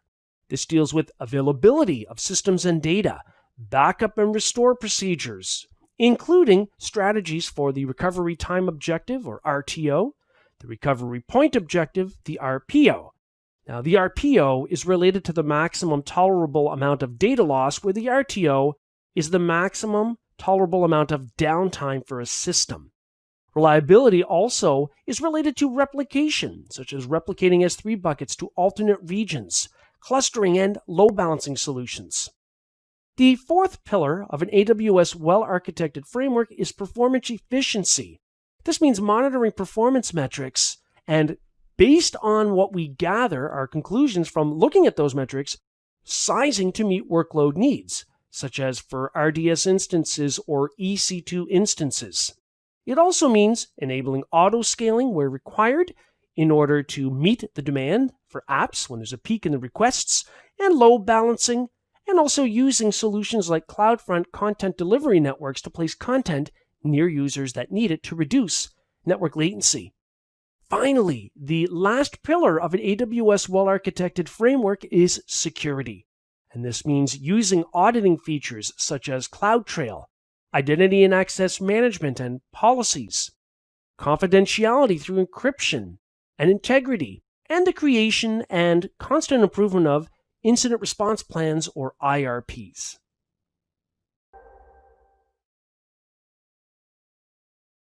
Most organizations these days have some kind of a web presence, and that's where continuous integration and delivery, or CI and CD, can really help, although it's not tied specifically to a web presence or a web app for that matter.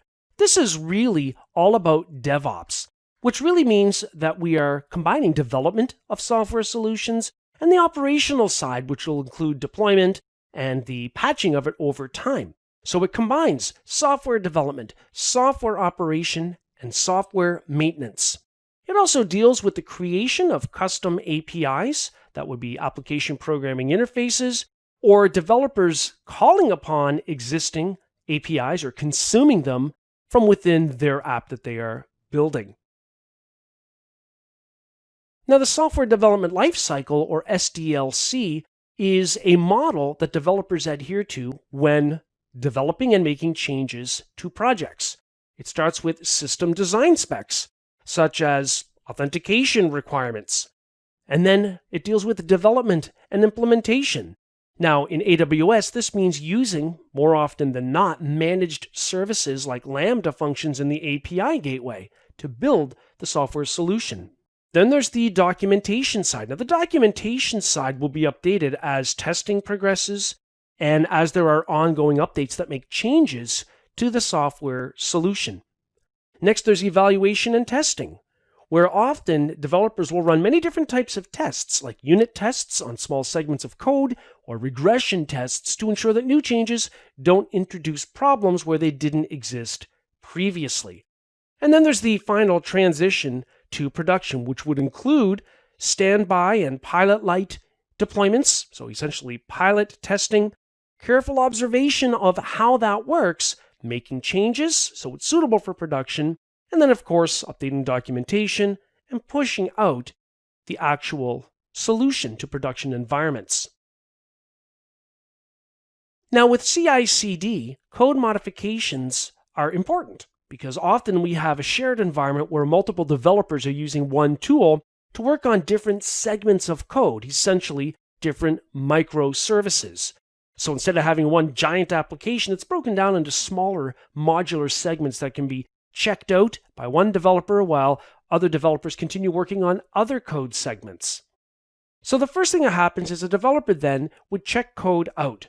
They would make changes to the code. So the code is modified, then the code is checked in. Now, when code is checked out, other developers cannot make changes to the checked out code, and that's where software modularity or microservices works well in this context. After code is checked in, that could trigger automated testing, and upon successful testing, then the packaging and deployment of the solution could happen. Now, the deployment could be as simple as compiling a binary executable for the Windows platform and making it available on a website, or it could include pushing through push notifications to a mobile device when there are mobile app updates.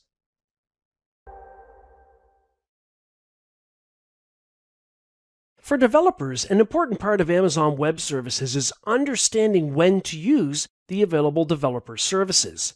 And that's why we're going to talk about AWS CI and CD solutions. CI and CD, of course, meaning continuous integration and continuous deployment. The main benefit of CI/CD solutions is a quicker time to market, so to speak, for software solutions, and that's always important. Having a solution in place sooner rather than later is always beneficial to an organization. So the first solution is AWS Code Pipeline. Then we've got AWS Code Commit, AWS Code Build, and finally, AWS Code Deploy. Let's talk about each of these in further detail. starting with AWS Code Pipeline, where the first part of using Code Pipeline is developers actually writing code, then building the code, which could be configured to automatically trigger testing of the code. Then there would be a staging phase where the resultant successful tested software is packaged into the appropriate format and then made available to a production environment, either by placing the software on a site that consumers can get access to, or using push notifications for a mobile app to send the app, if it's an update, for example, out to the mobile device. AWS Code Commit is a private Git repository hosted in the AWS cloud. So it's used for code storage and versioning. It allows multiple developers to work collaboratively as they're coding and checking in and checking out and then reviewing code. So developers then can use Git-based tools that they're already familiar with if they're already using GitHub repositories. It also allows for storage scaling, and this is automatic. It allows for encryption of data in transit and at rest. And the great thing about this is on the AWS side, it uses IAM, Identity and Access Management, to control access to repositories. AWS Code Build is a tool in the cloud, a managed tool that allows code to be compiled after code is committed.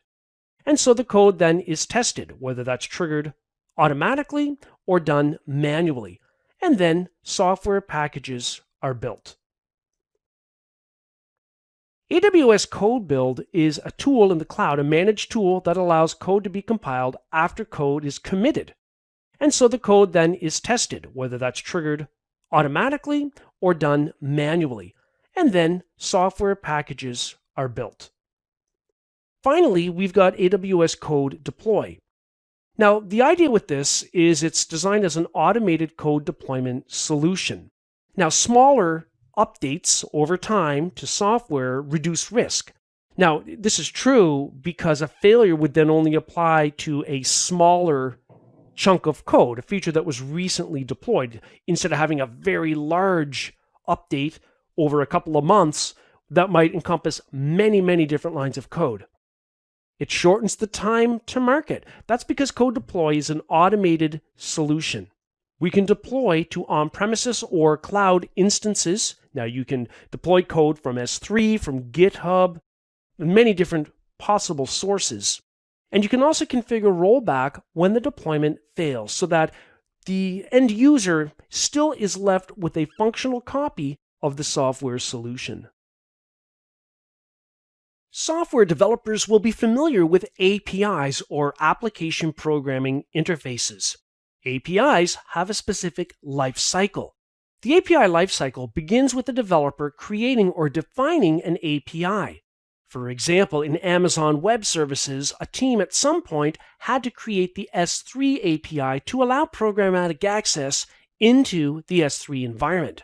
The next phase of the API lifecycle is to deploy the solution, which usually means making it available on a server.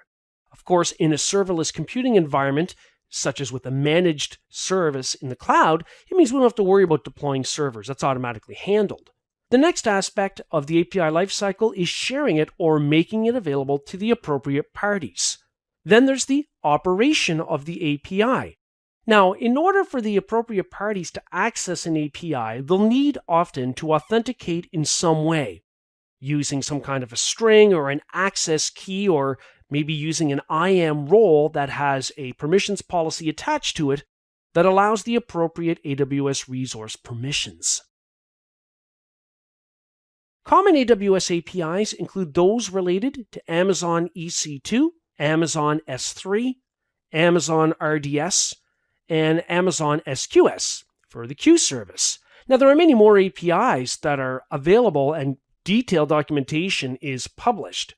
Now, what happens is developers make API calls from their code to AWS APIs, and that could include through REST API calls, where REST is an HTTP-based mechanism to allow programmatic calls over a network. And actually, when you're using the AWS CLI, you are actually making Amazon Web Services API calls by simply using CLI commands. Now, when you're going to use AWS APIs, the first thing is you should be downloading and installing the appropriate software development kit or SDK for the language that you want to use, whether it's C++, Java, Go, Ruby, Python, PHP, JavaScript, and so on. Always remember that your code needs permissions to the target resource, and that's necessary. Now, that would include the proper access to call upon an API definition itself, and then, depending on which API is called specifically, having access to the AWS resource, such as to create a bucket in S3. So you might use IAM users, roles, group memberships, or access keys for permissions to an API, but you should try not to use the actual AWS root account for security purposes.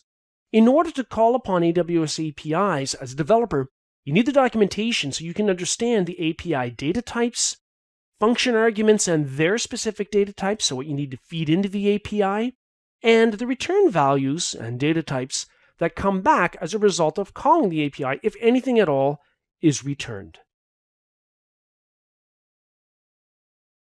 A microservice is not an AWS service offering. Instead, it's more of a software development approach or strategy.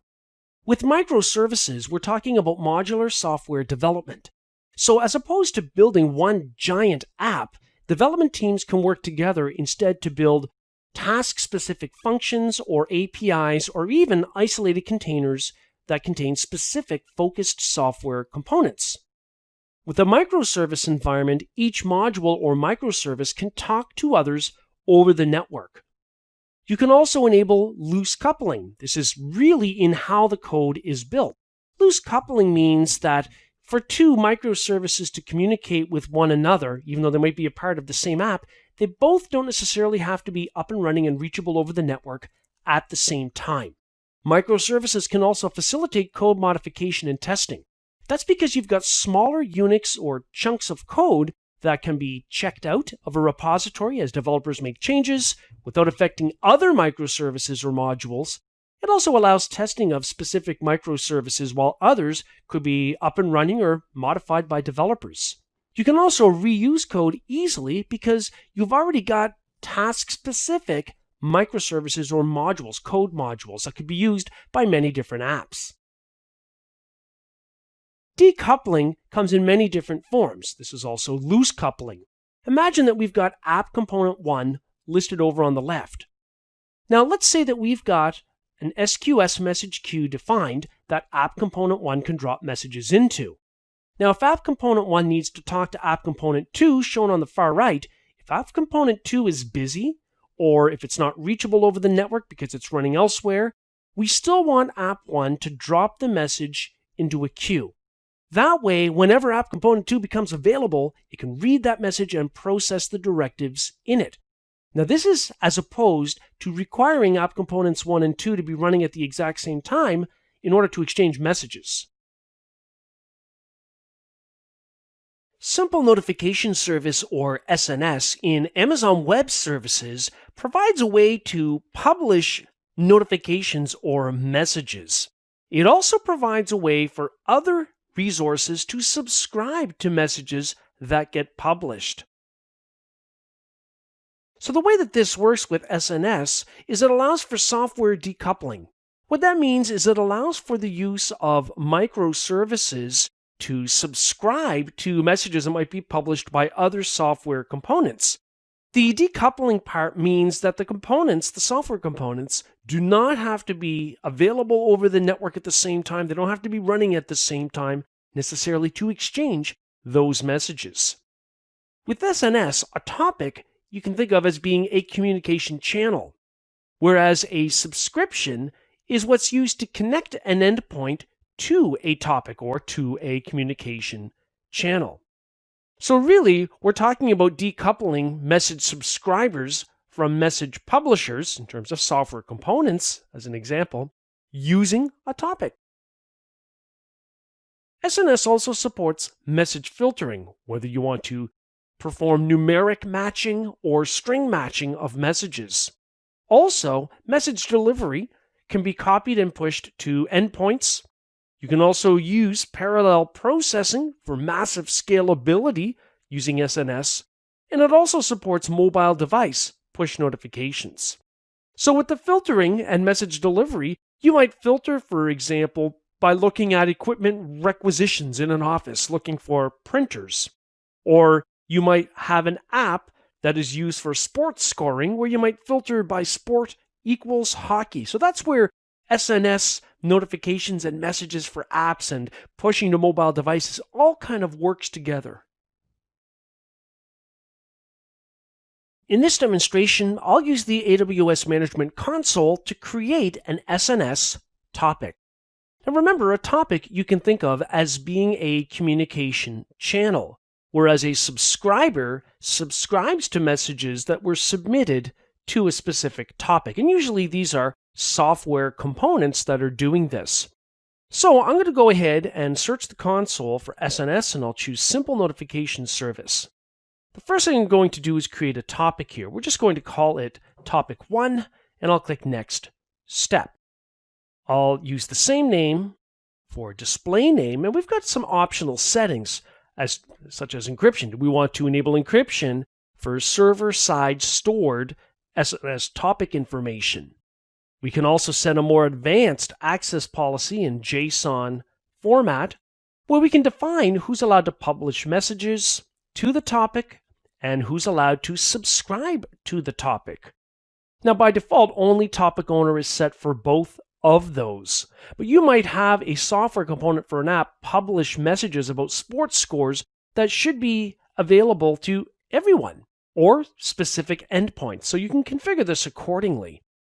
We can determine the delivery retry policy, status logging, and of course tagging as we can with all AWS resources. So I'm going to go ahead and click Create Topic, and we can see the topic was created, and we've got a message to that effect up at the top. Now right away, notice that we have an option to publish a message.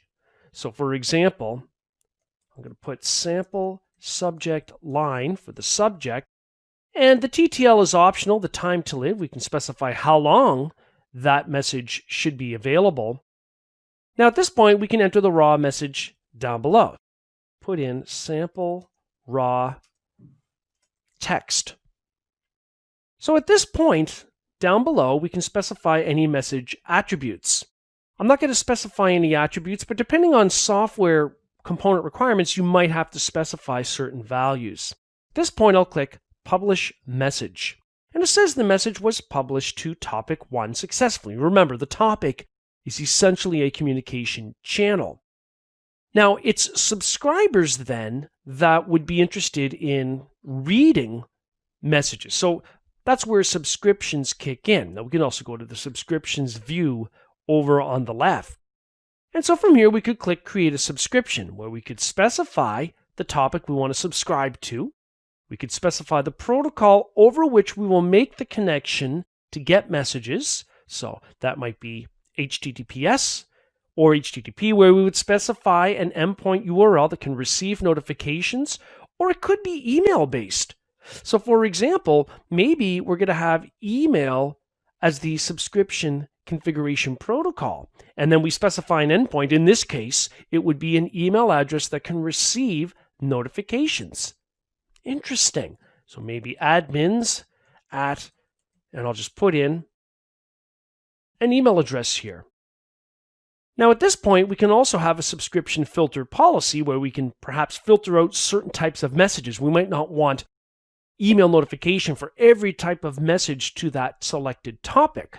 So this is where we could specify specific items. So if we had some kind of an app that stored sports scores, maybe this particular subscription is only for hockey. And so maybe we would filter it for something like that. I'm going to go ahead and click Create Subscription. So now we've got a subscription created there. Now the next thing that we could also do, as an example, let's go into our billing dashboard, because you'll find that a lot of places here in AWS, it will automatically give you the opportunity to specify either topics or subscriptions. You'll see what I mean. So let's go over to budgets here on the left. I've already got a monthly spend budget. So I'm going to go ahead and click. So I can see the budgeted amount I've configured in the past as $500. We're currently at about $20. So basically, I want to get notified once we get close to 500. So I'm going to click Edit Budget, and I'm going to scroll down on the bottom right and click Configure Alerts. Now here we can specify email contacts, but we can also notify via an Amazon SNS topic if there's one that already exists. And this is where you would specify the ARN of that SNS topic. So let's go ahead and take a look at that. I'm going to duplicate our window at the top, and we're going to go back into SNS and just take a look at the ARN for topic 1. So let's go into topics. There it is. And I can see the ARN listed right here. So I can even select it here and copy it, and we can plug that right in to our SNS topic ARN. And usually that would be some kind of a different type of channel that we might want to use in this context. So I'll make sure I have 1 at the end of it so it's a valid topic. In this case, we can see the green circle with check marks, so it's good. But if you get a message about the budget not having permissions to use the topic, then you can click this link here to view the AWS Budget SNS topic policy. Basically, what you would do is copy this. So I'm going to copy it. And you would go back. Well, first of all, let's confirm our budget and get that over with. But we would go back into our topic definition. So let me just pull up the SNS console again. We're talking here about topic 1. So we'll go to topics, and I'm going to select topic 1 and choose edit. What we're talking about is something we saw when we were creating the topic, and that was the access policy. And so what we could do here is we could go to the JSON editor, and I've already placed it in here, but after the first opening square bracket, you could paste in what was just copied there from that link. And of course, I would put in the proper ARN for topic 1. Otherwise, you get an error message when you try to configure some AWS resources, in our case, a cost budget, from sending alerts to the topic.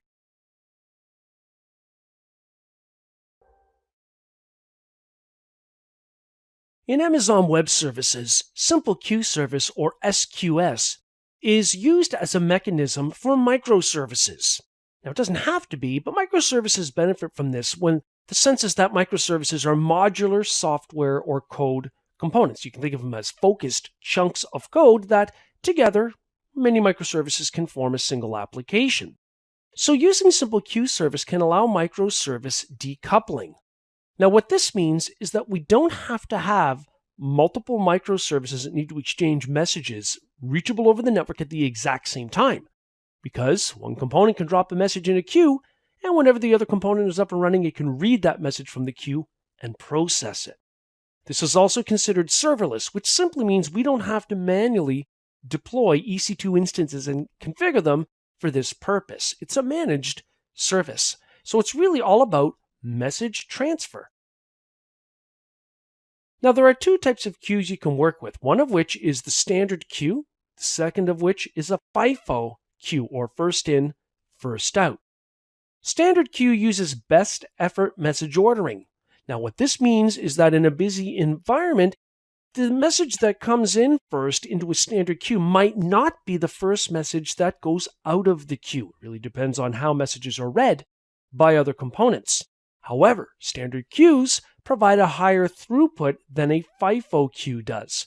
So if the goal is the quickest possible queue processing, then a standard queue is your choice. Now, a FIFO queue uses first in and first out. So the first message in must be the first that gets pulled out of the queue. So messages only exist once and therefore are only processed once with a FIFO queue. SQS also allows for queue permissions. Now, these would be permissions as to which entities are allowed to send messages to a specific queue, and of course, which entities are allowed to delete messages from the queue, read messages from the queue, delete the queue, and so on. Server-side encryption, or SSE, is actually enabled by default for Simple Queue Service, so messages that are written there by software components are automatically protected. And the next thing to consider is that you might have incoming messages into a queue that trigger a Lambda function that does something with that data. It might transform the data or trigger some other action against another AWS resource to occur.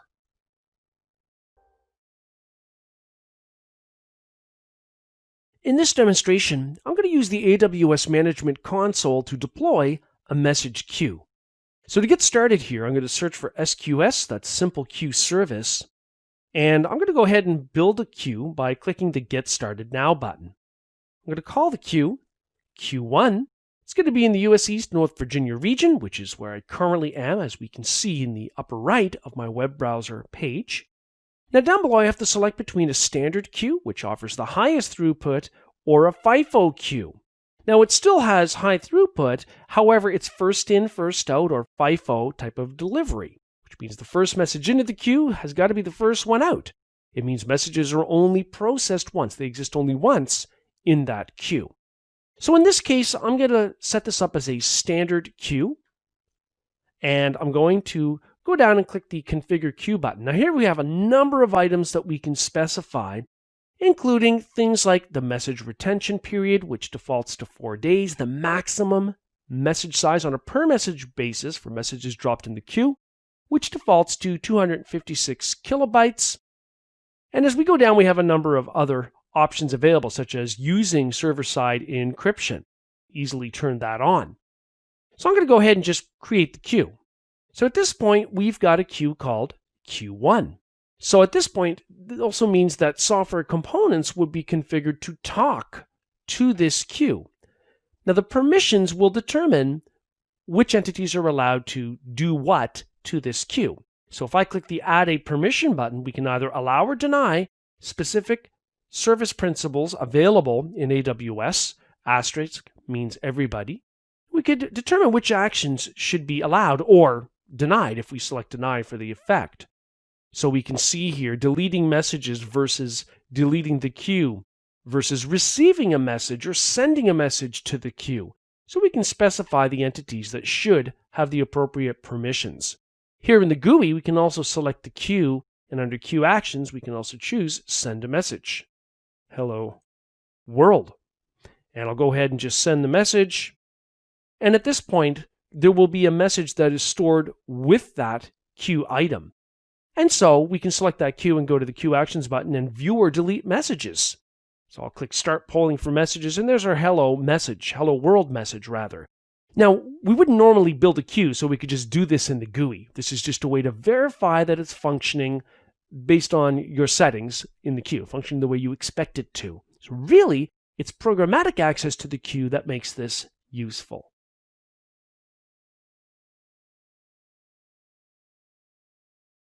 The key to the successful use of Amazon Web Services for an enterprise is choosing the right solutions that map to business requirements. It also means thinking about things like migration, migrating on-premises data or systems, including databases, into the AWS cloud, so to reuse the investment, or in some cases refactoring items that cannot simply be migrated with little to no changes in the cloud. It's also about cost optimization. Cost optimization could be achieved depending on the nature of the cloud services that are used, because you're switching from a capital expenditure type of environment where you have to pay for large amounts of equipment like servers and infrastructure and storage, as opposed to just using what's in the AWS cloud and paying a monthly fee based on usage. Then there's regulatory compliance. In order to use cloud-based systems and data storage methods, there might be certain techniques you employ in terms of how you use them to remain compliant, especially with data privacy standards and regulations. Then there are infrastructure requirements. You might need, for example, a specific amount of storage. You might require the use of a hardware security module or HSM. You might require private dedicated hosts to run your EC2 instances or virtual machines in AWS. So all of this needs to be considered as part of the design of the AWS solution.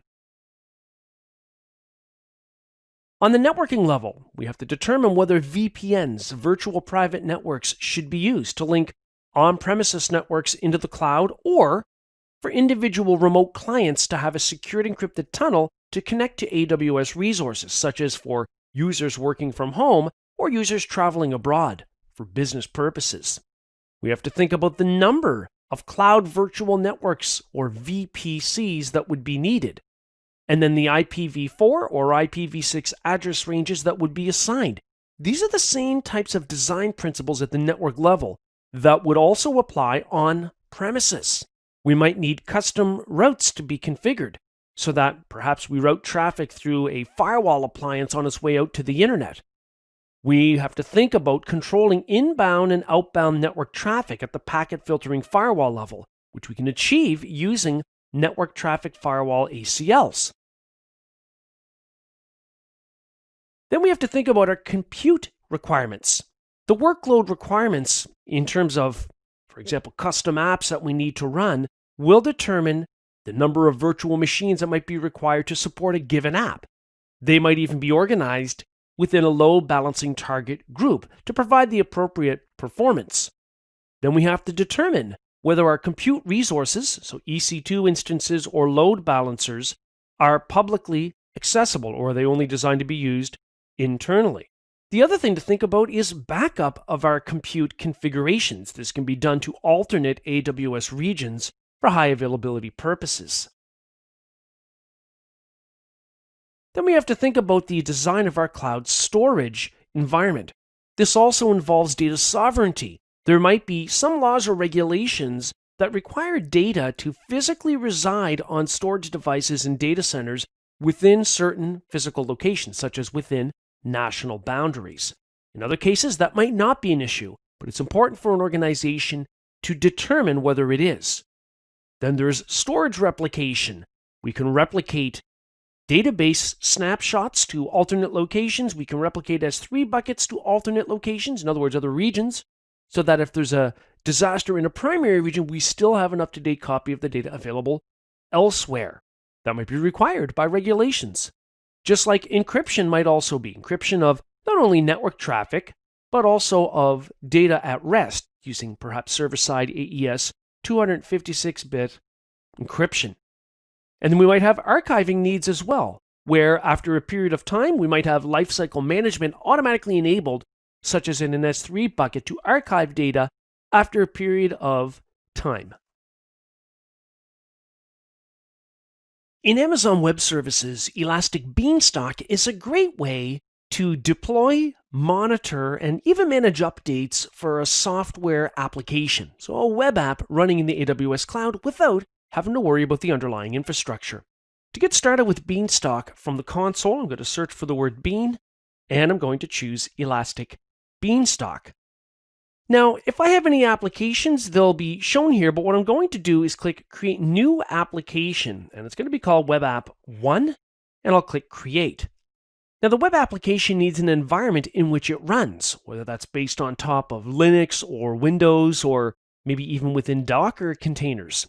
So I'm going to click the Create One Now to create a new environment. And it can either be a web server environment for a front-end type of application or an HTTP-based web API, or a worker environment for more background types of processes that might read messages from an SQS queue.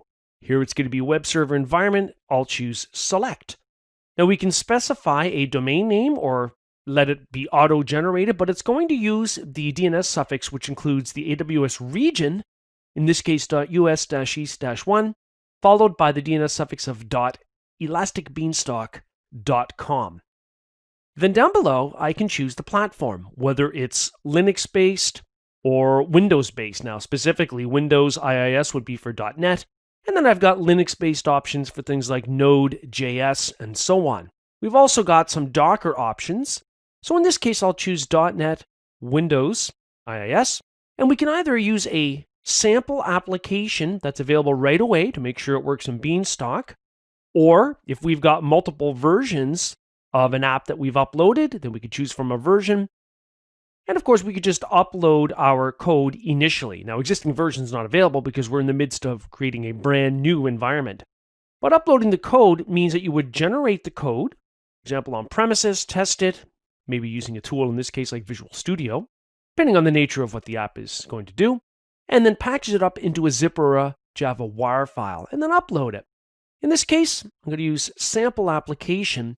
Now, I could create the environment. I could also click Configure More Options, where I get a lot of details available about things like the software environment, The instance details. If I click Modify for the instance details, for example, I can specify the size of the root volume.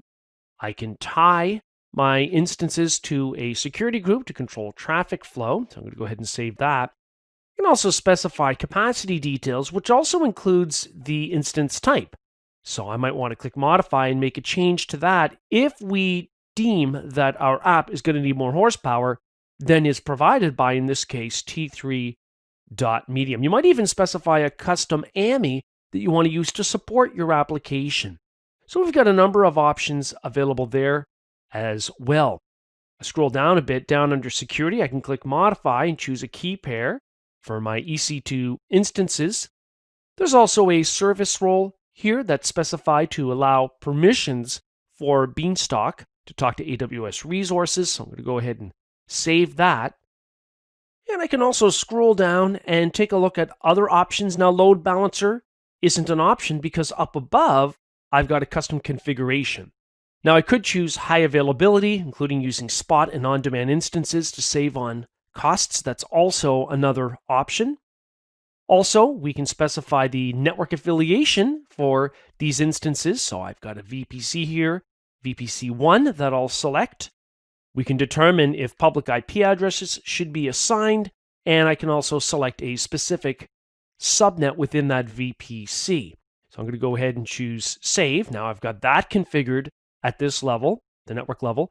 If my app needs to work with the database, then I can click Modify to make some RDS configuration settings here. So like the engine, whether it's MySQL, PostgreSQL, or whatnot, and the details related to that. I'm not going to do that for this particular configuration. And finally, I have some tagging information. When I'm happy with my selections, I can create the environment to support the app by clicking the Create Environment button in the bottom right. We can now see it's creating the environment for webapp1-env for environment. So it's webapp1 is the name of the app. We've just got -env appended to the end for the environment. We can see that the environment is now starting. So if I go look at all applications, we can now see webapp1 is listed here in gray because its health status is pending. If there's a problem, it will turn red, and the health status will say severe. Otherwise, this will turn green when it's in a healthy state. So at this point, it's just a matter of waiting a few minutes. When you look at a Beanstalk application, you can see it's got multiple application versions that are potentially available. Here we only have one. It's the original sample application. But as a developer over time, you will make code changes. And once you've created and tested that code and packaged it up, you can then click the Upload button to make it available here in Beanstalk, after which you can select it and then go to the Actions menu and choose to deploy the app update.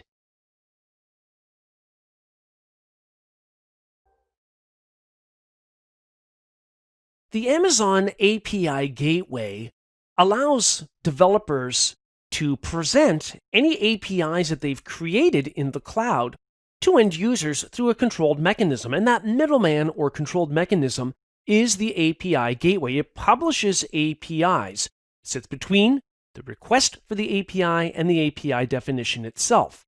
It also allows management of that connection and monitoring, such as watching for network latency or the amount of API requests within a short period of time. Now, what's interesting also when it comes to publishing is that the API Gateway can also generate documentation for APIs that developers can use to learn how to call upon and use APIs. The Amazon API Gateway also allows for concurrent testing of different API versions that might be available through the API Gateway. It supports API traffic throttling, so to limit the amount of requests for specific APIs. It also provides a number of performance metrics, such as details related to API calls and network latency related to that. Now, you can work with HTTP APIs.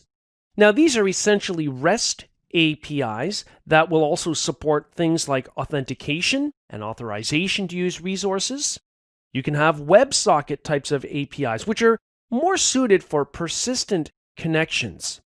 And then you have a pure REST type of API, which gives us full flexibility about HTTP requests and responses. Now, the other thing to think about for the API gateway is that it's part of a serverless API type of solution. You don't have to worry about provisioning underlying servers. It's a managed solution. So it not only will control access to backend APIs that are called upon on the other side of the API gateway, but it's also really designed to manage the schema of our HTTP APIs and to handle authentication and, as we saw, throttling to the APIs. AWS Lambda is a serverless development type of solution. It allows for the execution of code. You can build AWS Lambda functions that have triggers that determine when they run. The great thing about this is because it's serverless, you don't have to worry about setting up the underlying server to support the code. And when it comes to charges, Amazon will only charge you when the code is executing, not just because it exists. So the next thing to bear in mind is what is done to work with AWS Lambda. How do we use this? Well, you can either upload existing code that you might have written, or you can write code directly in the Lambda editor as part of the AWS Management Console. So you're building a function within the cloud without having to set up a server to support that function. You can then choose the memory size for the function. So depending on the nature of what you're coding will determine how much memory as a resource will be required. And the great thing about this is that the code supports scaling automatically. The key to remember is that AWS Lambda functions are triggered by some kind of an event, such as a message arriving in an SQS queue or some kind of HTTP-based request.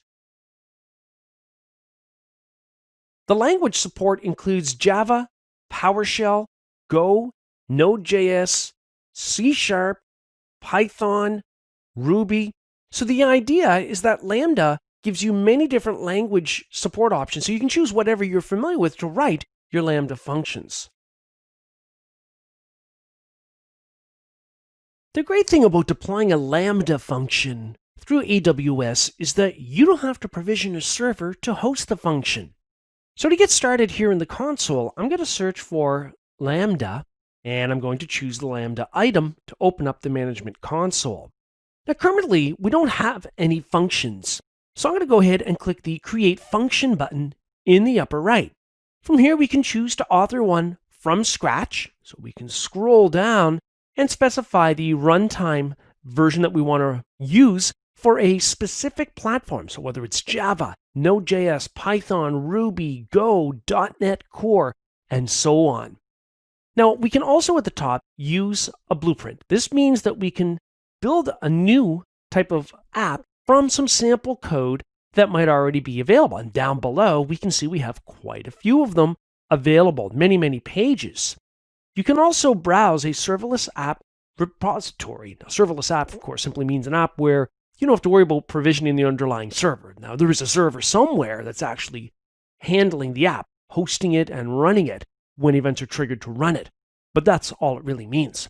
So for use a blueprint, I'm going to search for hello, and we're going to basically look for a standard hello world starter AWS Lambda function using Node.js. So I'm going to go ahead and click on that, and I'm going to call this function 1. Now I'm going to let it execute a role for creating a role with the basic Lambda permissions that are required. Now, because this code isn't going to need to talk to additional AWS resources, I don't have to worry too much more beyond just creating a role with basic Lambda permissions.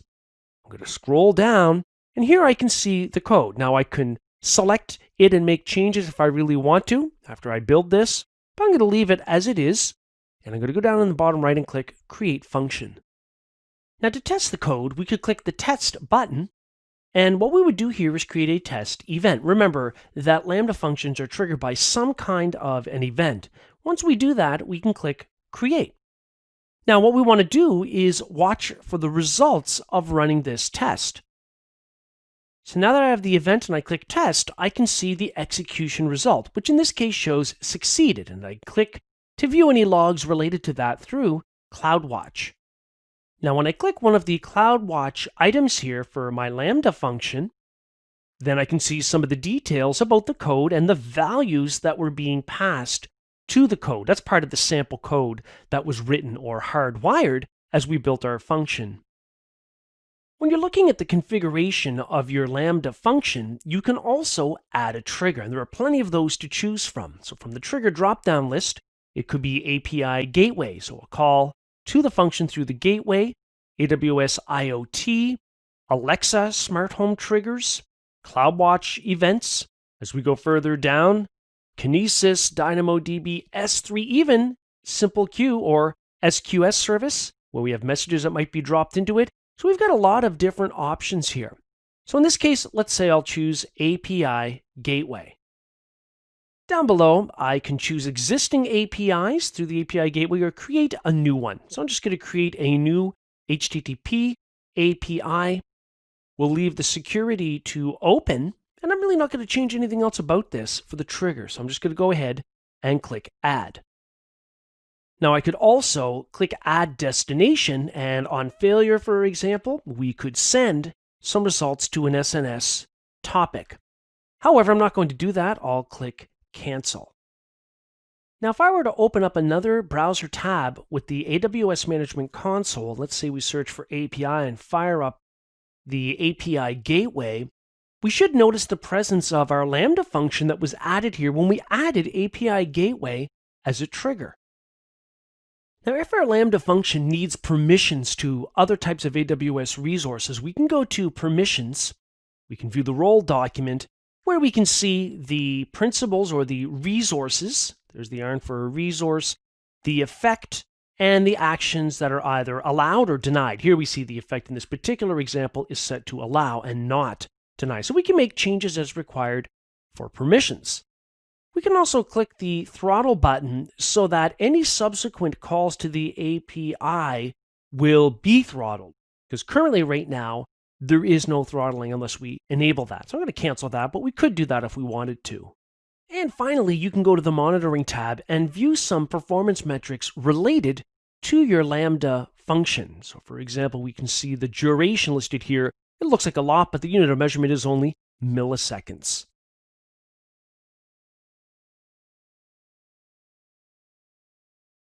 For developers, application containers are a big deal, whether you're running an isolated app component within a container on premises, or in AWS using ECS, that's the Elastic Container Service, or even if you're deploying and managing an app using a serverless solution like Elastic Beanstalk. Application containers contain, as the name implies, the components, the software and settings required to run an app or a component of an app, such as a microservice. Here in the diagram, notice that we've got numerous app containers, app A through to app G. Now those can use binary files and libraries that are available on an operating system machine, or those could be contained within the app container. Now the Docker engine in this case is the application containerization software level that runs within a host operating system. Containers are not virtual machines because virtual machines virtualize the underlying hardware. App containers don't do that. They essentially run as a task within the host operating system. So the great thing about an application container is it starts up very quickly because it doesn't have to start the OS. The host OS is already running. So containers are based on what are called container images, and the image determines what the contents of that container will be when it's running. So they contain software and settings for running a container. Technically, terminology-wise, a container is actually just a runtime instance of an image. You can take a repository to organize multiple images, much like you would use a folder to organize files on storage media. Within an application container, you would find app software files and any settings that might even be made available through config files. You would find potentially app-specific libraries and components, so there's no reliance on using those from the operating system. And also, you would have runtime app and environment tools that could be used to tweak the application or test it or parse logs.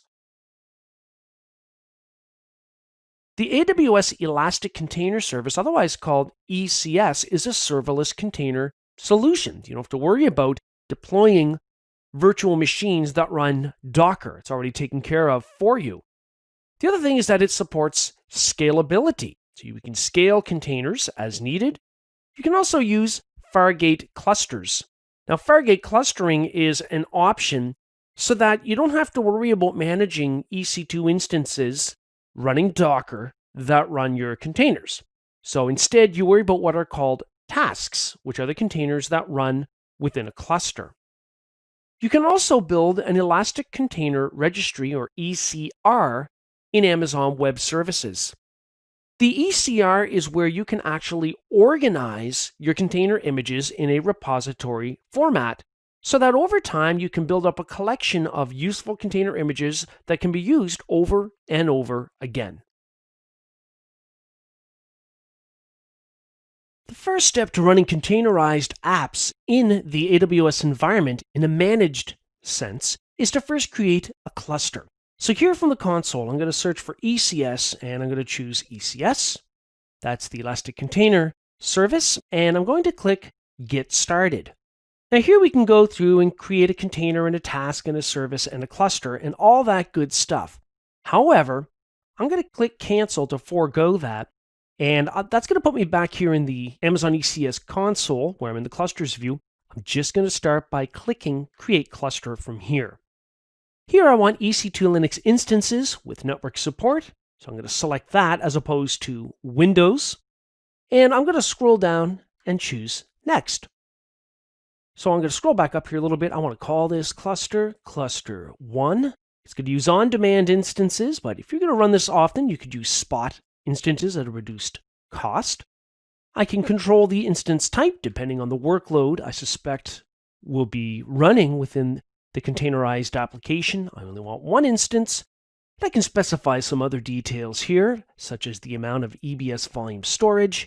And I'm certainly going to assign a key pair here so I can SSH into, well, it's only one instance, but the one instance in my cluster if I need to update the ECS agent or if I need to customize the Docker environment or what have you. Scrolling down, it's going to create a VPC and some subnets, which is fine for this cluster, and a security group. I want to make sure that my security group is going to allow not only HTTP traffic, but in my case, SSH, if I need to SSH into the Linux instances. I can change that at any time. So having done that, we can see here in the security group, it's going to be for port 80 TCP. And if I really want to, I can switch that over to 22 so I can get in there and manage it. And then I'm going to go down and leave the defaults for the instance IAM role, and I'll click Create to create the cluster. So we can now see that our ECS cluster is running. It's named Cluster 1. If I click on it to open it up, we can scroll down a little bit and click on ECS Instances, where down below we have a message about an outdated ECS agent. Well, that's not really a problem because we could SSH into these instances, since they're Linux-based, and update the ECS agent before we start running tasks. So if I were to click directly on the EC2 instance, all that's going to do is flip me over to the EC2 management console where we would normally see instances. It's just filtered for that one, where I see it's running and I can see its public IP address, which I'm going to copy because I'm going to use PuTTY to SSH into the instance to make sure the ECS agent is up to date. Here in PuTTY, I've got the public IP of that Linux-based ECS instance, port 22, and over on the left under Connection, SSH, Auth, I've specified a private key file that's used to authenticate to that instance. So I'm going to go ahead and click Open. And I'm going to log in as EC2-user. It will ask me for the passphrase for my private key, which I'll also enter here. And then we're into that ECS instance. Now, remember, in order for you to be able to do this, the security group and network ACLs that control traffic flow to the instance need to allow port 22 SSH traffic. So then I'm going to use the docker pull command, since this is a Docker container type of Linux image, and I'm going to pull from Amazon/Amazon-ECS-agent:\latest. And we can see it downloaded the newer image for Docker containers. So we can repeat these steps for each ECS instance within our ECS cluster. Here I've got a task definition JSON file that specifies a specific container image and some details like the amount of CPU reservation, memory reservation, and also any port mappings that might be required for that container when it's running. I've also got a Ruby command that's being run when the container is launched. So from the CLI, I can use the AWS ECS register-task-definition to take that JSON file we just looked at and register it as a task that we can assign to an ECS cluster. So I'm going to use the --CLI-input-JSON parameter. I'm simply going to point to where that file is. It's in the current directory, which in my case is on the root of drive D, and the file's called task-definition.json. Back here in the ECS management console, if I go to the task definitions view, I can now see this new task definition, which is a result of having run that CLI command. I can click on it and I can select it. I can go to Actions, Run Task. I'll just switch the launch type here to EC2 instances for my cluster. There's cluster 1, and I can specify the number of tasks that I want to dedicate for this. And essentially, I'm just going to go down to the bottom and run the task. So now we can see here within our cluster, cluster 1, if we go to the Tasks tab at the bottom, that the task is pending. So the desired state is running. So it's on its way to be running as a containerized solution. We could also go to the Schedule Tasks tab and create a scheduled run. So we can give it a name here. And we can scroll down and specify the fixed interval at which we want this to run, such as every 24 hours, or we could use a cron expression. We could enter a target unique ID and specify the task definition that we want to run within the cluster on a scheduled basis. So the idea with ECS then is it takes away the underlying complexities of setting up Docker hosts to run containerized applications.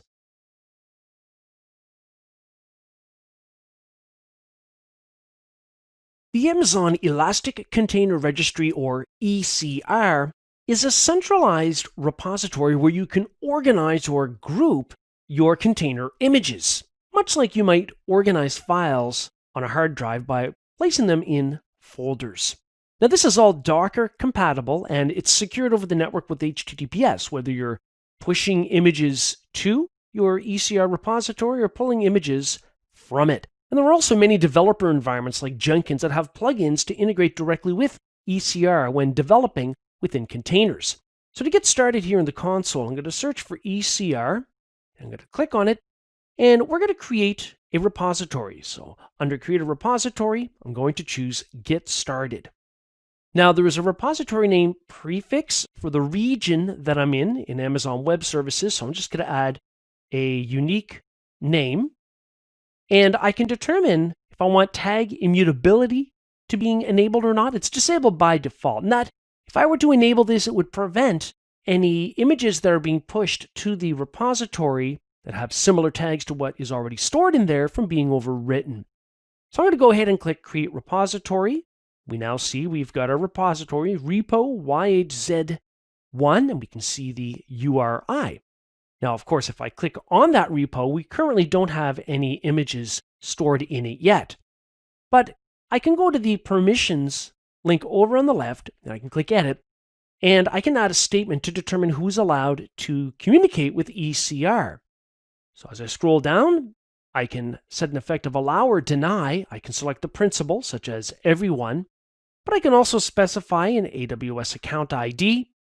And I can also go down and filter out my IAM entities, even for users. So if I search for gold, for example, I can specify user jgold if that's who I want to allow access to ECR.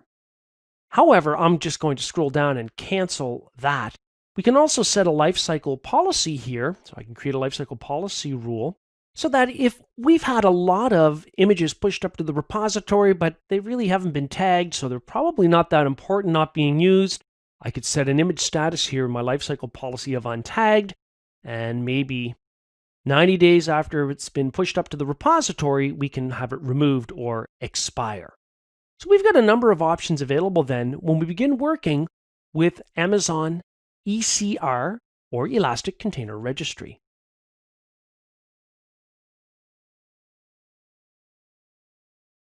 AWS OpsWorks is a configuration management solution in Amazon Web Services that allows you to deploy not only the underlying infrastructure required to support an app, but also the app components themselves. So it's really a DevOps solution.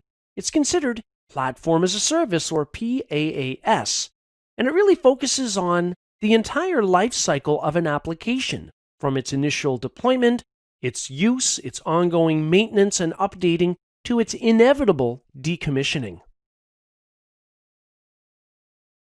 With OpsWorks, we can deploy and manage multiple applications.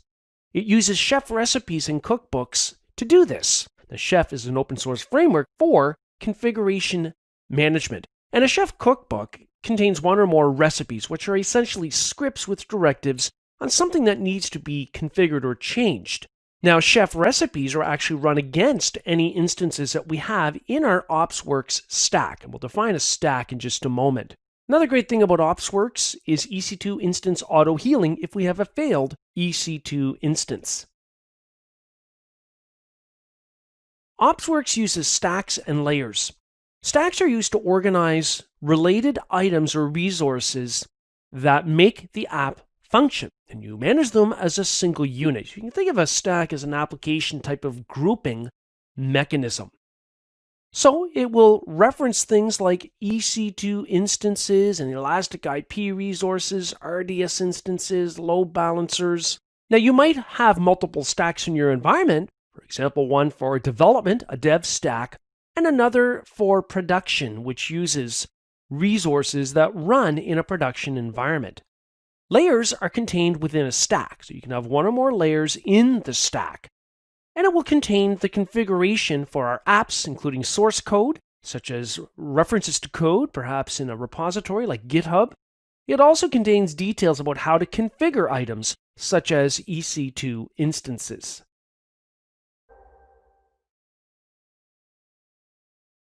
In this demonstration, I'll use the AWS Management Console to use AWS OpsWorks to create the supporting infrastructure for running an application. To get started here in the console, I'm going to search for Ops, and I'm going to choose OpsWorks. Now, the first thing I'll have to do is configure an OpsWorks stack. So I'm going to scroll down. Now, I could register any existing instances that I might have, so EC2 instances or on-premises instances that I want to use to support the app, but I don't have any yet, so I'm going to go under Start Fresh and choose Add Your First Stack. Now, we can choose from a sample stack or a Chef 12 or Chef 11 stack. Bear in mind that Chef recipes are used to propagate configuration changes throughout the resources that are used to support your application here in OpsWorks. So I'm going to leave it on sample stack. It's going to be based on Linux, and I'm going to click Create Stack. Now, it won't take very long, after which we can click the Explore the Sample Stack button to get a sense of what's going on here. So I'm going to first take a look at the stack. We're already looking at our sample stack here in Linux that consists of one layer. The layer here is automatically called Node.js App Server. And if I click on the link to go to the layer, which is like clicking on the layers view over on the left, I can see some details about this specific layer. For example, I can go into recipes. I can go into network to see the network configuration for the layer, the EBS volume configuration. And I can even click on instances over on the left to see that we've got one EC2 instance that's been made available. We can see the sizing for it and so on. However, it doesn't have a public IP because it's not yet been started. So I'm going to go ahead and click Start to start our Node.js app server to support our application. We could also add multiple instances here. So by clicking Add Instance or the plus instance link, we could add servers to support our application. However, I'm going to stick with just the single one that's here, and I'll cancel out of that. Now I could click on time-based for instances if, for example, I know that we want instances running only during certain periods, perhaps for testing. We could also add instances based on a load-based type of configuration. However, if we go back to our list of instances, we can see the status is such that it's still booting. Once it's ready, we'll be able to click on this public IP to get a sense of what the sample app actually looks like. Now, right now, if I click that, it says the site can't be reached because it's not yet available. And after a moment, if we refresh the page, we can see that our sample OpsWorks app has been deployed and is up and running. And if we go back and look at our instances, we see now that the status is listed as being online. Now we can also go to apps to see our sample Node.js app that is resulting in that web page. We can see the repository URL from GitHub repository where that is coming from. But we can also, when we go to apps, add multiple apps. And this is where services like OpsWorks are a little bit different than standard CloudFormation templates, where CloudFormation will let us deploy in an automated way through infrastructure as code. It'll let us deploy the underlying infrastructure. But when it comes to the deployment of apps and making sure that app updates are deployed or perhaps rolled back if there's a problem, this is where OpsWorks is quite different from CloudFormation templates. Now, if I go back to my stack, notice it consists of one or more layers, which we looked at, one or more apps, which we also saw, and any other resources that might be required to support the app, like elastic IP addresses, EBS volumes, database or RDS instances, and so on, and also permissions for IAM users.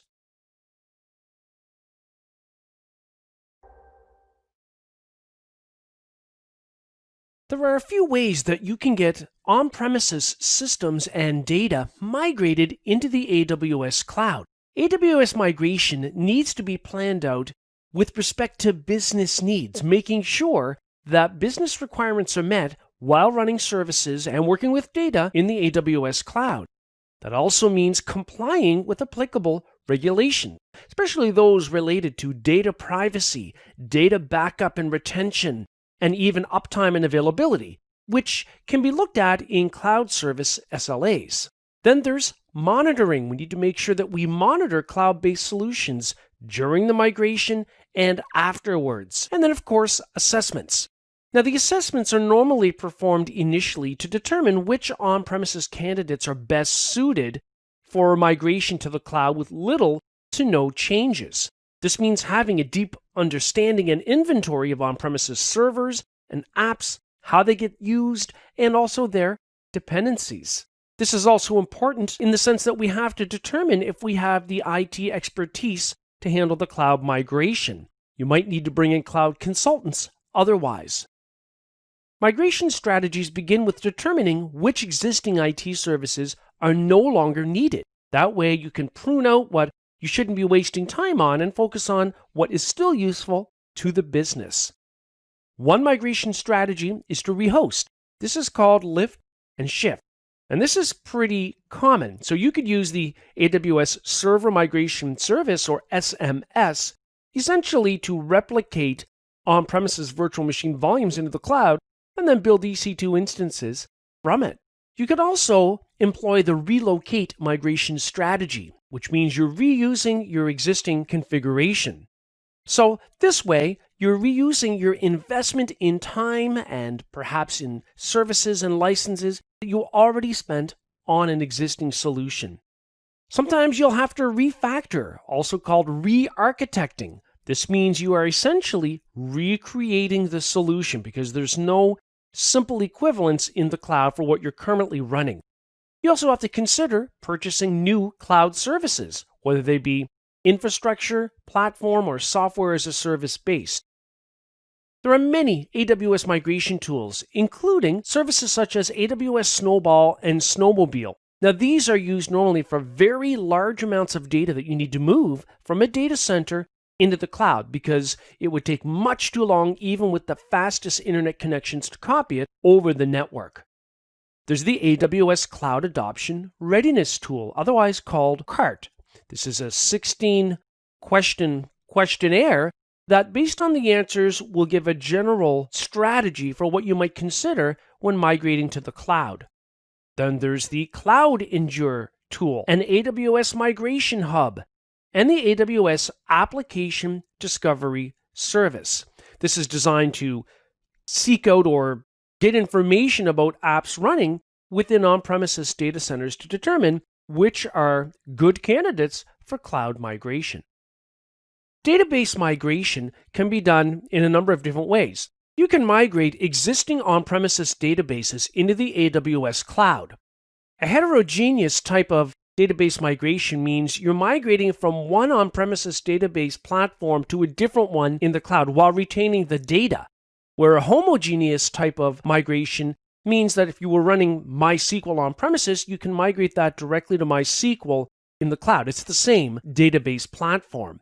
But we want to make sure that security is adhered to during a migration. This means with data at rest as well as being transmitted over the network during the migration. Now, the thing about this is that some services like the Amazon Database Migration Service, or DMS, won't migrate everything about your schema, things like secondary indexes or views or triggers and stored procedures. For that, you'd need to migrate them using specialized tools like the AWS Schema Conversion Tool, or SCT. The DMS, or Database Migration Service, begins with creating a replica of the database, selecting the database objects that should be synchronized, and then moving data to the cloud and keeping it synced with the on-premises copy of the data. Of course, once that's done, and we know that we have the data in the cloud reliably, we need to make sure that any applications that referred to the on-premises database sources are now pointing to the cloud database sources.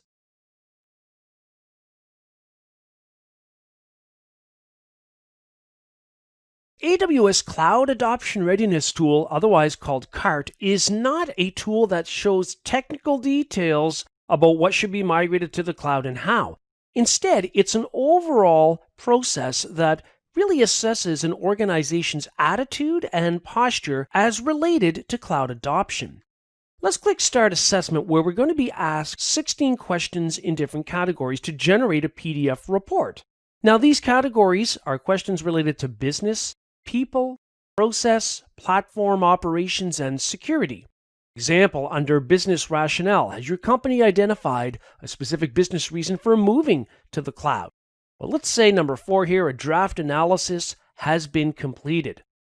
Next, has your company developed a business case for moving to the cloud? And if so, is your business case based on multiple, credible, and quality sources? So we can answer the questions accordingly in each of the sections. Notably, something that's interesting is if we were to jump up, let's say, to the security section, notice there's a question about anyone in the organization either being AWS certified or having equivalent experience. Now let's just jump back to our first initial page. I'm not going to go through and answer the questionnaire because we can scroll all the way down, and in the bottom left, we can preview a sample report. So that's a PDF document that opens up. The first thing we should take note is the color coding. So anything that's green means there's not a lot of work that's required in that aspect of attitude and posture for cloud adoption. But naturally, this orangey yellow color does imply that more work is needed. So as we scroll down through, we can see that we've got a heat map. Again, we can see these specific subcategories under the main headings, which require more work. In this case, change management, AWS Cloud Account Planning, and so on. And as we scroll further down, we get a breakdown for each individual category. So for the business section, we can see the questions and the response. And down below, and this is true for each of these categories, we have recommended actions. So as we go further and further down, we'll see the same thing over and over and over, but for each different category. And it's important to go through all of it. So for example, if I go down to the security section, the recommendations here talk about security and making sure that we have people that are security experts, and not only security experts, but also AWS experts as well. And it talks about common roles in the organization that might fulfill this for planning and implementing and then migrating data and services into the cloud.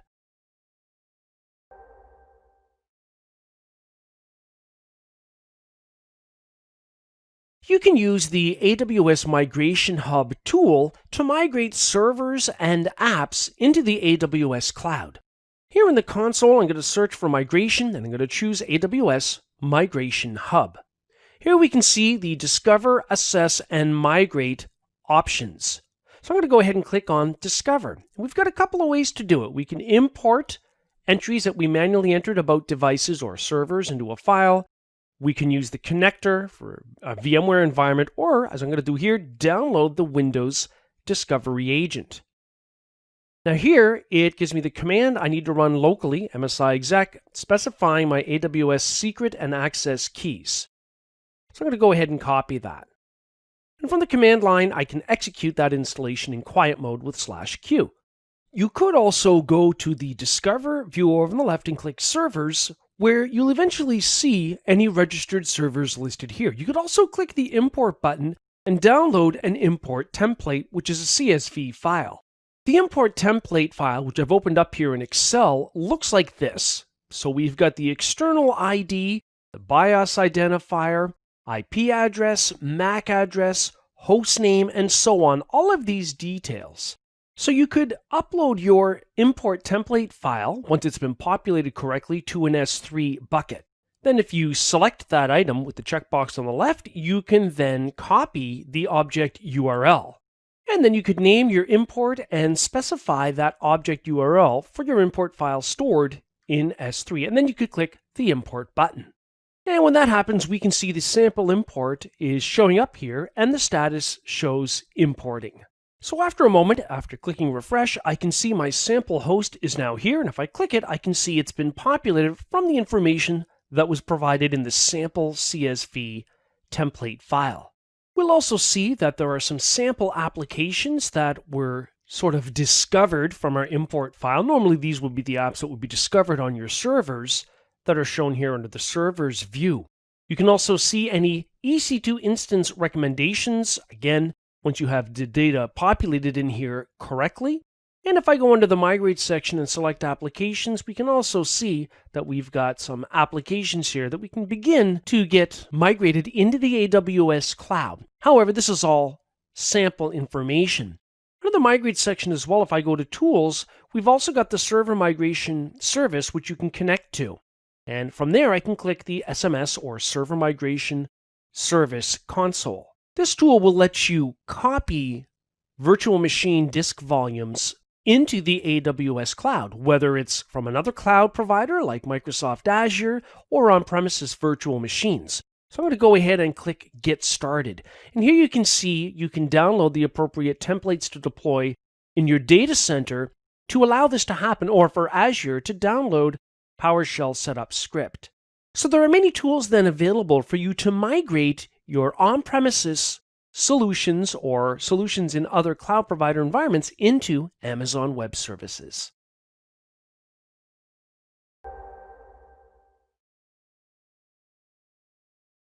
CloudEndure is a tool that can be used for migrations, specifically for lift and shift migrations, which really means moving services from on-premises into the cloud, such as virtual machines. However, the second thing CloudEndure is good for is high availability. So outside of migration, you might use it to keep a synchronized copy of data in the AWS cloud so that there's synchronization between on-premises and the cloud. CloudEndure migrations are applicable for Windows and Linux on-premises hosts, whether they're physical servers or whether they're virtual machines. Now, you can also configure target machine scripts once the conversion and migration into AWS occurs by putting files under the /boot/post_launch directory in Linux or in Windows under C:\program files x86 /CloudEndure /post launch. Now, these are scripts that would run after the virtual machine is launched. So you can put it in these places if you need to perform some kind of post-migration cleanup. You manage the migration using the CloudEndure console GUI. So when you want to migrate servers using CloudEndure, you start by selecting the migration candidate, that's the server. You install an OS agent, whether it be for Linux or Windows, and it does not require a reboot. Server disks then get recreated in AWS, so it's temporary staging.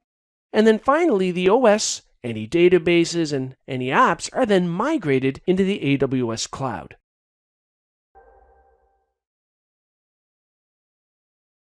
You can use the AWS CLI to import virtual machine hard disk files that you might have already had up and running on premises, whether they're Hyper-V based or VMware based, and so on. So the first thing that you need to do is you need to upload the VM disk file or files to an S3 bucket. The next thing you need to do is create a role called VM import. This is what's used by default when you use the CLI to import a VM disk. Technically, on the command line, you could specify the name of any role. To be consistent with the default, we're going to create a role here called VM import. So down below, you see the JSON statements that are required to create the role. So this can simply be saved in a file, and we can create the role using CLI commands, which I'm going to do. So I've put that JSON text into a file called trust-policy.json. And here in the CLI, I'm going to use that file to create the role. So I'll do that with the syntax of AWS IAM create-role -role-name, and I'm calling it VM import -assume-role-policy-document. This is the parameter where, as a value, you tell it the location of the JSON file that defines the details to build that IAM role. So I'm using file : // In my case, on the root of drive D is where I've got the trust-policy.json file stored. So I'm going to press enter to create the role. Now, the next thing that needs to be done is to assign permissions to the VM import role so it's allowed to talk to S3 to bring in the file and convert it, the VM disk file, and then store the converted file in S3. And so the following JSON here refers to those required permissions. And what I need to do is make sure I specify the ARN for the buckets that I want to use where the disk is stored and where I want to write to. We can see the effect here is set to allow, and I'm going to just specify the exact same bucket name everywhere here within this JSON. And I've placed all of that JSON text in a file called role-policy.json. And then here in the CLI, I'm going to apply the permissions in that JSON file to the role we just created using AWS IAM put-role-policy. I'll use the --role-name parameter, and the role here is called VM import. I'll use --policy-name. I'm going to call it VM import, and finally --policy-document, and I'll refer to the file // Mine again is stored on the root of drive D, and as we know, it's called role-policy.json. So here in the IAM management console, if I were to go to the roles view over on the left, and maybe we'll just filter it for VM, we can see we have our VM import role that has been created. And this is important because it's used when you import a virtual machine disk from on-premises into the AWS cloud.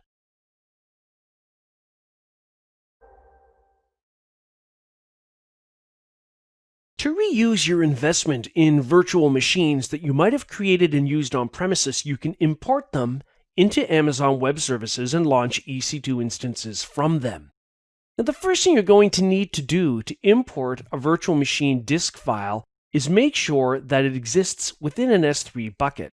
Here in the S3 Management Console, I've opened up a bucket called Bucket YYY, within which I've got a VHD, that's a Microsoft Hyper-V type of disk file. It's called disk1.vhd. Now, the next thing you need to do is to create a JSON file that references that fact. And so here is the JSON text listed here. You can give a description to it. Here I'm calling it server VHD file. The format of the file is a VHD. And I can see that I've got my bucket name placed in here. And the S3 key is the actual object of the file in S3. That's the VHD virtual machine disk file that I uploaded into S3. So here in WordPad, I've saved this as a file called import_vm_disks.json. Now, once that file has been saved, I can then import that disk image using the AWS EC2 import-image syntax. And I can then keep my eye on the progress because it will take some time using the AWS EC2 describe-import-image-tasks syntax. So let's go ahead and actually go to the CLI and start the import. So here in the CLI, I'm going to use the AWS EC2 import-image syntax --description parameter, giving it a description. Then I'm using the --disk-containers parameter, and the value of that uses the file : / syntax to reference the file which I've got here stored on the root of drive D that identifies that virtual hard disk stored in an S3 bucket. So I'm going to go ahead and press enter to start this process. Once the process of importing the virtual machine disk has begun, you can use a CLI to monitor it. And the way that you would do that is you would use the AWS EC2 describe-import-image-tasks command. And when I press enter, I'll see the result of my import job that's begun. I can see the description, import server VM. I can see an import task ID that was assigned by Amazon Web Services. We can also see the description for the virtual machine hard disk file that's being imported, including the bucket that it's sourced from and the actual name of it. And currently, we can see that the status is converting. Now, if you try to run this command immediately after beginning the import, you might see that the status message is pending. So it's just a matter of being patient.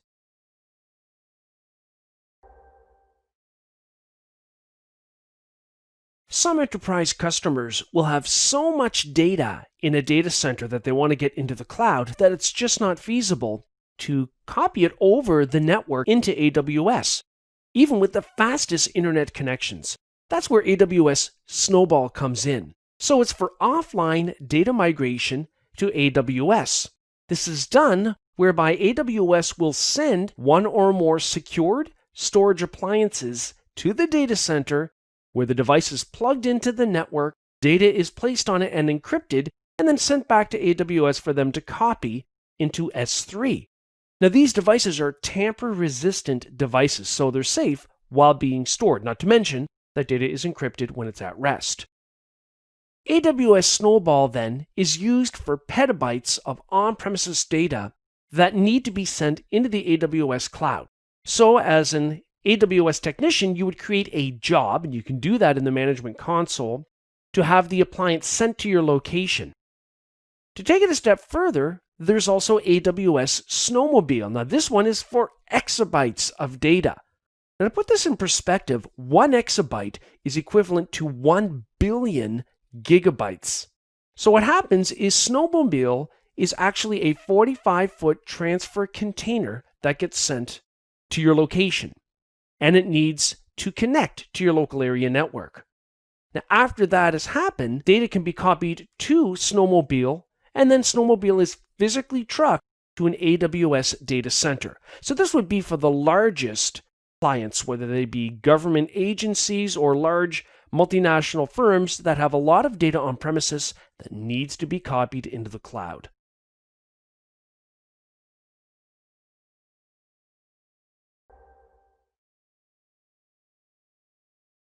AWS Snowball is useful when you have very large amounts of on-premises data in the petabytes that you need to get into the AWS cloud. Now, technically, you could also use a Snowball job to get vast amounts of data already stored in AWS back on premises if you needed to do that. Either way, we'll see the options available when we go to configure a Snowball job here in the AWS Management Console. So I'm going to search for Snowball, and I'll click to load the Snowball Management Console. I'm going to click Create Job, and it asks what kind of job I need. Now, from the country drop-down list, all I have available here right now is United States. If we were to switch to a different region, so let's say if I were to go to Europe, Frankfurt, then when we switch to a different location like that and we try to configure a Snowball job, we'll be able to choose from the list. So it really depends on your current location. In this case, I'm going to switch back to where I was originally, US East, North Virginia. I'll leave it on United States. Well, I don't really have a choice. That's all that's in the list. And then down below, I get to determine what I want. Do I want to import data into S3, which is we're going to do? Do I want to export vast amounts of data from S3? Or do I want to use Snowball for local compute and storage only? Essentially to accommodate a busy storage and compute environment on premises.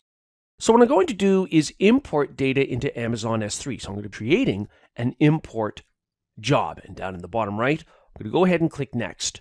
Now I can add a shipping address where I want the Snowball appliance shipped to if I don't already have it there.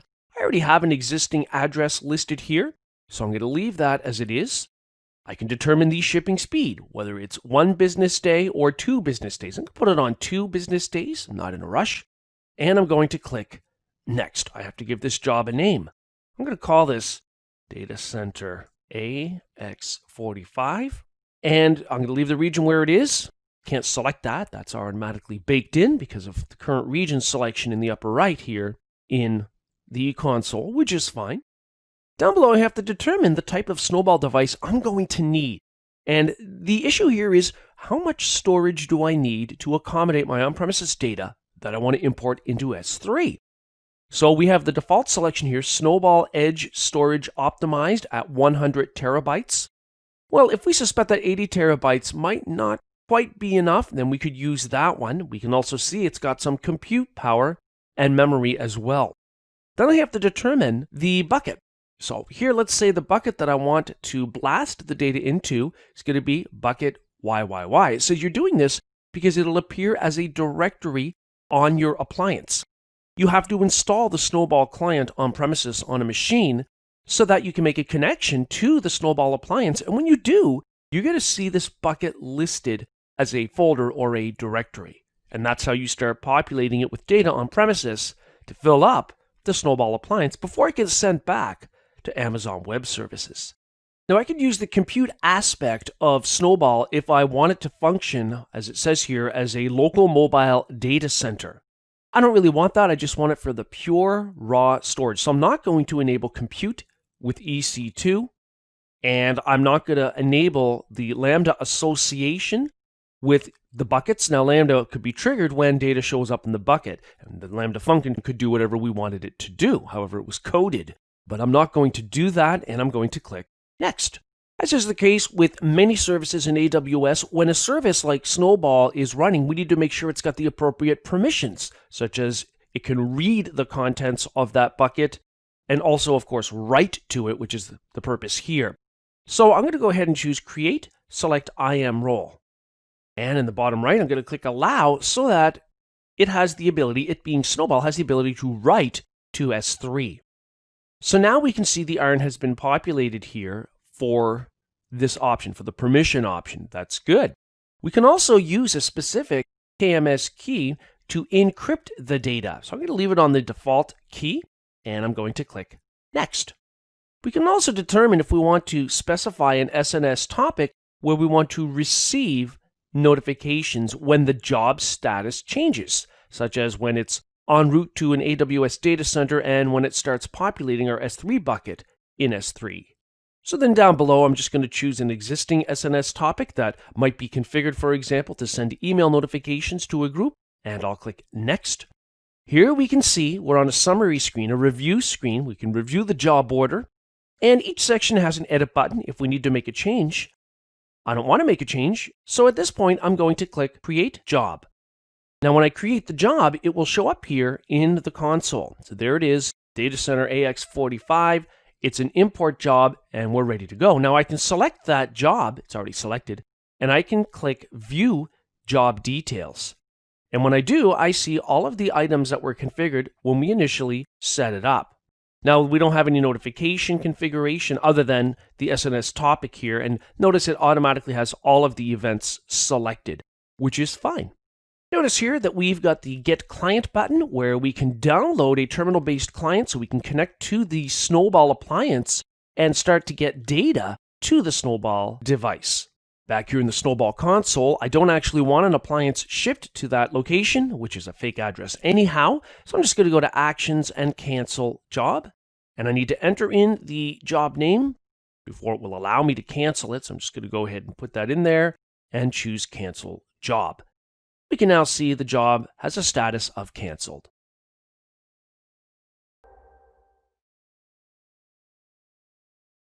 CloudWatch is the built-in AWS logging centralized tool where you can configure alarms so that you get notifications when certain types of events occur or when specific thresholds are violated. So to get started here in the console, I'm going to search for CloudWatch, and that will let me launch the CloudWatch console. Now within the console, the first thing I need to do is click on Alarms over on the left in the navigator. Now when I click on Alarms, I can then click the Create Alarm button. We can see that there are no alarms currently configured. So I'll click the Create Alarm button, and I'm going to choose Select Metric. Now down below, I have to select the category that I'm interested in. So whether it's AppStream or the Elastic Load Balancer ELB, and keep scrolling down until I find what I'm interested in getting alarm notifications on. For example, maybe here I'll choose EBS for Elastic Block Store volumes, and I'll choose per volume metrics, and then from here I can select the appropriate metric that I'm specifically interested in. Let's say I'm interested in the volume queue length. Now this one is important when it comes to disk I/O because the more items that are queued up, that means that the disk subsystem is busy and can accommodate those requests immediately. So a smaller amount of items in the volume queue is good for performance. Many items backed up in the queue, not so good for performance. So I'm going to select that metric. Now the next thing I have to do, if I scroll down here, is specify the conditions. So I can use a static threshold type where I specify a threshold value, which I will do, or I can enable anomaly detection. So outside of a specific threshold, I'm just going to choose static. Basically, I'm going to say if we have more than 1,000 items, in this case, queued up for an EBS volume, then I want that to trigger an alarm. So I'll click Next. And I'm going to scroll up here. I want to make sure that I select Alarm. I could also say if the alarm state is just OK, then I want that to be a trigger, or if the alarm state is insufficient data. So those are the three choices for alarm state. In alarm, OK, insufficient data.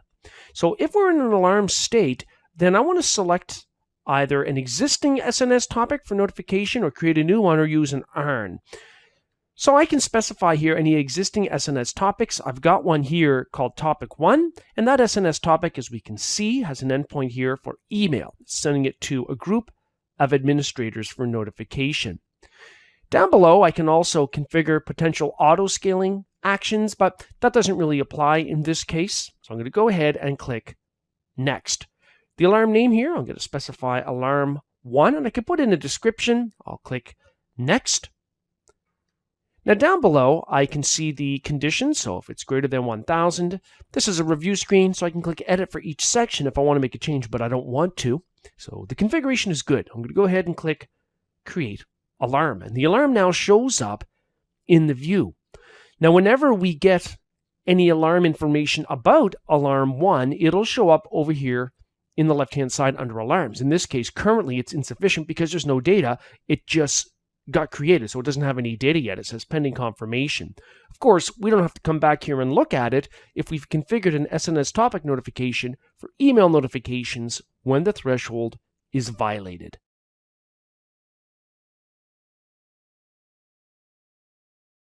In this demonstration, I'm going to use the AWS Management Console to monitor EC2 performance metrics. So to get started, I'm going to go to the EC2 Management Console. I'm going to go to the Instances view, where I can see I've got a couple of instances, one of which is stopped, one of which is running. I'm interested in the running one so I can get some statistics about how it's performing. So when I select an EC2 instance down below, I can go ahead and click on the Monitoring tab to get some details about performance metrics. Now, down below, we can see CPU utilization, and it's graphed, disk reads, disk read operations, disk write operations, network traffic in. We can see some spikes there at certain times. network traffic out, and so on. So we can see a number of items that are automatically listed here. It does say no alarms are configured. So this would be another way that we could configure or create an alarm based on EC2 performance. So for example, I could click Create Alarm, and I could specify an SNS topic notification endpoint, in this case an admin's email address. I can take a specific action for the instance, such as recovering it, stopping the instance, terminating or rebooting it, and then I specify what I'm interested in looking at.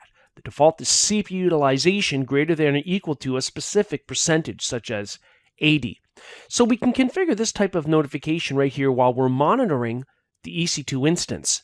Now down below, notice that it's showing by default data for the last 1 hour. So I might choose the last 1 week to get a bit of an idea of the overall performance over time related to these listed metrics. I can click on a specific metric if I want to zoom into it, and I can choose the statistic. Am I interested in the average, in this case, CPU utilization over the last week, or the minimum, or the maximum, or the summation of them? So for example, maybe just the maximum. So I can see here it's listed. So I can do that. The other thing I can do is enable detailed monitoring. If I do that, what I'm doing is getting these metrics at 1-minute frequencies. So if I need to have more up-to-date performance metrics, then I could enable detailed monitoring. I'm going to cancel out of that.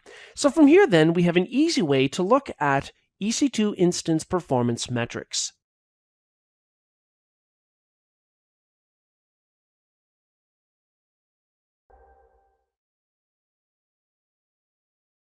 One of the difficulties that you might encounter when troubleshooting EC2 instances in the cloud is lack of having physical access to a server and its console to see any error messages, including when things like Windows updates are being applied. So one way that you can reduce that problem is by retrieving the EC2 system log for an instance, whether it's Linux or Windows based. So to get started here in the console, let's click on EC2 to open up the EC2 Management Console, where I'll click on Instances. Now the instance doesn't have to be running. You can still retrieve the last system log if you wish. So if I select an EC2 instance, we can see here it's stopped. I can go to the Actions menu, I can choose Instance Settings, and from here I can choose Get System Log.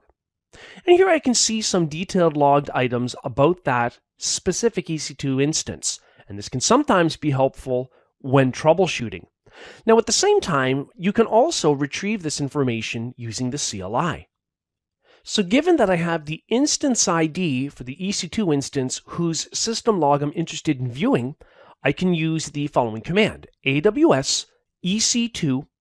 I'll use -- output equals text. I want textual output as opposed to, for example, table output.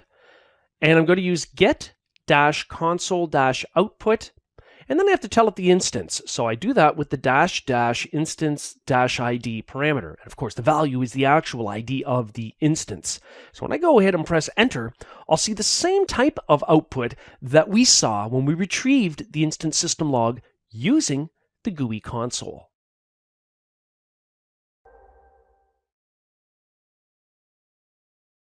Monitoring S3 bucket metrics can be done by going into CloudWatch or into the S3 bucket itself. For example, we could here in the console search for CloudWatch and pop up CloudWatch. CloudWatch is a centralized way to work with logged items and alarm notifications. So for example, if I click on metrics in the left-hand navigator, I can scroll down in the S's, because they're listed alphabetically, to S3. I can click Storage Metrics, and from here I can go to a specific bucket in question that I'm interested in, and then start graphing individual metrics. We can see they'll be graphed up above. But we can also go to S3 directly to the bucket. So for example, let's say I search for S3 to pop up the S3 Management Console.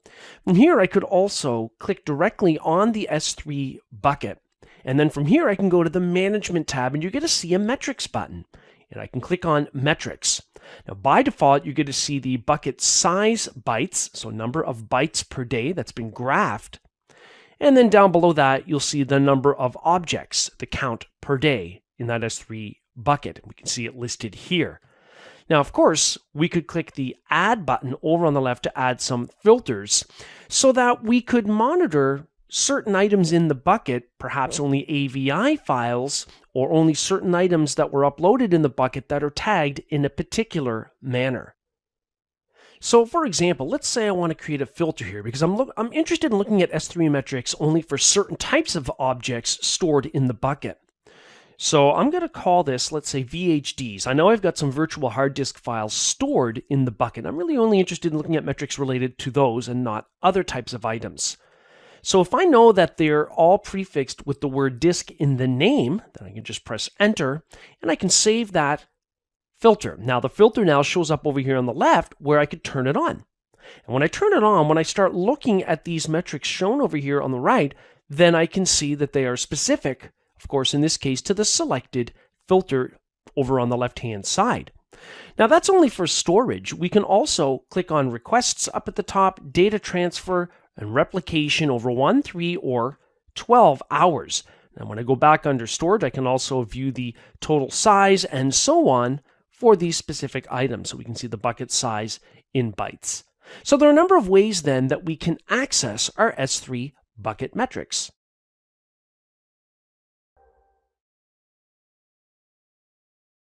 Over time, you might find you have a large amount of objects stored in S3 buckets, and so one great option is S3 Bucket Storage Inventory.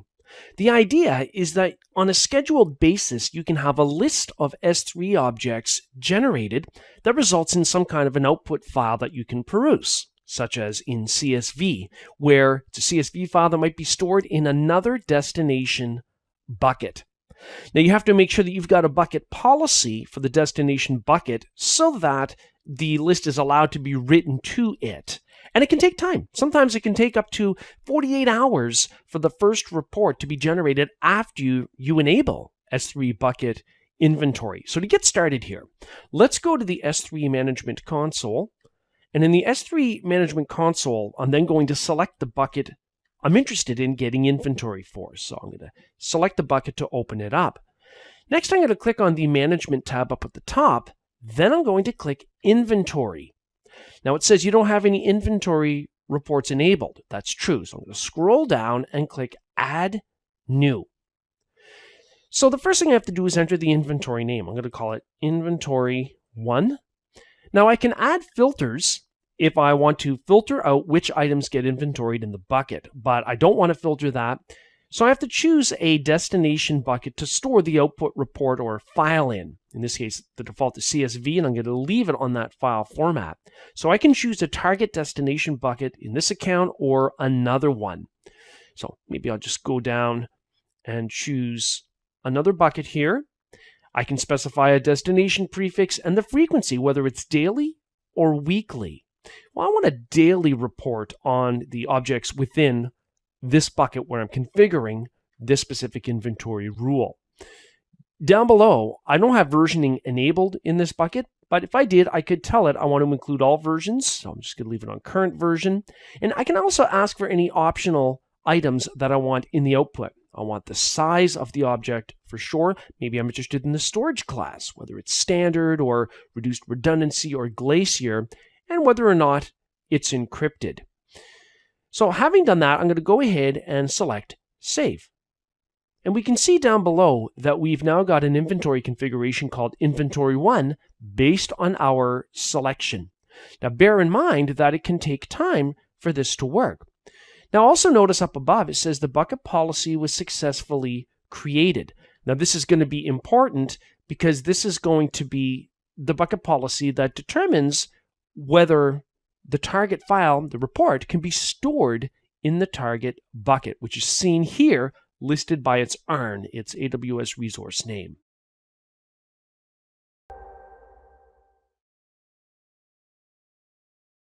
In the AWS Management Console, you can enable S3 Server Access Logging. The idea is that you have a record or a log of requests made for objects within an S3 bucket, and this is disabled by default. So let's go ahead here in the console and start by pulling up the S3 Management Console. So what I want to do is go into the bucket itself. So I'm going to click on a bucket, and what I want to do within that bucket is go to the Properties tab. Now from here, I can see the server access logging option, and I can also see its current state, which is that it's disabled. So I'm going to go ahead and click and enable the logging. Now when I enable the S3 server access logging, I have to choose the target bucket where I'm going to store the logged information. So I'm going to select that from the list, and I can also enter a prefix. And this is for the target, so maybe the prefix will be from YYY dash. That'll be a prefix added in front of the name of any server access logs written to the target bucket. So I know where it came from. So I'm going to go ahead and click Save.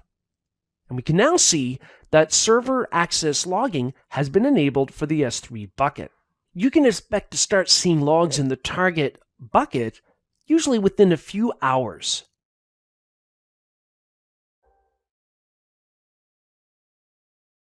You can enable S3 bucket event monitoring so that when something happens in the bucket, such as a specific type of HTTP method is applied to an object in the bucket or something in the bucket is deleted, that type of thing, you can have a notification sent to a number of places, including an SQS queue.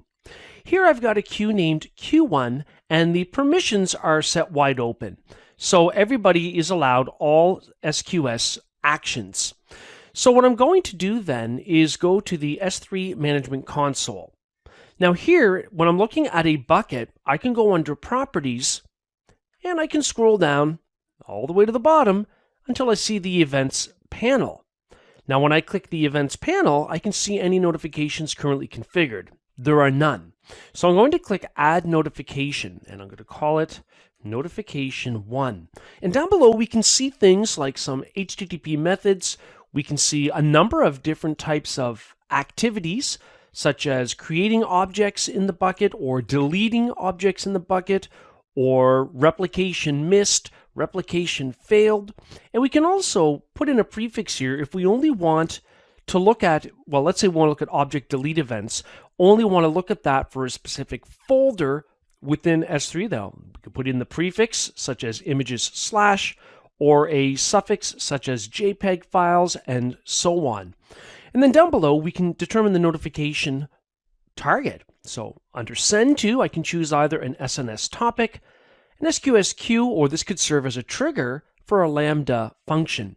In this case, I'm going to choose an SQS queue, and from the list, I can select it. Now, right now, our queue permissions policy allows everybody to do everything. So we could go back and modify that policy. So back here in the queue, we could edit the policy document. And instead of setting the principal to all, we could specify that we only want our specific bucket to have that option. However, here I'm just going to leave it as it is, and I'm going to click Save.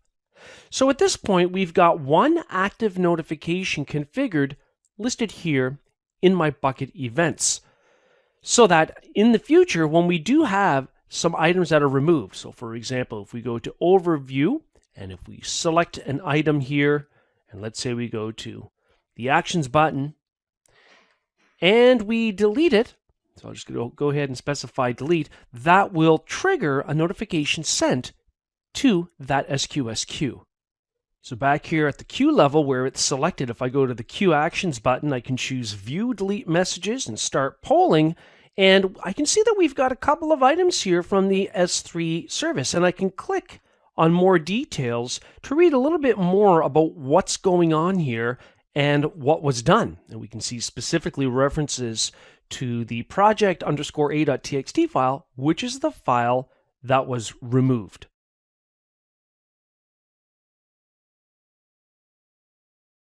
VPC flow logs are used to capture network traffic, which can be used to detect anomalous activity, or also just to look at performance metrics for network throughput.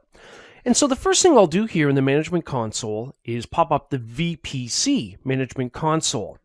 When you select a VPC, and I'm going to select one I've got here named VPC1, down below you can click on the Flow Logs tab to create a flow log. We can see we don't have any configured currently.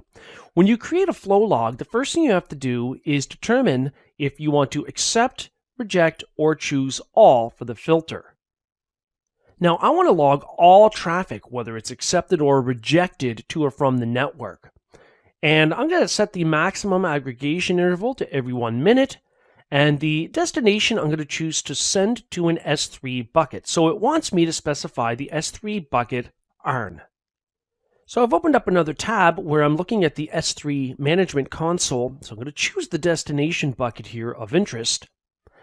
And what I want to do is copy the ARN. There are a couple of ways you can do this. If I actually go back to the list of buckets, one way is to simply put a check mark next to the bucket, and there's a button over on the right in the Properties dialog box called Copy Bucket ARN. So I'm going to go ahead and click on that, and from there I'm going to go back to my Flowlog config, and I'm going to paste the bucket ARN in the required field. So at this point, we can determine if we want to use the default formatting, which we can see listed down here for the items that will be written into the VPC flow log, or we could use a custom format. I'm going to stick with the AWS default format, and I'll choose Create. And we now get a message that the flow log was created. So I'm going to click on Close. So now we can see down below, we still have the VPC selected. We're still under the flow logs tab. We can see the flow log with its AWS assigned ID, and the filtering, the destination, and the bucket name where it will store that VPC flow log. So because I've got the flow log enabled for VPC1, it actually applies to all of the network interfaces within the subnets in VPC1, or we could have been more granular and set up a flow log to be more specific. For example, if I go to a subnet and select a specific subnet, we also have the option of configuring a flow log from here. Or if we were to go, let's say, to the EC2 management console, we could scroll down until we see network interfaces. We could do the same type of thing. We could select a specific network interface that we want to capture traffic for, and when we select it, we can go to flow logs and do the configuration from there.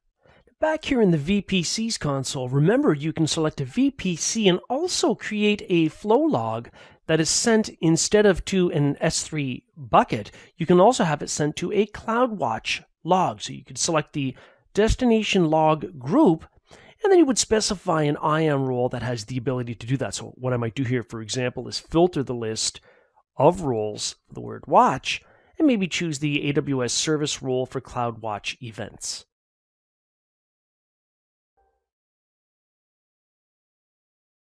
In Amazon Web Services, CloudWatch is a centralized logging mechanism so that instead of having to go out to each and every resource that you might want to monitor for some reason, whether it's for security purposes or to improve performance, instead you can go to CloudWatch. Now this would be true for both the monitoring of on-premises resources and AWS resources. Monitoring means looking at things such as metrics. You might want to monitor the availability of an RDS database replica or the CPU utilization of an EC2 instance. You might want to look at disk I/O for an EBS volume, or even the database cache hit ratio for memory cached databases based on Elasticache. You might be interested in monitoring availability. You might want to know if there are any failed database connections or failed replication events related to S3 cross-region replication. Now, the events, of course, can also trigger things like Lambda functions or notifications to be sent via email. And overall, we can use monitoring to improve performance by determining what is normal, so setting up a normal performance baseline, and then measuring that against future behavior to see if it's above or below the baseline. So we know that this is a centralized monitoring solution. We can use it to improve cloud application performance, but also potentially to detect suspicious activity. Now, an example of that would be exceptionally high CPU utilization, let's say for cluster nodes, whereby it's way beyond the normal baseline, and that could be indicative of some kind of a network attack, like a distributed denial of service attack, or it could be indicative of some kind of malware running on the machine and using all of its CPU cycles. It could also be that the machine's been compromised and is being used as a Bitcoin miner. Again, a Bitcoin miner will use a lot of CPU cycles. CloudWatch can also be used so that we can configure resource metric alarms so that we get notified instead of having to go to look at it in CloudWatch. We can configure alarm notifications when certain thresholds are violated, such as beyond 80% CPU utilization for an EC2 instance. And finally, we can also configure billing alarms so that we get notified when our current month's cloud charges exceed a certain threshold.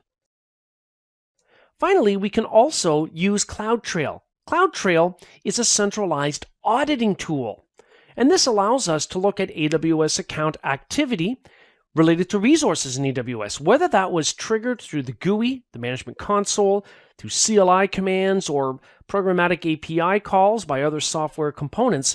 It also allows you to have a centralized way to track any changes that are made to AWS resources, and again, to detect suspicious activity, such as people logging in and accessing sensitive databases when they normally wouldn't do that.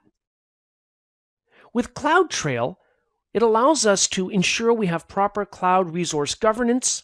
It allows for continuous monitoring, accountability, because we are tracking it based on the resource that was accessed by a given account ID, for example.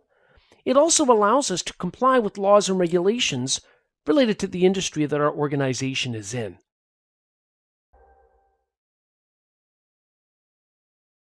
CloudTrail is an Amazon Web Services centralized auditing tool. Now, we can work with it through the AWS Management Console GUI, or it can be managed and worked with using programmatic API calls or the CLI or PowerShell. So here in the console, I'm going to start by searching for CloudTrail, and we're going to take a look at some of the more recent events that might have occurred. So to do that, I'm going to make sure I'm looking at recent events, and I'm going to choose the View All Events link at the bottom. Now here we can see the events listed by event time, the username. Here we see the AWS root account, the name of the event, the resource type, and so on. So what I can do is filter this at the top. Maybe I'm only interested, let's say, in certain types of resources. So resource type, anything related, let's say, to working with EC2 instances. So I'll choose instance from EC2. Now we've got a filtered list of audit events related to EC2. Now, under the event name, this is the distinguishing factor. We can see starting and stopping of instances, modifying the instance placement within a placement group. When we open up one of these detailed items, we can see the AWS access key used, the region, the ID of the event as assigned by Amazon Web Services, and we can also see the source IP address from which the user, in this case the AWS root account, executed this action. Down below, in this case, we can also see we have a live link to the EC2 instance identifier, the one that was affected by this configuration change, in this case, by modifying the instance placement. Same with terminating instances. If I open up that dropdown, I can see an instance was terminated or deleted by AWS root user account at a certain date and time, and I can see the region from which source IP address, and I can see the resource, of course, that was deleted. Now you can download this in either CSV or JSON file formats if you want to have a record of it that you store and work with elsewhere. We can also create a cloud trail. Now creating a trail means that we want log information sent to a bucket. So I'm going to go ahead and choose Create Trail. I'm going to call this Trail 1. I can have it apply to all AWS regions, or I could have different trails for different regions so that we don't have too much audit activity within a single entry dumped into S3. I can tell it which read and write events I'm interested in auditing. I'll leave it on all. I don't want to log KMS events. Maybe I'm not using KMS. And as I scroll down, I can choose the S3 buckets that I'm interested in looking at. So for example, we can select all of the S3 buckets in the account, or we can add a specific S3 bucket by selecting it from the list. So I'm going to choose select all S3 buckets in the account, and we're going to store this in another bucket. So I'm going to select the bucket from the list, and then down below, I'm going to click Create to create this trail. Now notice we have an option or a problem here with our bucket. It says there's a problem with the bucket policy, and there's a link on how to fix it. So usually it means there aren't enough permissions for CloudTrail to write to the bucket, or there's something else set in the bucket. So if we flip over to the S3 Management Console for that bucket's properties, one of the things we want to watch out for is to make sure that Requester Pays is not enabled, which it is here. So I'm going to go ahead and disable that option and save the change. And after I do that and create my trail, it successfully saves. Now, as events occur for buckets in the region, you're going to see in the target bucket that it creates an AWS logs folder with the account ID for AWS, and then we have a CloudTrail digest log broken up by region, where we can click on those folders, go into the year, and then start going into the month and the day, and start to see actual cloud log items. Now, when I click on that item, we're looking here at a specific document. Now, if I scroll down here, we can see that it's a JSON.gz or compressed item. So we could download it and work with it as such. One of the benefits of cloud computing is rapid elasticity. And in Amazon Web Services, that comes in the form of auto-scaling. Auto-scaling can be applied to EC2 instances and also a CloudFormation stack. A CloudFormation stack essentially is a template that defines numerous related resources like RDS databases and EC2 instances and load balancers, and it also supports auto-scaling. EC2 auto-scaling requires a launch configuration and an auto-scaling group. So the launch configuration has the details on how to launch EC2 instances in response to the fact that new instances might be required because the workload requires it. There's a peak in the demand. So it would include things like the AMI or the Amazon Machine Image to use to launch new instances, the instance type or the sizing, which determines the underlying horsepower of each individual instance, whether or not to use spot instances, essentially extra compute capacity available in AWS, although it's not guaranteed, whether or not public IP addresses should be assigned, the storage volume configuration for instances, the security group affiliation to control the network traffic flow, and of course, the key pair that's used to authenticate to the instance, whether it be Linux or Windows-based. That's all part of the launch configuration, and the launch configuration is referenced by the auto-scaling group. Now, the auto-scaling group uses the launch configuration, but you can specify other items such as the number of instances that you want to start with as a minimum in the auto-scaling group. You deploy the auto-scaling group into a VPC subnet. You can configure load balancing, EC2 health checks for back-end pools of EC2 instances serving up the app, because client requests are never routed to back-end instances that aren't deemed as being healthy. You can configure the scaling policy that might dictate, after a certain CPU utilization threshold has been exceeded, that new instances are launched based on the launch configuration.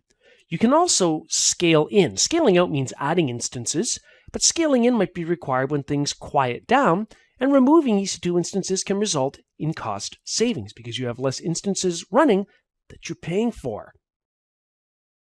You can also configure a CloudFormation scaling plan. Now, the idea here is we can configure it to discover or find scalable resources, and we can specify the scaling strategy, whether it's dynamic or predictive. Dynamic means it takes a look at what kind of demand there is for the app and adjusts the capacity accordingly, whereas predictive looks at the last bit of workload that might have come in for that app, so these specific metrics, and it tries to predict what will happen over the next 2 days based on the past workloads.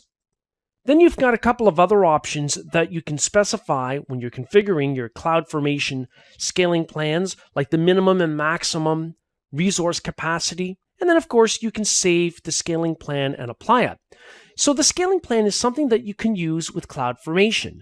CloudFormation uses templates to deploy a number of related resources, such as all of the items needed for a web app, which could be a front-end web server, a logic tier with an API gateway, a load balancer, and back-end databases, as an example.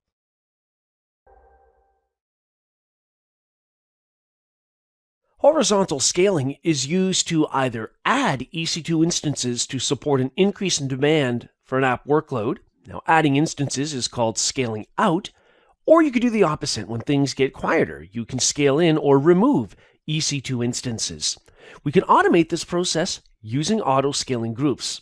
So to get started here in the AWS Management Console, I'll click on EC2 under All Services Compute to open up the EC2 Management Console, because if we scroll down on the left-hand navigator, you'll see in the bottom left that we've got auto-scaling, where we can define a launch configuration, which identifies essentially the blueprint that is used with the details about launching new EC2 instances, the Amazon machine image to be used, the instance type, whether we're using spot instances, and so on.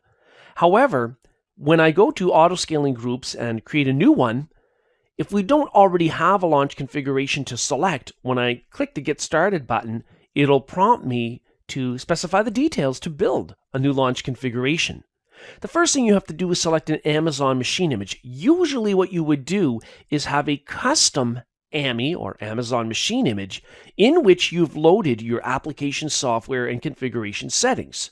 And that would show up under My AMIs over on the left. However, in this demonstration, I'm just going to choose the Amazon Linux 2 Amazon machine image. I'll click Select, and I'll just keep going through here and select the default selection for the instance type. For the name, I'm going to call this App1LC for launch configuration. I'm not going to request spot instances. I'll be using on-demand instances, which have a more predictable uptime. And I'm not going to select an IAM role. There aren't any permissions that are required for these EC2 instances that will be in this auto-scaling group. So I'll click Next. I'll accept the default for storage. I will let it create a new security group, although I am going to call it App1SG for security group. By default, because I've selected a Linux-based Amazon machine image, the security group will allow SSH traffic in from any location. Now we could specify, for example, my IP, which in this case determines what my public IP address is from the station that I am making this configuration from. So I'm going to go ahead and click Review. I'm happy with the selections, so I'll click Create Launch Configuration. I need a key pair for authenticating to these instances. And I'll turn on the check mark to acknowledge the fact that I have the private key portion downloaded of that key pair that was defined in the past. And I'll click Create Launch Configuration. Okay, so now that that portion is done, we can begin configuring the autoscaling group, which I'm going to name App1ASG for autoscaling group. I'm going to start the autoscaling group with one instance. So that way, when things are pretty quiet and idle, we've got one instance running supporting our application. But through our autoscaling configuration, which we'll define shortly, that can increase as needed. So I'm going to define this in VPC1 and also a particular subnet. It says each instance in this autoscaling group will be assigned a public IP address. That's fine. Now I could create a new VPC or subnet as well, but I won't. I'll click Next for scaling policies. The default selection is to keep it at its initial size. Well, I don't want that. I want it to grow based on the demand for the app. So use scaling policies. Let's say we're going to scale between 1 and 4 instances. And I have to determine what the trigger is for it to automatically use the launch configuration to add EC2 instances. So down below, I can look at the load balancer requests, CPU utilization on average for existing EC2 instances supporting the app, the average amount of network traffic in or out. I'm going to use CPU utilization, and basically when it goes above 80% on average, then I want to make sure that we start adding instances. We start scaling out horizontally. I'll click Next.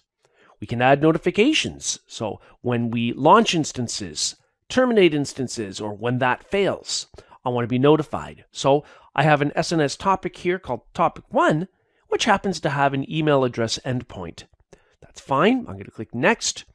And for tagging, I'll add name. And for value, I'm going to call this App1ASG. That's so it shows up in the view. And I want to tag new instances with this information as well. That way I could filter my list of AWS resources, for example, or look for billing purposes for this key and value pair, and it would show me only those items.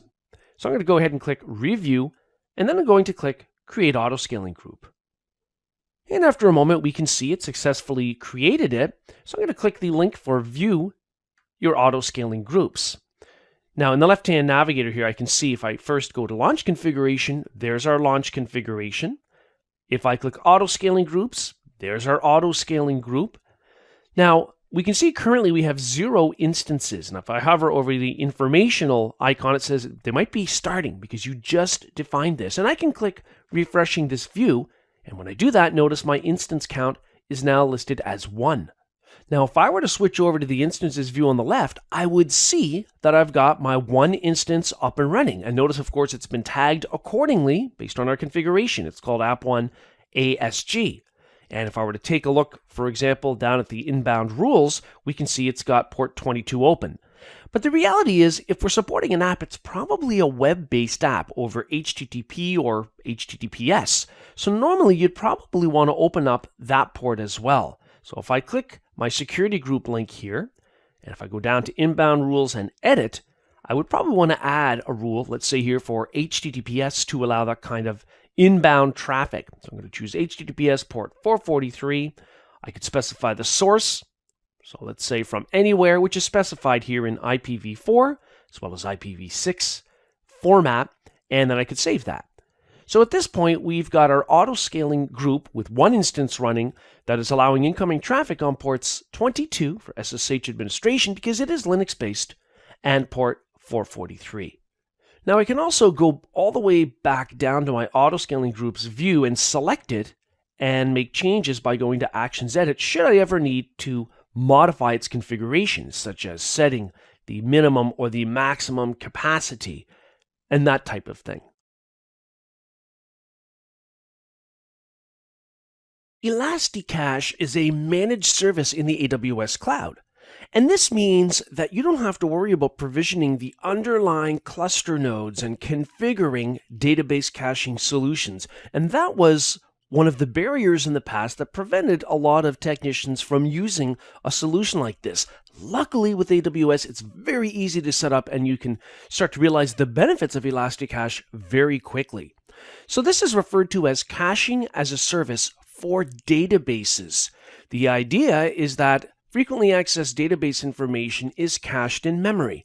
And of course, accessing data stored in electronic memory is many, many times faster than reading it, even from the fastest disk subsystem.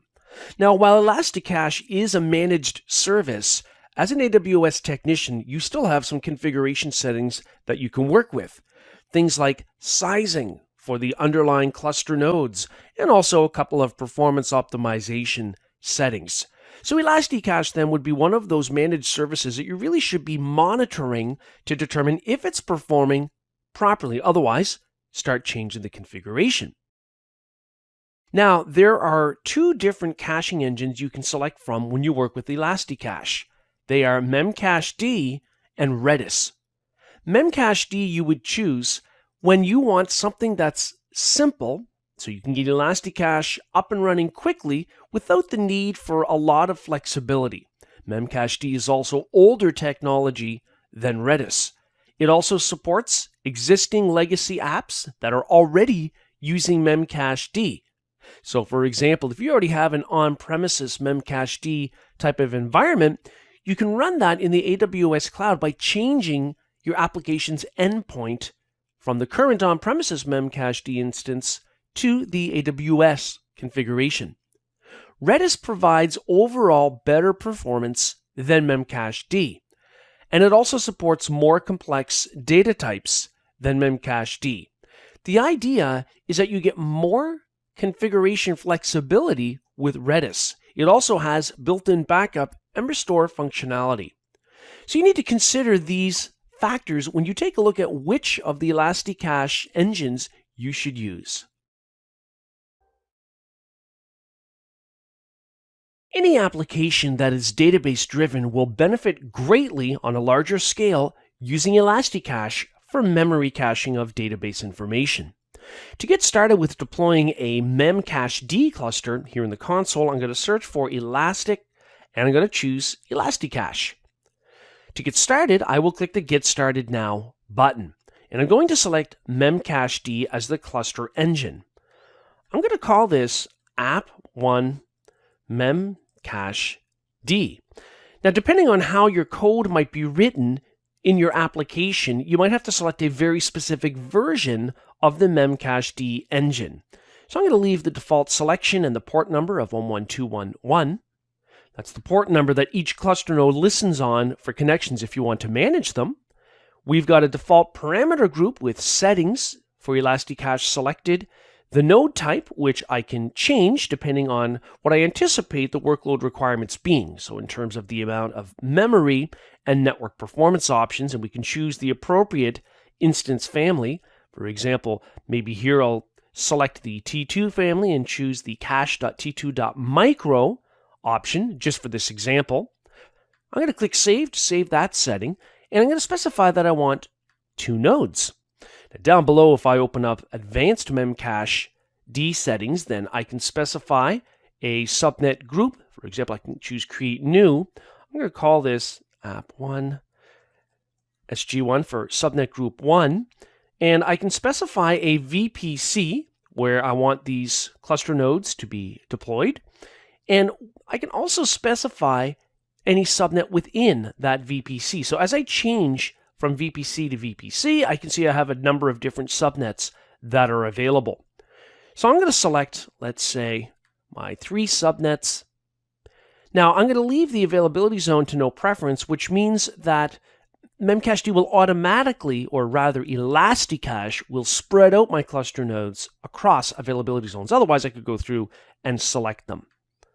Down below, I've got the default security group listed here. Now, the default security group, of course, is what's used to control traffic flow to the cluster node instances, just like a security group normally does that for regular EC2 instances. I can specify a maintenance window where I want to make sure any updates to the cluster and that type of thing happen during very controlled periods to minimize disruption of the application. And I can enable SNS notifications. I've already got an SNS topic called Topic 1 that has an email endpoint, so I'm going to leave that selected for notifications about the ElastiCache cluster, and I'll deploy the cluster by clicking Create. So we can now see our Memcached cluster has a status of creating. So we're just going to wait a few moments here, and I'll keep clicking refresh until such time that the cluster is ready to go. And as we keep refreshing the screen, we can now see we've got a configuration endpoint listed here for our Memcached ElastiCache cluster. And after a moment, we'll see that the status of our Memcached cluster is now listed as being available. So if I click directly on the link for the cluster name, I can see it takes me into the nodes area where I can see I've got 2 cluster nodes whose status is listed as available. They're both listing on port 11211, as we saw when we deployed this initially, and they are currently in sync.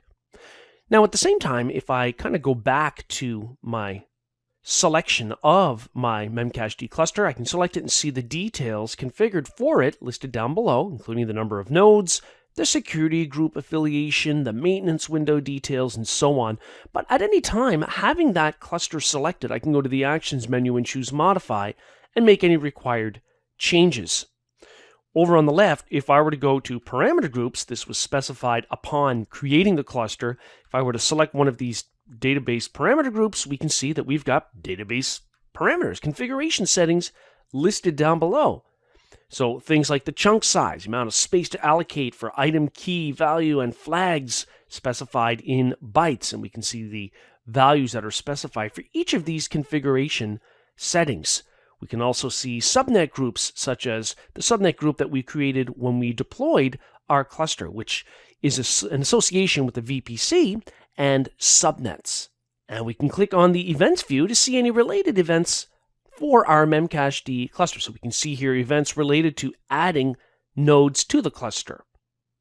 So Memcached then is essentially a database caching system. And when we say database, really we should be saying data store. It's really for key value pairs that could be interfaced by other solutions like MySQL. And it would have a lot of information related to key and value stored items.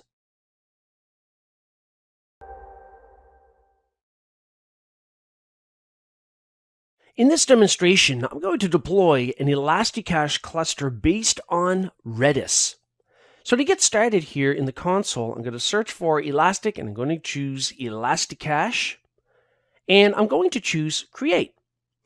Now I want this based on Redis. So the idea here is that we're going to be caching data stored information. So doing this, I'm going to specify the name of it. In this case, I'm going to call it app1 Redis. And down below, I'm going to make sure I select the appropriate engine version based on any code or API calls that might be written to talk to Redis. So I'll make that appropriate selection. Each cluster node will listen for connectivity on port 6379. That's the default. I can select the appropriate database parameter group, which contains database settings to tweak the performance, for example, of Redis. And I can specify the node type, which of course identifies the underlying horsepower that will be supporting the cluster for each cluster node. So I'm just going to go ahead and choose something very small for this demonstration. We can also specify the number of replicas that we want available. I'll leave this at 2. And I'm going to make sure that I have multi-availability zone with failover, auto failover turned on. This way, we've got additional resiliency built into our Redis cluster if we have a failure of some kind in one availability zone. I don't have a preference for the availability zones, so I'll leave it on no preference. We've got a security group associated with this to control traffic flow. And I do have the option of enabling encryption for data at rest and also for data in transit. I'm just going to leave it enabled for at rest. And also, actually, I could turn on for Redis authentication, but then I need an authentication token. So I'm only going to leave it for encryption at rest. Down below, we can choose to import data to the cluster from S3. Now, this would be a reference to a Redis backup file that we've exported from another Redis system. We also have automatic backups turned on for Redis and the backup retention period settings. And I'm not going to set a preference for the maintenance window, so I'm going to go ahead and click Create to deploy my Redis cluster. Like Memcached, when used with Elasticache, Redis is essentially a NoSQL type of key value data store type of solution. So it's often used for analysis purposes, such as determining the behavioral patterns for customers buying items on an e-commerce type of website.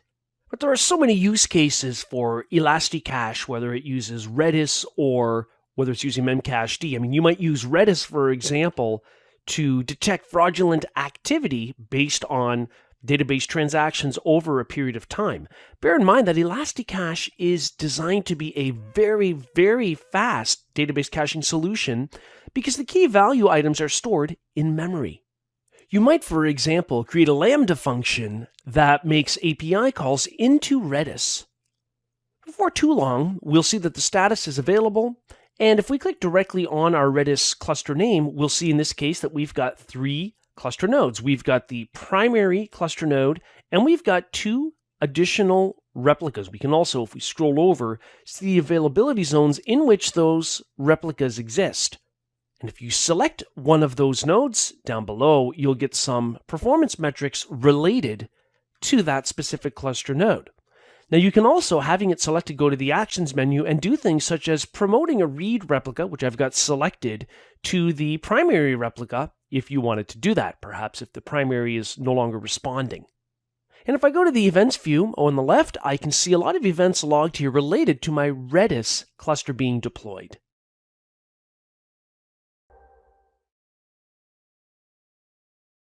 A content delivery network, or a CDN, is a collection of servers that hold web app content that are globally distributed. There are points of presence for storing this content all around the planet. So the idea is that from an origin or a source of data, that data is then configured to be copied to each content delivery network server. And when users make a request, such as a user in Asia making request for content on a website, that content will be served by the nearest server to that user where the request initiated. The idea with the content delivery network is to put content close to users to reduce network latency.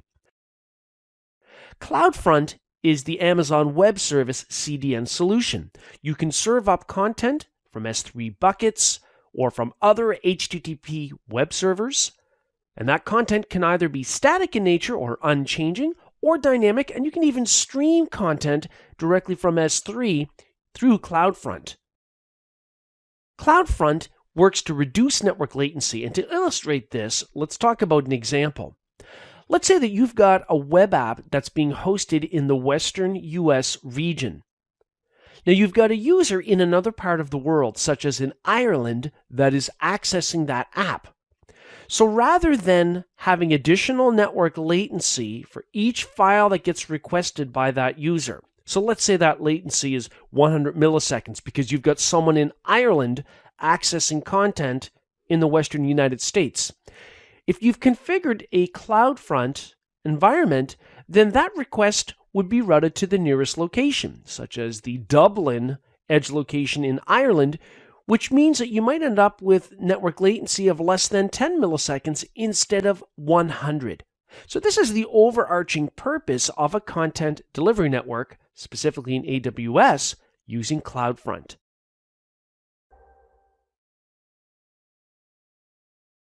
Amazon CloudFront is a content distribution network, or a CDN, designed to place web app content near users, thus reducing network latency over the internet. So I'm going to start by configuring a CloudFront distribution here in the AWS Management Console. I'm going to start by searching for CloudFront, and I'm going to click the Create Distribution button.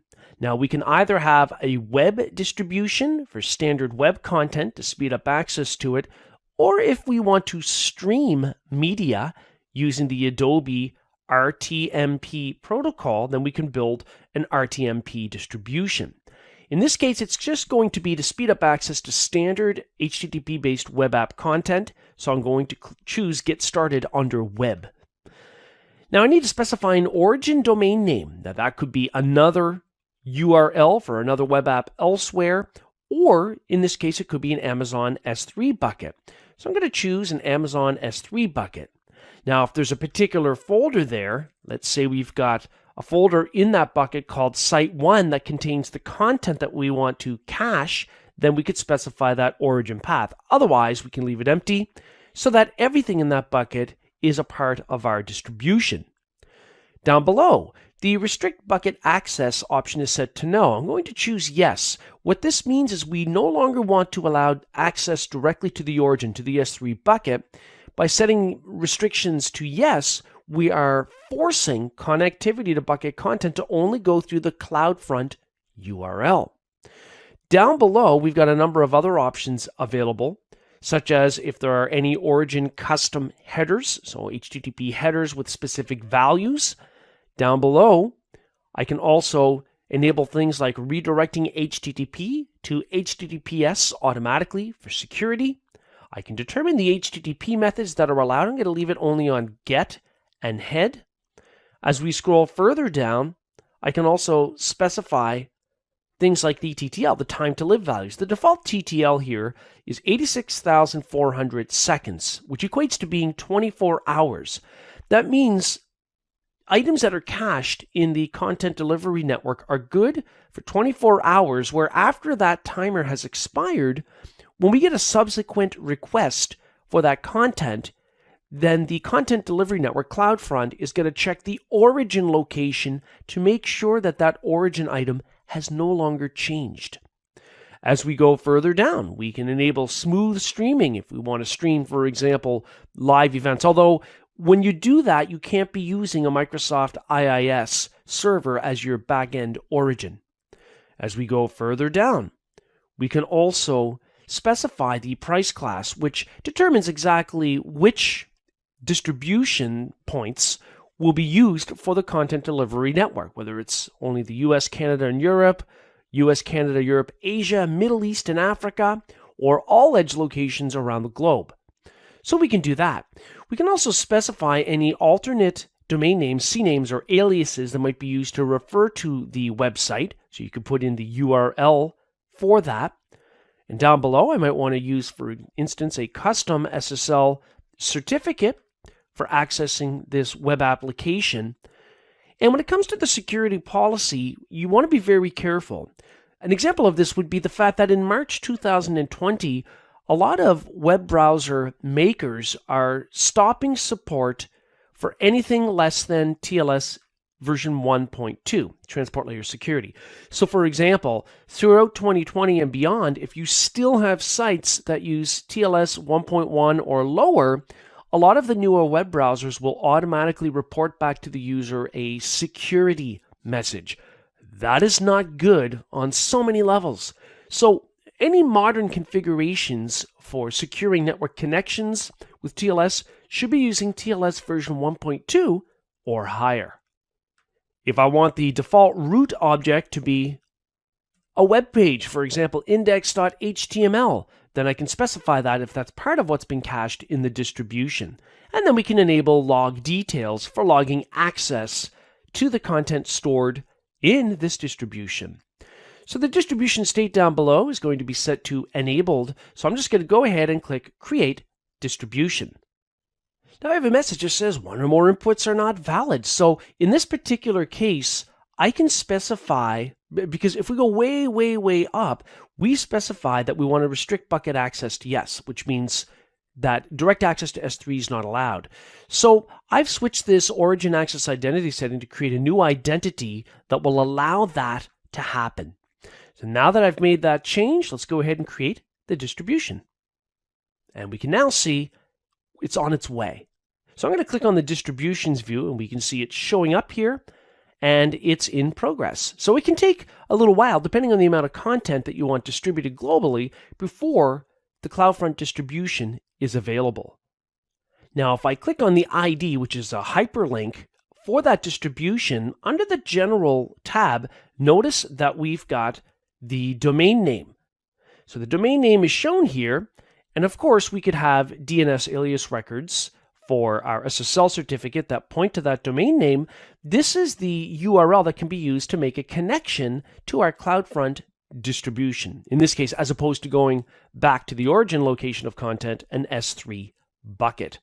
Which, speaking of, we can go under here and look at a lot of the configuration settings that we specified originally when we set up this distribution. So we can select items and edit them to make changes. I could specify custom error pages to be used with CloudFront. I could go to restrictions and enable a geo-restriction, essentially a blacklist or a whitelist of countries where I do or do not want content available. So I could select that and click edit and enable geo-restrictions. And I could have a whitelist or a blacklist, and I could select specific countries where I either want specific content in this distribution available or not in the case of a blacklist. I'll just cancel out of that. Now, over time, once your distribution is up and running and available, you'll want to be going to reports and analytics and looking at cache statistics to see how many requests are actually being serviced through your content delivery network and some of the statistics related to that.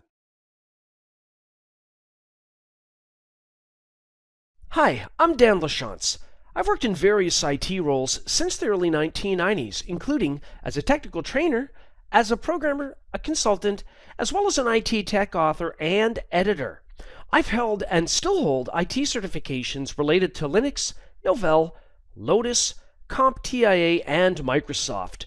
Some of my specialties over the years have included networking, IT security, cloud solutions, Linux management, and configuration and troubleshooting across a wide array of Microsoft products.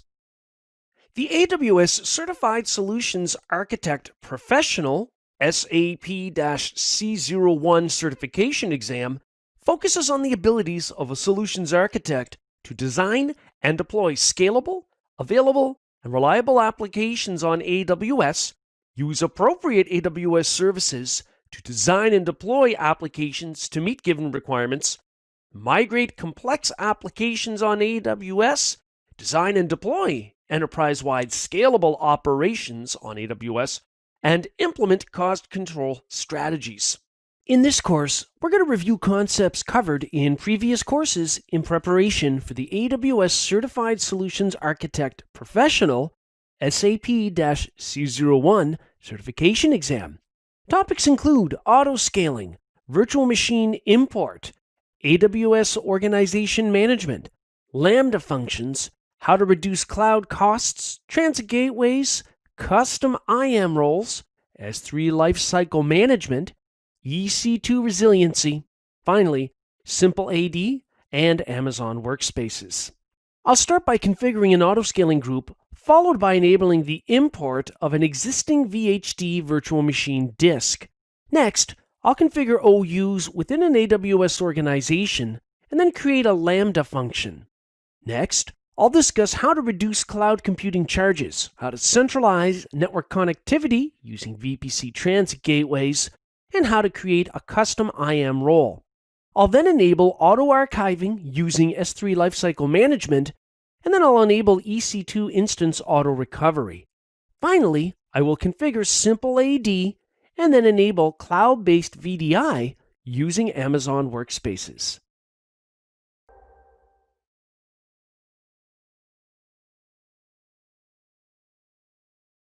In this scenario, we have a custom application named App1 that currently runs in a single EC2 instance.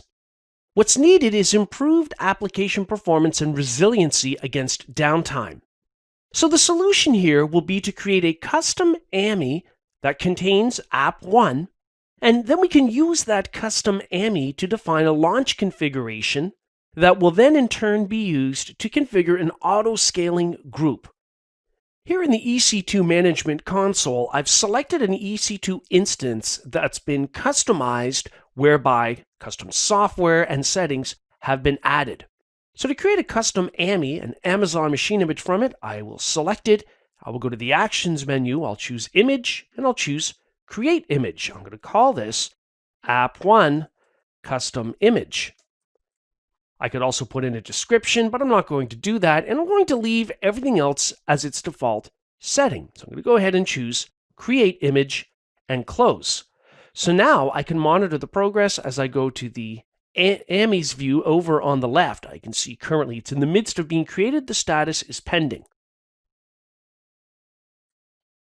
Now the next thing I'll do here in the EC2 Management Console, scroll all the way down to the bottom left where I see auto-scaling, and I'm going to choose Launch Configurations, and I'll choose Create Launch Configuration. The difference here is instead of using a standard public Amazon machine image, I'm going to go to My AMIs on the left, and there's our App1 custom image. So I'm going to go ahead and select that, and I'll proceed through the wizard here, accepting the default for the instance type, and I'm going to call this launch configuration App1 LC. LC for launch configuration. Going to click Next. I'll accept the default storage and security group. I'll accept the default. I'll choose Review, and then I'll create the launch configuration where it's automatically selected my key pair 1. I'll acknowledge I have the private key portion of that, and I'll create the launch configuration. So the next thing I'm going to do is create an auto-scaling group. So there's a button in the bottom right to do that using this launch configuration. So I'll go ahead and click on that. I'm going to call this App1 ASG for auto-scaling group. Start with one instance, and I can specify the VPC and subnet association for instances that will be launched to support the app. So I'll choose Next, and I'm going to configure a scaling policy between 1 and 3 instances, let's say, and after the CPU is over 80% busy on average, I want to start scaling out. I want to add instances. I'm going to click Next to continue on through to the end, where I'll click Review and create auto-scaling group. I'll click Close, and we can now see that we are in, if we just scroll down here on the left, the auto-scaling group's view, and we can see our auto-scaling group for App1 using our custom Amazon machine images shown. And if I click Refresh, we'll get to the point eventually where we'll see that we've got instances that were created for that. And if I actually scroll back up and go to the Instances view, I will see the presence of a new instance that's launching to support that auto-scaling group.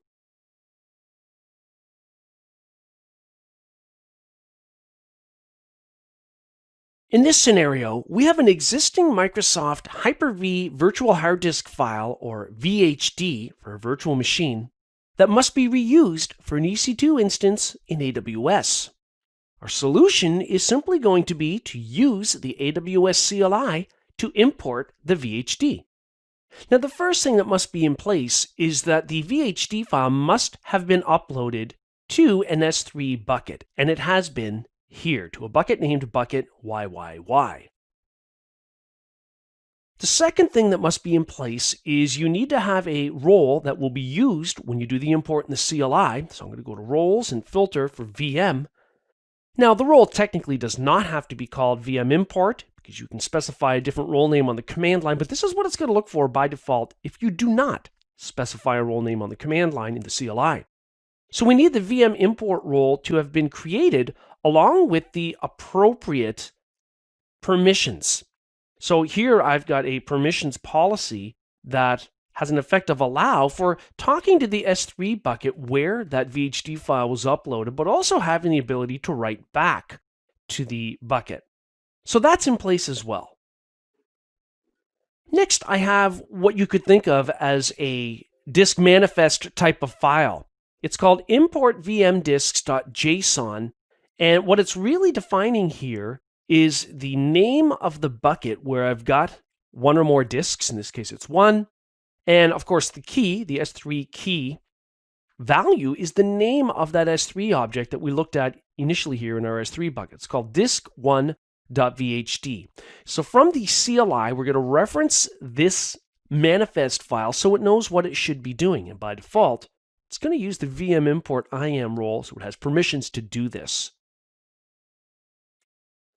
Okay, so here's the command. It is AWS EC2 import-image.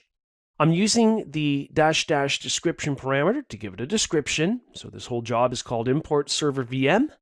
-- disk - containers parameter is what actually needs to point to the path and name of our manifest file for importing disks. I'm just going to go ahead and press enter to do that.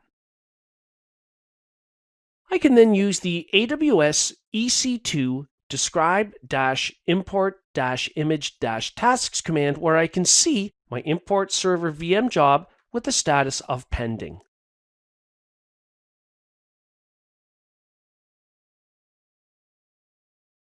In this scenario, multiple AWS accounts have already been added to an AWS organization. Some of those AWS accounts have the same service control policy needs. Now, service control policies, or SCPs, are used to limit the maximum permissions for organizations. So our solution is going to be to create an OU, an organizational unit, within the AWS organization. We'll then move existing AWS accounts to the OU. Then we'll create a service control policy and apply it to the OU, which in turn will apply it to organizations in that OU. From the AWS Management Console, I'm going to go into AWS Organizations. This is where we can add accounts to send invitations to other organizations. In other words, other companies that are using Amazon Web Services, or you might have a single large company with multiple AWS accounts. You can invite them, maybe for different regions or departments. Now that's already been done here. So I'm going to go to the Organize Accounts tab here, where I can see I have the root and I have the 2 AWS accounts listed down below within my organization. I'm going to click the New Organizational Unit button, and I'm going to call it OU1, and I'll create Organizational Unit. What I want to do is move these 2 AWS accounts into that OU. So I can turn on the check mark for both of them. I can click Move, and I can select OU1 as the destination. Click Move, and now it's done. So in the left-hand navigator, I no longer see under the root those AWS accounts, but if I click OU1, then they show up. So the next thing I'll do is click on Policies at the top, and I'll choose Service Control Policies. I'll click Create Policy. Now what I'm going to do is create a policy that will limit S3 access. So that's what the policy name will be. And notice at the top, it does tell me that an SCP defines the max permissions for account users and roles, but it doesn't grant permissions. Fair enough. So I'm going to scroll down and I'm going to filter the services on the left for S3. Now from here, I can select the specific items that I either want to allow or deny, which is set with the effect keyword. So for example, if I scroll down maybe to the else, we'll choose perhaps list bucket. Now, when I do that, I can then scroll down, and on the left, I can add resources that might apply to. So I can select the AWS service, in this case S3. The resource type could be a specific bucket, or I could select all resources, all S3 buckets. So I can add that resource. Now, I could add a condition under when this should apply, but I'm going to leave it as it is, so it's always applicable. And we can see the resource section is added here with an asterisk. So all S3 buckets, and we are essentially denying. Now, if all we want to do is allow the list bucket, then we could change the effect from deny over to allow. And once we're happy with our configuration, we can then click Create Policy. And after a moment, we can now see our limit S3 access policy has been created. So now I need to apply it or attach it to my newly created OU. So for that, I'll go to the Organize Accounts tab at the top here. There's OU1. I'll select it. And over on the right, I'm going to go under Service Control Policies. And there's Limit S3 Access. I'm going to attach that policy to the OU, which in turn will flow down and be applicable to these accounts. Now, of course, the master account that set up this organization in AWS will not be affected.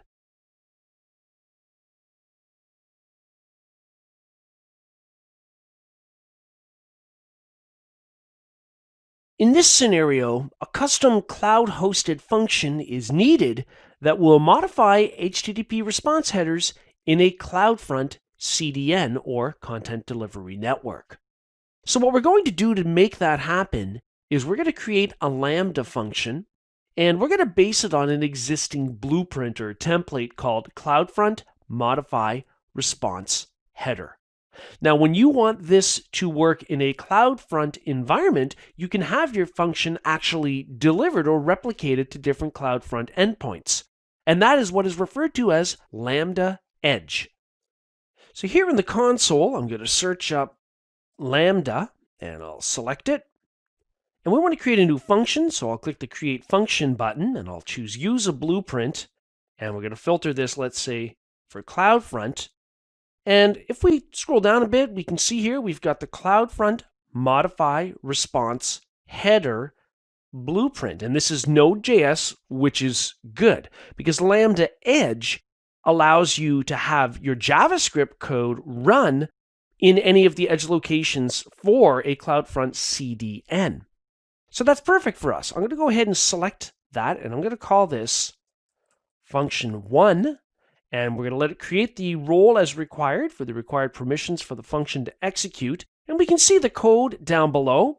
Now, in our case, this isn't about writing the code or modifying it. It's about setting up the infrastructure to support the code, which is what we're doing. So I'm going to go ahead at the bottom and click Create Function. Now, at this point, the function will have been successfully created, and we can see here that a trigger has automatically been added from this blueprint for CloudFront to deploy this function in the CloudFront environment, thus letting us use Lambda Edge to run the code on each CDN endpoint as required.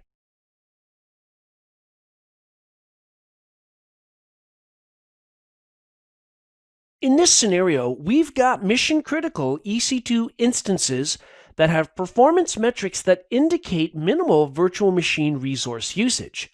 Because they're mission critical, they need to be left up and running. We also need to receive notifications when monthly AWS charges approach $400. So what are we going to do in this case to reduce costs? The solution is going to include changing the instance type where appropriate.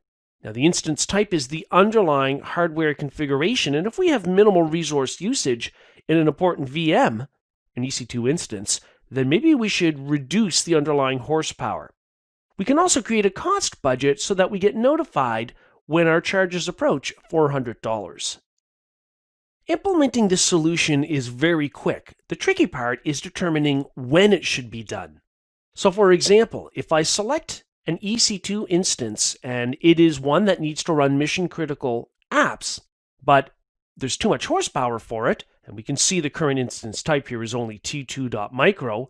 But if it were something larger, we could then go to the Actions menu, we could go to the Instance Settings, and we could actually choose Change Instance Type. Now, presumably, if we have resource utilization issues in terms of not much happening at all, it could be because this is already set to a very large instance type, in which case we could easily simply reduce it to something smaller until we get to that right balance where the instance type matches the workload requirements running within that EC2 instance. The other thing we can do is get notified when our AWS costs reach a certain amount. So for that, in the upper right in the console, I'll click my account name. I will choose my billing dashboard. From there, I'll click Cost Explorer on the left. Now, I could launch the Cost Explorer and look at where all of the costs are coming from. But at this point, if I've already done that, I just want to get notifications. So I can click Budgets on the left. You can see I already have a usage budget created, but there's not a cost budget. So I'm going to go ahead and click Create Budget. It's going to be a cost budget. So I'll click the Set Your Budget button in the bottom right. And I'm going to call this $400 max. It's going to be monthly recurring starting in the current month based on a fixed amount. The budgeted amount here is going to be $400. Now, that being said, I'm going to go ahead and go down and we're going to click Configure Alerts. Basically, when we get to 75% of that value, let's say, when we're approaching the $400 limit, I want notifications. So we can specify email contacts. We can notify via SNS topics. So I'm just going to go ahead and put in an email address here. And once we've done that, we can then confirm our budget and then create it. So we can now see our $400 max cost budget. It hasn't yet had a chance to compare the current monthly charges against this to determine what should happen, whether we should get a notification or not.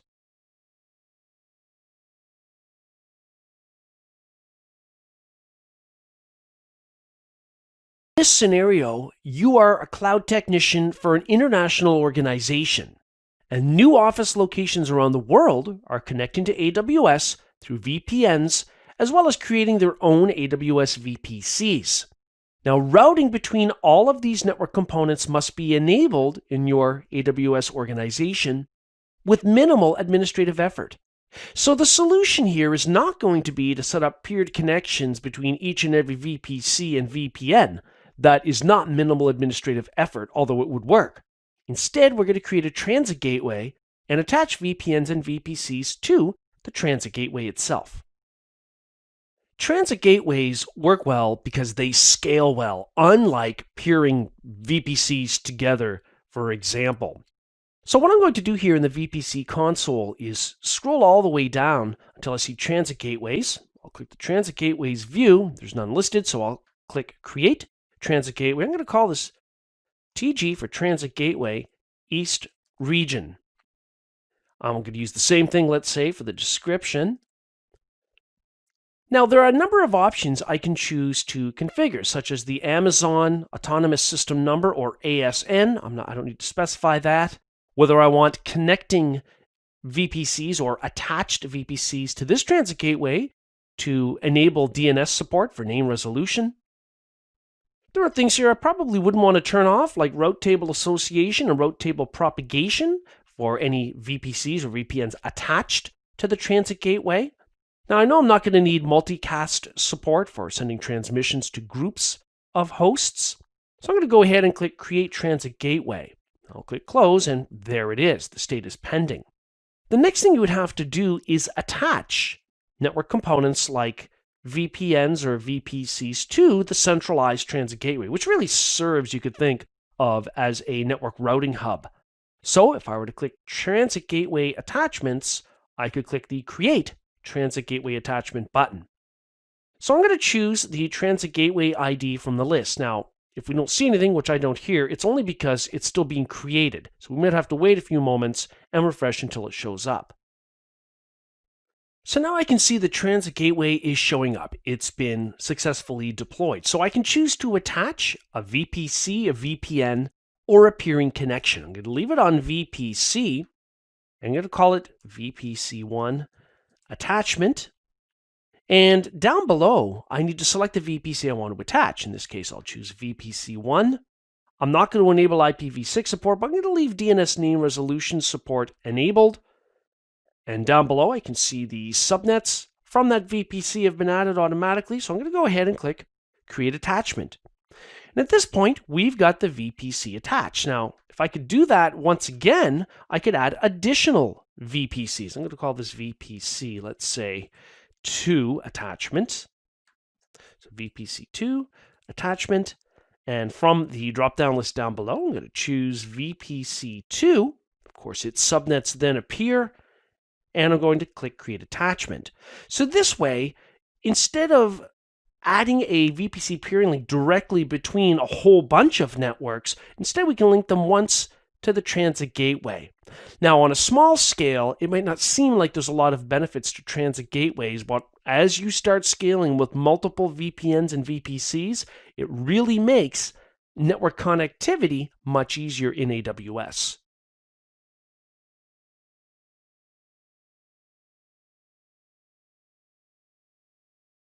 In this scenario, we need to be able to successfully import existing on-premises virtual machine disks. And to do this, we need to create a custom IAM role and configure the appropriate permissions to allow this to happen. So our solution in this particular case is going to be to prep the environment. It's going to be to create an IAM role named VM import, although technically it could be called anything. We're going to do that from a JSON definition file. Then we're going to use a JSON definition file to apply the required permissions to the VM import role. The thing to bear in mind is that we need permissions for this role to allow the reading of an S3 bucket where technicians will have uploaded existing virtual machine disks, and also permissions are required for the process to write to an S3 bucket once changes are made, once it's converted. So let's go ahead and do this.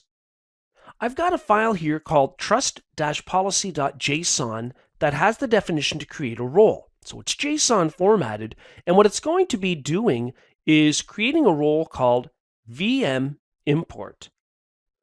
The next thing we'll do in the AWS CLI is create the role from that JSON definition file using AWS IAM create-role. So the role name will be VM import, and I'm going to use the --assume -role-policy-document, where I'll specify the location and name of that JSON definition file. So I'll press enter to create the role.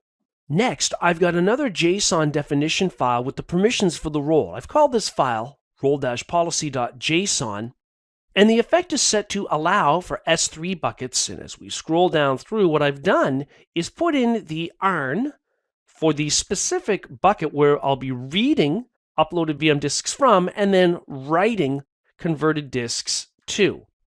So I've got all of that set up in this role policy JSON file. To apply those permissions to the newly created VM import role, I'll use the AWS IAM put-role-policy syntax in the CLI. And the role name is, in this case, VM import. And then I have to specify the JSON definition file. And I'll do that with the --policy-name parameter. So the policy name will be VM import, and then I'll use the actual --policy-document parameter to specify the location of that file. So I'm going to go ahead and press enter to do that. Here in the IAM management console, if I go to the roles view, I can then filter it for VM, and indeed we now have our VM import role with the appropriate permissions. So we've prepped the environment to allow for the importing of VM disks.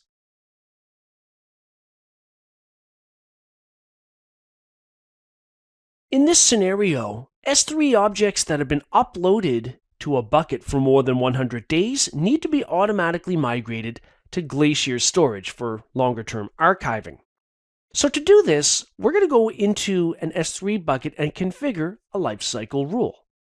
Here in the S3 management console, I have a list of buckets. I'm going to scroll down and select the bucket in question where I want to set up this automated migration of data to the Glacier tier. So I'm going to select the bucket to open it up and go to the Management tab. Now it says there are no lifecycle rules, so I'm going to click Add Lifecycle Rule, and I'm going to call it Rule 1. Now, we could specify a folder prefix here to limit which items in the bucket are affected by this rule, or we could also put in a tag filter based on how objects that have been uploaded into the bucket have been tagged. Otherwise, if I leave it empty, which I'm going to do, it means the rule will apply to everything in the S3 bucket. That's fine. I'll click Next. Now, if you've got versioning enabled, you have to determine if you want the storage class transition, in our case to the Glacier tier, to apply to current versions of files or previous. I'm going to leave it on current version, and then I'm going to add a transition for that. The transition here is going to be to transition it to Glacier, in our case after 100 days. And I'm going to acknowledge the message, and then I'm going to click Next. I'm not going to configure expiration of items, so I'll just click Next and Save. Now, if I click the refresh button over on the right, after a moment, I'll see that my lifecycle rule is now listed, and it's being applied to the whole bucket.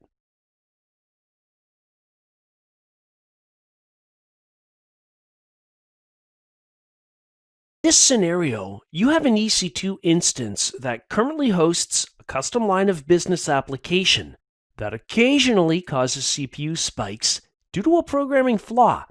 So in the interim, as developers work to solve the flaw, you must configure the instance so that when the CPU utilization goes beyond 80%, the instance is rebooted automatically. The solution here will lie in configuring a CloudWatch alarm to monitor CPU utilization for that instance, and when it does exceed 80%, set the EC2 reboot action. So the first thing we'll do in the AWS Management Console is search up CloudWatch. Now we're doing that because in the CloudWatch console, we can click Alarms over on the left, and on the right, we can create a new alarm with the Create Alarm button. The first thing we have to do is select the appropriate metric. So I'm going to click Select Metric. Now this is all about EC2 instances, so I'm going to scroll down and choose the EC2 category, and I'm interested in looking at that per instance. Now, if we wanted to monitor for failure or anything like that of an EC2 instance, we could filter for status and look for failures. However, in this case, what we're really interested in is the CPU. So I could filter for CPU. And in this case, it's an instance that I'm going to select here. I have to make sure I select that metric, which is shown under the metric name column, but I have to make sure I apply that to the appropriate instance I'm interested in. So I've got it selected. I'll choose Select Metric. Down below, I want to make sure that if it's going to go beyond a specific value, which in this case is 80%, then I'll click Next. I'm going to set an EC2 action here that is going to be set to reboot the instance. Now you might notice that Recover this instance is grayed out. That's usually because the instance has unsupported types of storage, or it's not the correct instance type where recovery is supported. But that doesn't apply to us here. We're rebooting, so I've got the reboot action selected. So if I scroll back up, I've also got a notification being sent to an existing SNS topic for email. It's got an email endpoint. So that's good. And the next thing I'll do in the bottom right is click Next. I have to give this a name. So I'm going to call this Reboot App Server. And I'm going to click Next. So on the preview screen, I'll just going to scroll down to the bottom right and I'm going to click Create Alarm. And so the alarm will show up here in our alarms view. There it is, Reboot App Server. However, currently, let's just close out some of these messages. If we take a look at the Actions column, it says pending confirmation. The state is insufficient data because it hasn't yet had time to determine what the CPU utilization is for that app server.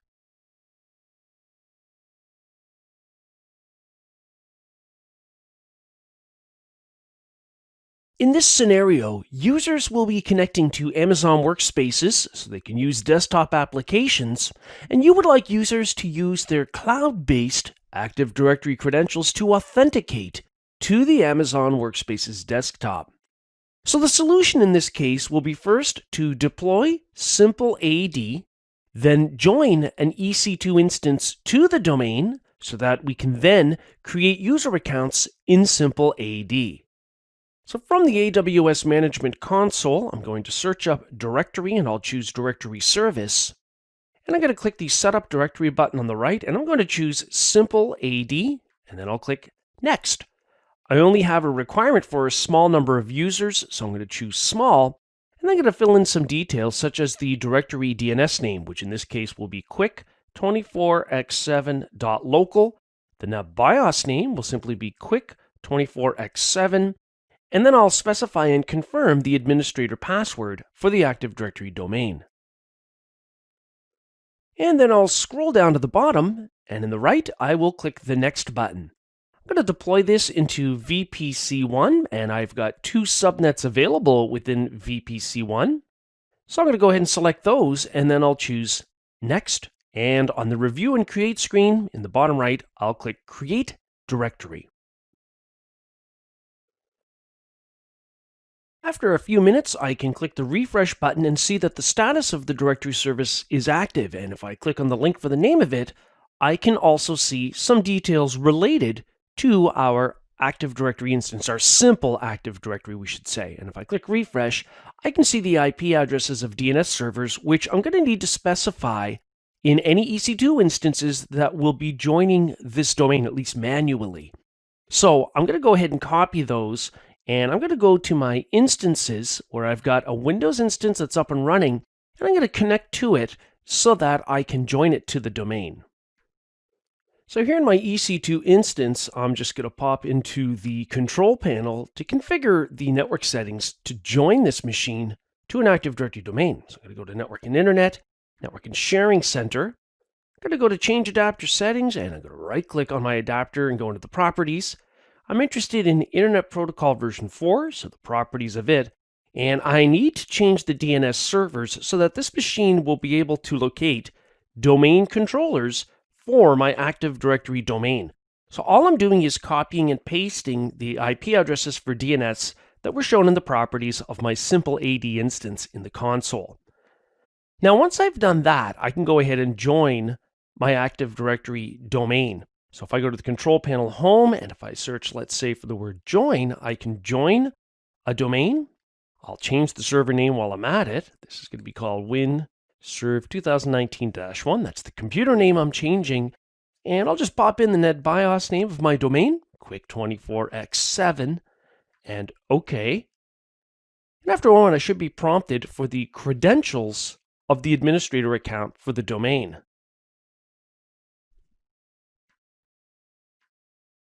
If it doesn't work right away, you might just have to wait a moment and try it again, especially if the AD instance is new. So I'm going to go ahead and specify the administrator credentials for the Active Directory domain. And after that, I'll be able to have this machine joined to it. So I'm going to go ahead and click OK. And after a moment, it says, Welcome to the domain. Okay, so I'm just going to click OK and close and restart now to restart that instance.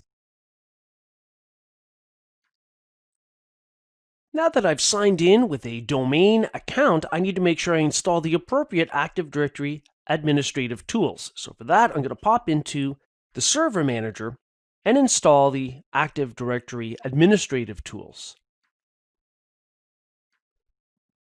So in the Server Manager, I'm going to click Add Roles and Features, and I'm just going to continue through the wizard to the point where I get to Features. And then I'm going to scroll down and choose Remote Server Administration Tools, which are currently not installed, it says. And I'm going to choose Role Administration Tools, Active Directory Services. So I'm going to choose the ADDS tools. So I want those tools installed. So I'm just going to go ahead and turn them all on for ADDS and ADLDS tools. And I'll go ahead and click Next and Install. And after a moment, we can see the feature installation has completed. So I'm going to go ahead and click Close, and I can go to the Tools menu here and choose tools such as Active Directory Users and Computers, which I could also do from the Start menu on this domain joined host. Here we can see that we are connected to our Quick24x7.local Active Directory domain, where if we click on Users, we'll see the built-in administrator account, and we could also create OUs, organizational units. So for example, if I select the domain, I can click the new OU button, and I'm going to call this East 1. I'll click OK. So there's the East 1 OU, which I'll select, and I'll create a user named Jonathan Gold, username of J Gold, and I'll specify and confirm a password for that account. And I'll go ahead and click Next and Finish. And at this point, it's as if we were administering an Active Directory instance on premises, when in fact, it's hosted as simple AD in the Amazon Web Services cloud.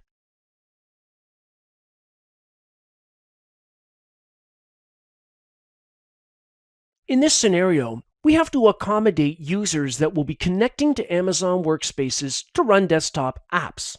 So we need to deploy a Windows 10-based Amazon workspace for an executive user, and then ensure that the workspace can be connected to using the Windows Amazon Workspace client. So the solution will involve configuring a Windows-based Amazon workspace, and then testing connectivity to it using the Windows Amazon Workspace client. Here in the AWS Management Console, I'm going to start by searching for Workspace, and then I'll choose Workspaces. That'll take me into the Workspaces Management Console. Now I'm in the Workspaces view, so I'm going to click Launch Workspace. I've already got a directory server instance for simple AD here. It's called quick24x7.local, so I'll leave that selected. I'll click the next step. I'm going to create a user here. The user we can search for in our Active Directory instance down below, or we could choose them from here. So for example, if I search for fake, we'll see I've got a user here called fake user, and they have an email address. They're already resident in the Active Directory instance. So I'm going to go ahead and select that and choose Add Selected, which puts that user detail down below. Then I can click Next Step. So now it's time to specify the specific bundle. The bundle combines the underlying hardware horsepower along with the operating system and the version for the virtual desktop. So from the list, I'm going to choose Performance with Windows 10. I'll leave the default settings for the root volume and user volume sizes, and down in the bottom right, I'll click Next Step. So on this screen here, we can configure things like the running mode. I'll leave it on auto stop. I'm not going to enable encryption, and I'm not going to manage any tags for this. I'm just going to go ahead and click the next step. So at this point, I'm going to click Launch Workspaces. And at this point, we can see the workspace is in the midst of being launched. So currently it has a status of pending. So I'm going to wait here and keep clicking the refresh button every little bit just to see when this status changes so that it's ready to be tested. And here's what the invitation email message looks like. In step 1, we're provided with the URL to complete the user profile, which includes setting the password. And when we do that, when we follow that link, we are placed on a page that fills in a lot of the information, and we must specify and confirm a new password. And then I'll click the Update User button. Back here in the invitation email in step 2, we have a registration code. Now, this registration code is going to be required to make a client connection to the Amazon Workspace. So back here on the Amazon Workspace's client page, we could click Web Access Login to connect directly from within a web browser, or we could go down, if we scroll down a little bit, and select the appropriate platform and download the client for that platform. Now here I've downloaded and installed the Windows version of the Amazon Workspace's client, and I've entered in the registration code, so now I'm just going to log in with my Workspace credentials. After you've provided the correct credentials, you're asked if you want to remember the credentials set with the Workspace's client. I'm going to choose No. And after a moment, we're placed in our Amazon Workspace, and it's as if we're running Windows on premises when really we're running it from being hosted in the AWS cloud.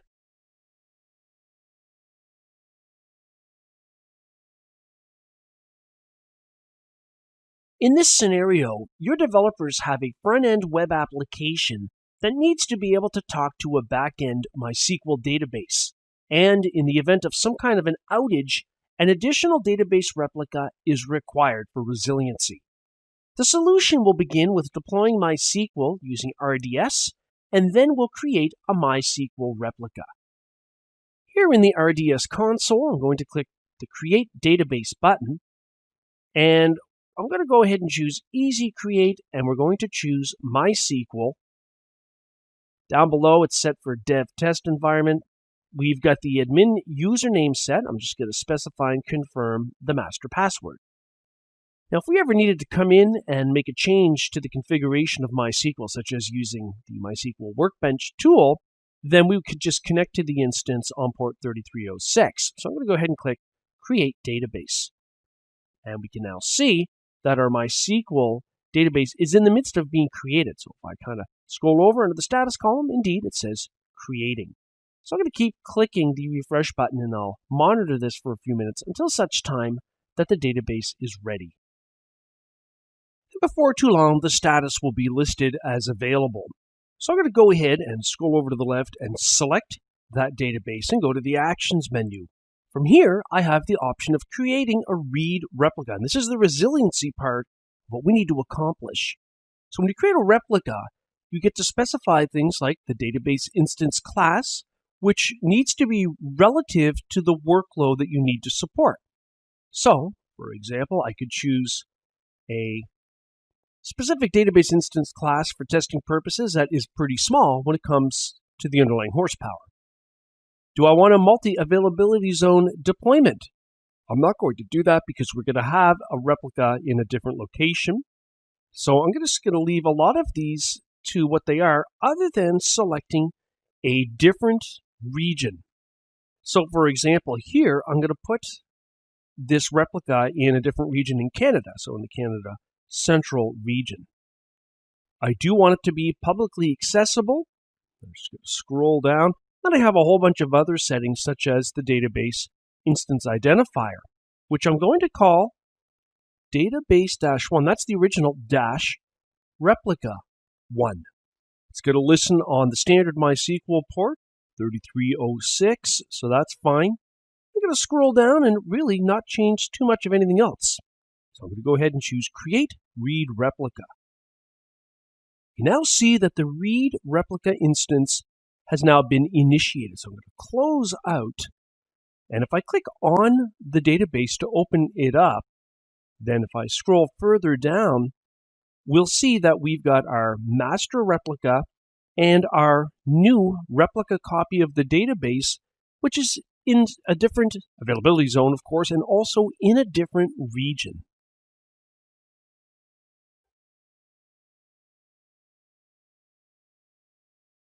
In this scenario, we need a centralized method of deploying an application along with the supporting infrastructure for that app.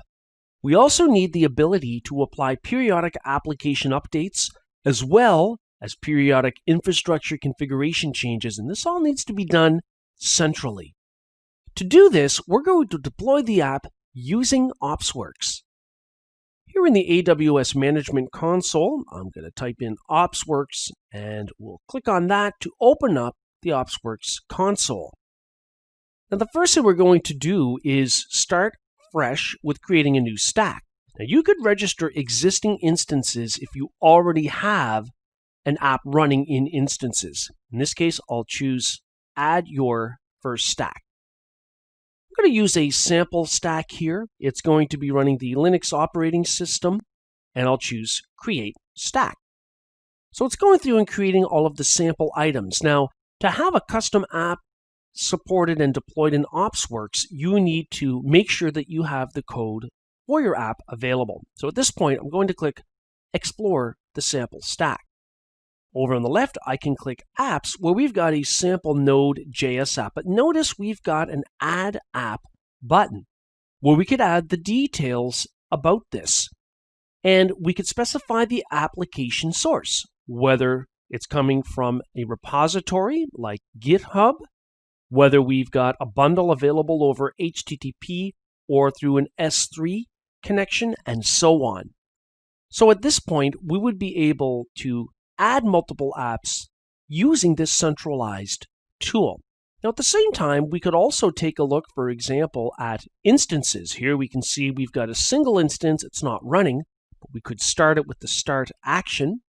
But we could also add multiple instances. So we're making an underlying infrastructure config change here by adding multiple resources, such as instances.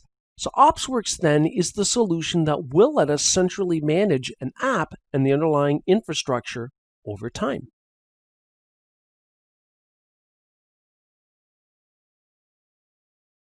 In this scenario, you've got an existing EC2 instance that requires an EBS data volume, that's Elastic Block Store, that supports protection of data at rest.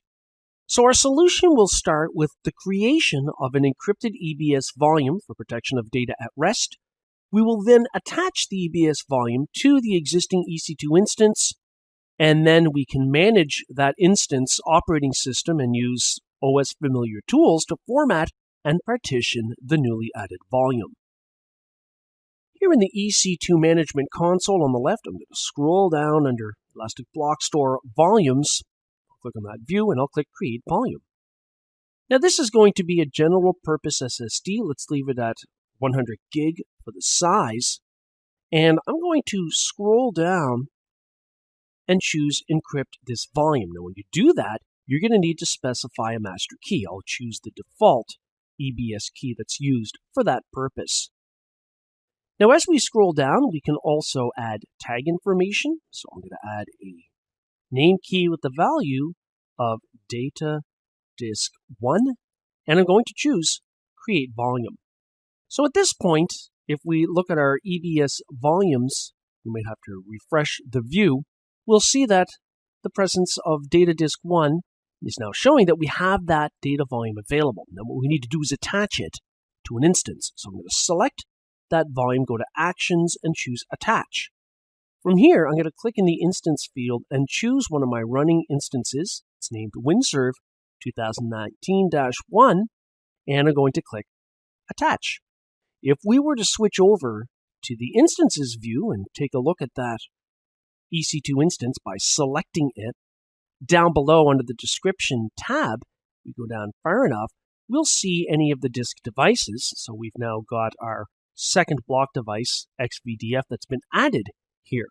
So the next thing I want to do, of course, is having that selected, I want to connect to the instance and manage it so we can actually use that newly added disk space. So I've chosen my private key file. I'll decrypt to reveal the password here, and I'll download the remote desktop file, and then we'll make the connection. So once that RDP file is downloaded, I'm just going to click on it, continue making the connection for the administrator account and the decrypted password, and then we're going to be into that operating system.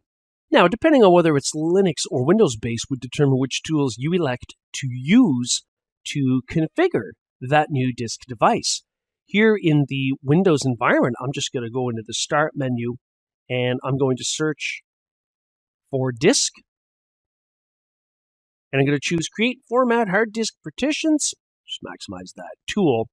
And we see we've got a new 100 gig unallocated chunk of space here on a new device. So we're just going to right-click on the left, bring the device online, and right-click on it again on the left, and initialize the disk, let's say as master boot record, MBR. And at this point, I can right-click on the unallocated chunk of space. I'm going to choose New Simple Volume, and I'll accept all of the defaults. Being formatted as NTFS, and we are ready to go. The new space is available to use, and it's protected when at rest using EBS volume encryption.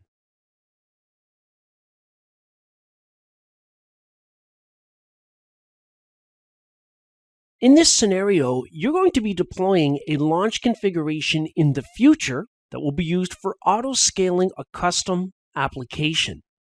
So you have installed and configured the custom software in an EC2 instance. You would like to use the configuration for auto-scaling. So what this really means for a solution is we're going to create a custom Amazon machine image, or AMI, from that EC2 instance where the software has been installed. Then we can specify the custom AMI within an auto-scaling launch configuration in the future. Here in the EC2 Management Console, I'm going to start by going down to Instances. Let's assume that the selected EC2 instance here has the custom software installed and tweaked. We want to use that as a starting point in the future. So I'm going to select it and go to the Actions menu and choose Image, Create Image. Here I'm going to call it Custom App 1 Image. Down below, I'm going to leave all of the default settings, including the root storage device. I'm not going to add a new volume. I'm going to choose Create Image. And it says the image request was successfully received. So I'll click Close.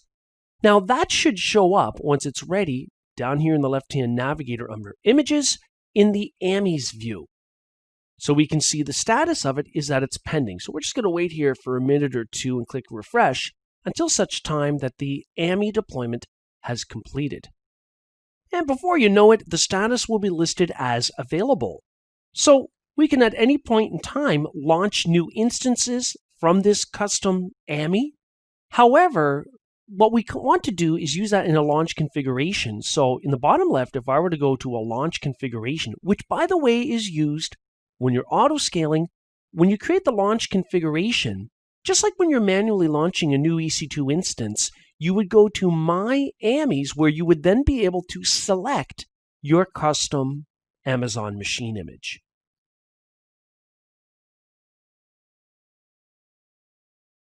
In this scenario, servers and clients in your environment require PKI certificates for secure network communications. Now, while making that happen, you need to make sure that costs are kept at a minimum. So the solution then will be to create a private certificate authority, or CA, which doesn't cost anything beyond the standard AWS charges for that service. You don't have to pay for each and every certificate, which you would do if you used a public CA. Then after we've created the private CA, we can issue PKI certificates for our servers and clients. So the first thing I'll do in the console is search for ACM, that's Certificate Manager.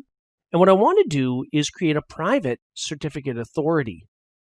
So under private CAs on the left, if I click, I'll see any existing ones that might have existed. Currently we have one that was deleted, but I can click the Create CA button to build a new one.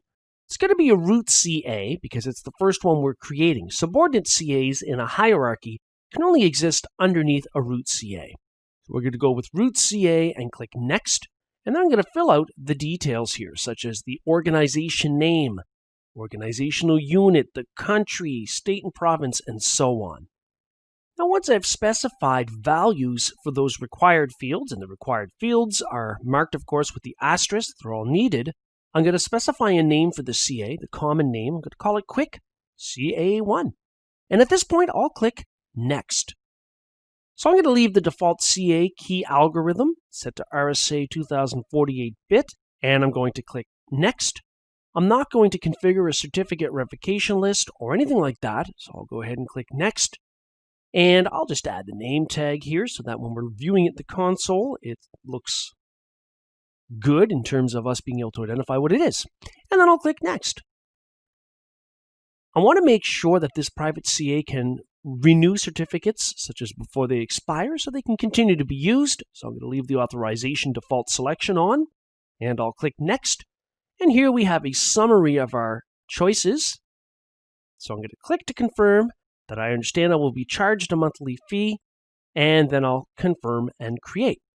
So at this point, it's setting up our private CA, and looks like we're ready to go. So I can click Get Started. One of the things I want to do is activate this CA. So it's going to be valid for 10 years. That's fine. I'm just going to confirm and install. Now, once that's been done, we can go ahead and start issuing certificates. So if I go to the Certificate Manager over on the left, we can request a certificate. Now, it can be public or private. Well, we have a private CA, and we've built it for this purpose. Therefore, I'm going to choose Request a Private Certificate, and I'll click Request Certificate. I'll choose my Quick CA1 from the drop-down list, and then I'll click Next. Now, in this case, I would be specifying this for a server. So let's say I'm going to have a server called www.server1.internal, and then I'm going to choose Next. And then I'll click Review and Request, Confirm and Request. And at this point, the private CA will be issuing a certificate, which I can now see is shown here. The status is issued, that I can work with for a host that has that same name.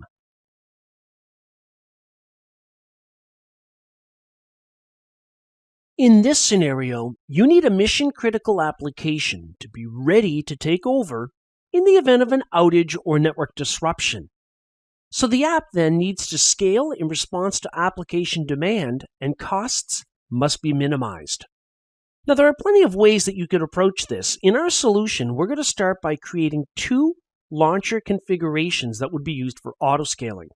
One will be configured with a very small instance type, and that will be kept running. And we want a small instance type so we minimize charges. And we'll create a second launcher configuration with the larger instance type to accommodate the workload properly for production use. However, we're going to configure an auto-scaling group using the small instance launch configuration, again, to reduce costs. You can change the launch configuration used by an auto-scaling group, such as when there's some kind of an outage and you actually need all of a sudden to use that app for production. So to get started here in the EC2 Management Console, scroll down towards the bottom left and click Launch Configurations under Auto-Scaling. Now we don't have any yet, but we're going to build two of them. Let's start by clicking Create Launch Configuration to build the first one. I'm going to use a custom AMI here for my application, so I'll select that. Now this one is going to use the T2.micro launch configuration instance type. So that's a way to reduce costs. Okay, I'll click Next. This is going to be called app1-LC for launch configuration. And I'm going to put here small instance type. I'm going to copy that just because I'm going to name my next launch configuration something quite similar. That's all I'm going to do here. I'll click Next for storage. I won't change anything here. Let it create a security group. And at this point, I'll create the launch configuration. It's got a key pair. I'll acknowledge that I have the private key portion for that key pair. And I'll click Create Launch Configuration. Good, it's done. So I'm going to go ahead and create an auto-scaling group from it right away. And it's going to be called app1-ASG1, auto-scaling group 1. Start with one instance, specify the VPC and subnet association, and I'll just configure a scaling policy 1 to 2 after 80% average CPU utilization, no notifications, and I'm just going to go ahead and review and create the auto-scaling group. So now we've got an auto-scaling group that's in the midst of being launched, but it's using a small instance type based on the launch configuration.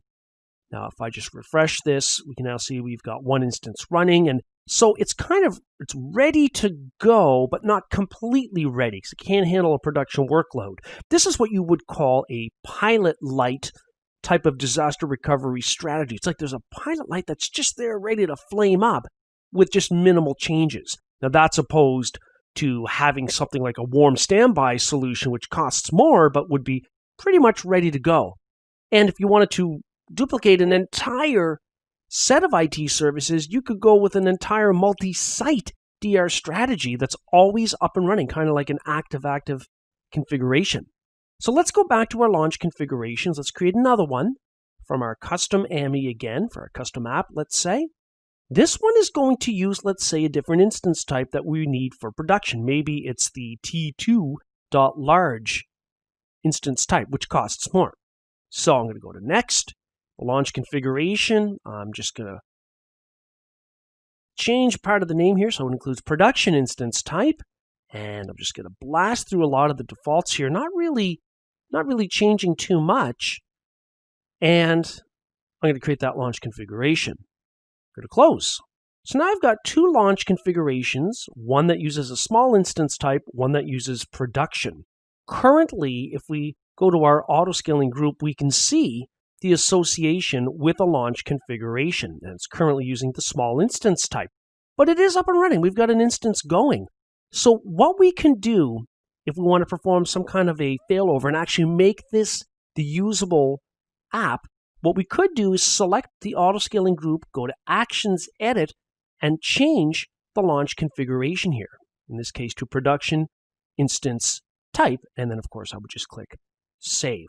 So we can now see that our auto-scaling group is now using that production instance type, which is going to cost more, but if that's what you need to run a production workload, then there's not much you can do about it.